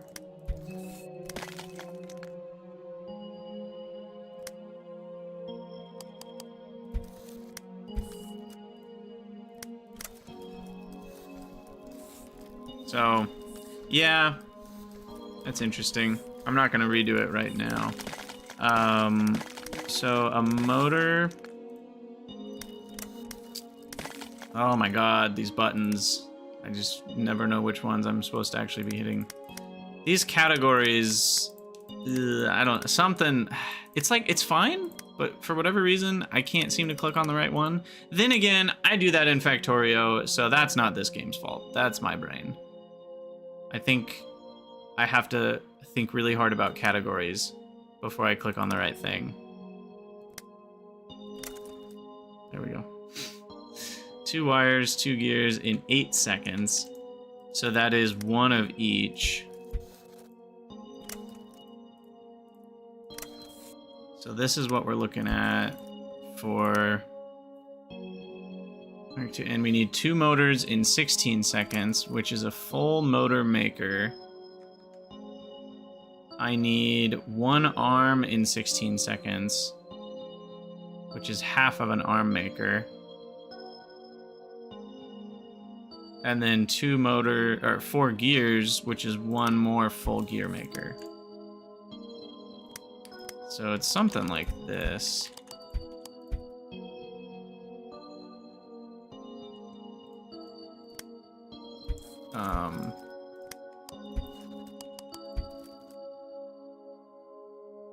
Full gear maker, half of an arm, which means I only need half of a gear maker for that arm maker.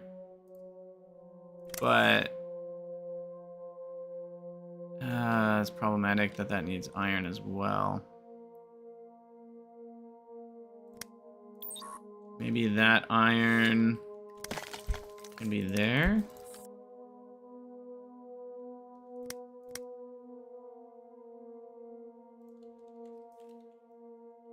Okay, so let's put our iron input here.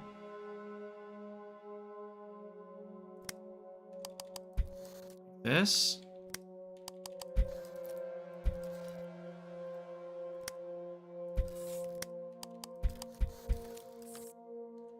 And then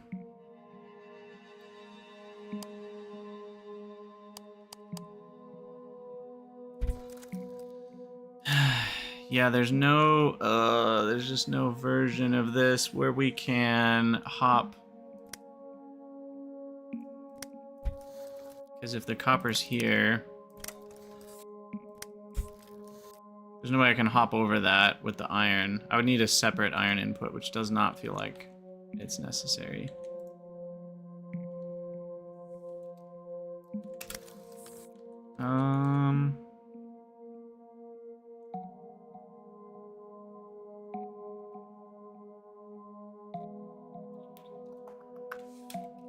How can I get iron over there?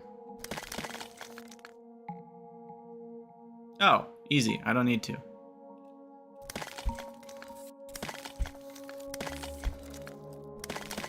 Let's do that.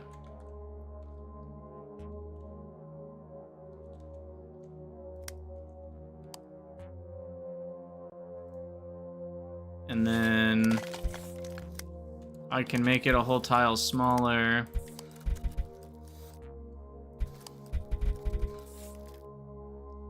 Feels kind of bad. But again, with no undergrounds, I can't do it differently.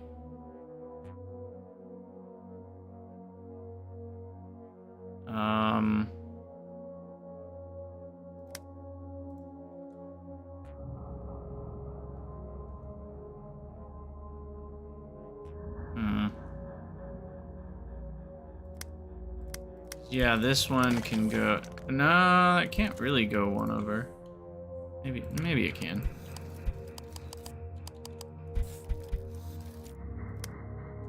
But then this one can't go 1 over.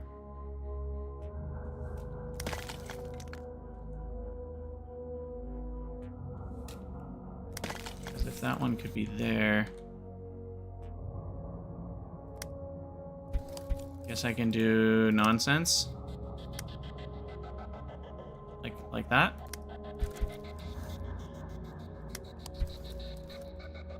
I like some good nonsense. What was the rate on motors? 2 per 16 seconds, so that is just a long arm speed.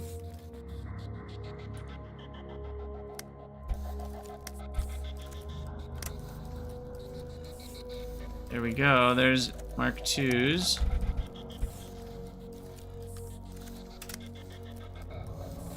From iron and copper.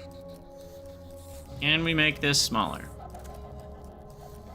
I don't think so. This is pretty tight.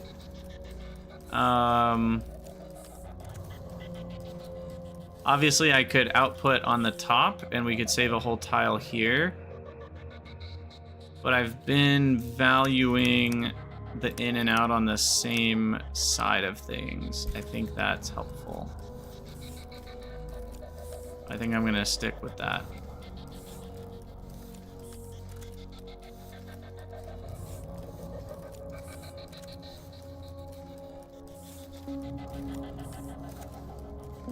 What are my ratios? You tell me the ratios, don't you? 12 to 2.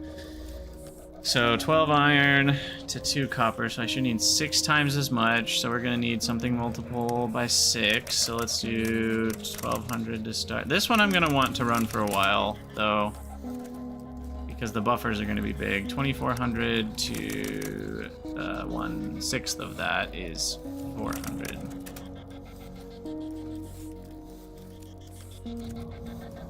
So let's see what the final output is here.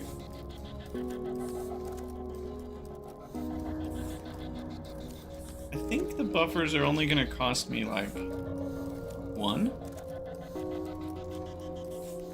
Maybe 2, depending on where all the gears go.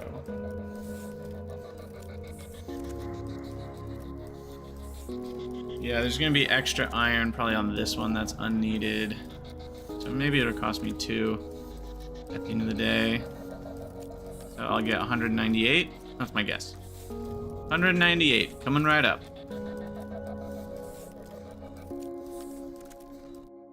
196? Boo. Where's all the buffer? Oh, wow. Okay. We needed way more iron in this one for the motors. We ended up with extra arms. Yeah. Not really an easy fix that I can think of. So we're off by 2%, which is unfortunate, because that means I need to go twice as long.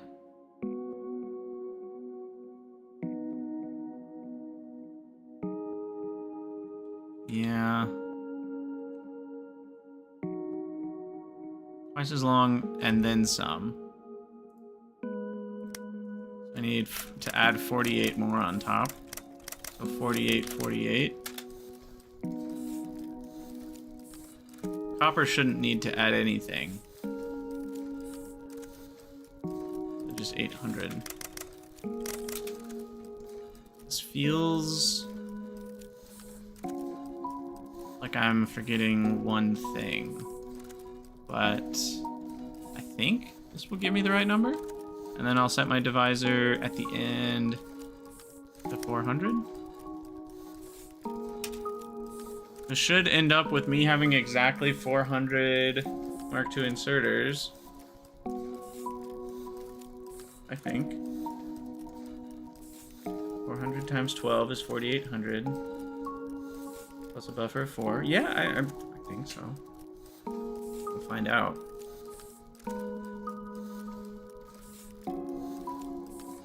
We'll find out. It's not exactly the fastest thing in the world. I would love a faster tick rate button. I don't know if my computer can handle it, but it would be kind of nice.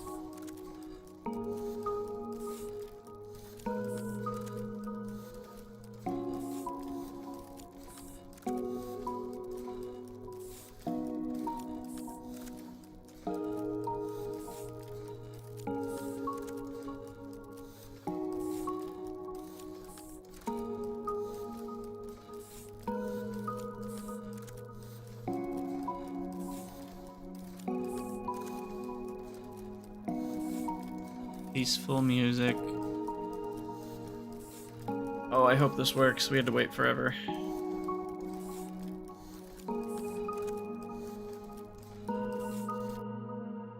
Oh, frick. It's still running. Oh, no. No.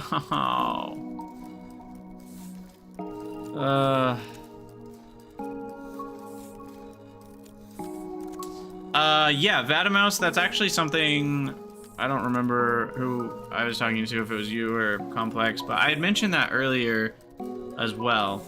Or, so, you or Complex mentioned subtracting items on the belt. And I was like, yeah, you could just subtract all of the buffered items from these original input numbers. The problem is thus. What if you had a belt, and I won't build it because it'll mess up my simulation. What if you had a belt that was inputting Mark 1 arms, and you had a belt that was inputting iron plates? Then when it has these buffered Mark 1 arms, does that count for plates and gears? Does that count for all plates, as if everything was turned into iron? Does that count for arms? Which buffer does it count against? And if it only counts against items of its same type, then you're only saving yourself some amount of iron if all of the iron that's buffered in the form of arms doesn't count towards your iron input. So the problem is that there's no way the computer would know which things go to which buffers, or which belts. It works fine if everything's iron, right? But it works less fine if one of your source belt likes is inputting gears and iron. And it's like, well, when you have buffered gears, were those the gears that you input, or were those gears that you made here with the iron that you have? Anyway, my divisor's 400. Please work. Arm Mark 2. Please, please, please, please, please. No! 13 iron plates. Oh, my divisor's too big. Or too small. It needs to be 404.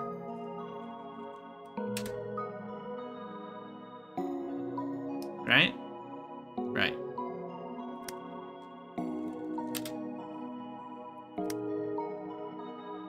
Yes! We got it. One arm. Mark 2. Ooh, the time that... Why is the time so big? 24 seconds. What?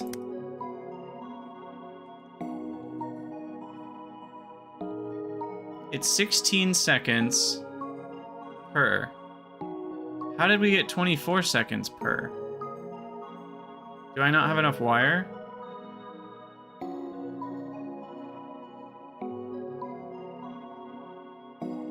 Oh, do I need 2 wire makers? This makes a wire every 8 seconds. This needs 2 wire.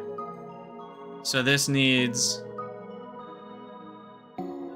So this only makes 1 motor every 16 seconds.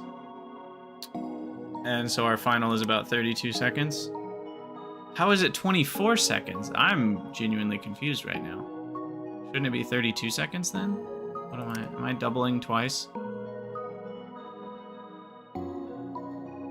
It's 16 seconds a motor because of how much wire we're making. Also, I have an extra inserter.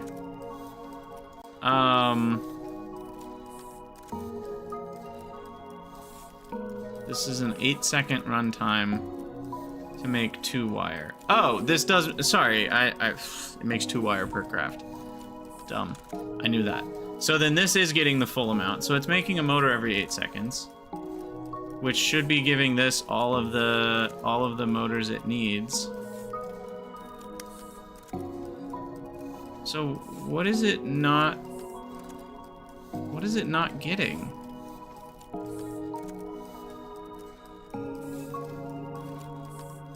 What are we waiting for? What is going on here? I'm like genuinely confused right now. Is it the amount of time it takes to feed these 4 gears in? No, because it buffers extra in its own inventory. So as soon as it finishes this one, it should run again.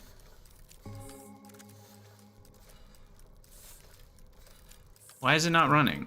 Oh, because it doesn't have enough motors. So the motors are a problem.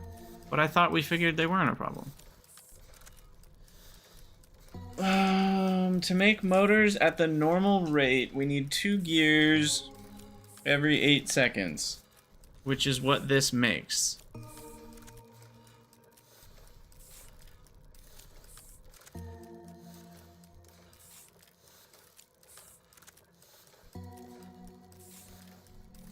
Oh my god. I just had an extra inserter and it was breaking everything. It was breaking the balance of everything. I think that's all it was. I had one going from this one to there when that wasn't what we wanted. Now it's running constantly. Okay.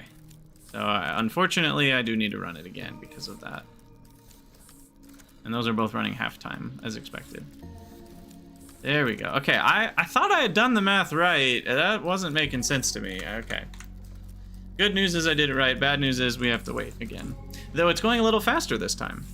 Because we're not feeding the wrong gears into that.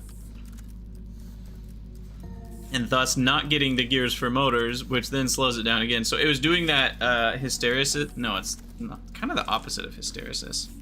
Hysteresis is when something is like right on the edge and it flickers back and forth. It's like an accumulator turning on, but then it doesn't need to be on, so then it turns off, but then it doesn't need to be off because now it's needed again.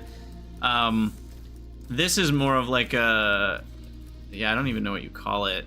There's got to be a name for it. But it's basically... You have a system where A is needed to make C, and B is needed to make C, and A is needed to make B. So, depending on which thing gets the A first, if B gets the A first, then, well, B will run for a while and back up, and then we'll have plenty of B. And then A finally gets some, right? And then A is made, and it makes C. But then as soon as C is made, well, now the B isn't backed up anymore, so then it eats all of the thing for a while before A can get some. Anyway, it happens in Factorio a lot, is my point. Okay, 24 seconds. That's the bad one. Save ARM Mark II. There we go, 16 seconds. That's what we wanted. Sweet. Okay, so I've got a Mark II arm blueprint. We've got a long arm, we've got a short arm.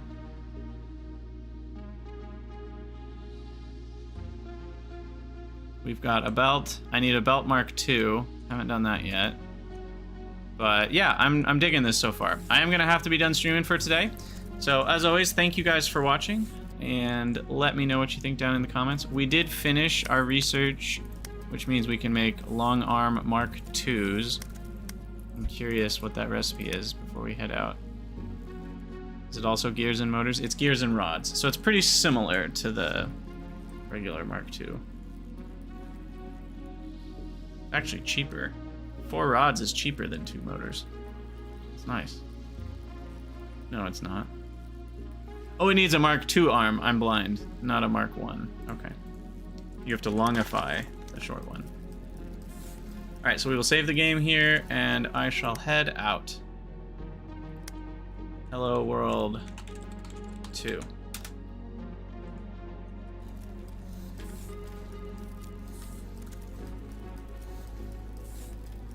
Alright, see you guys later. Head over to the Discord if you'd like to chat. Link to the Crydania Discord in the About section. Hope to see you guys there.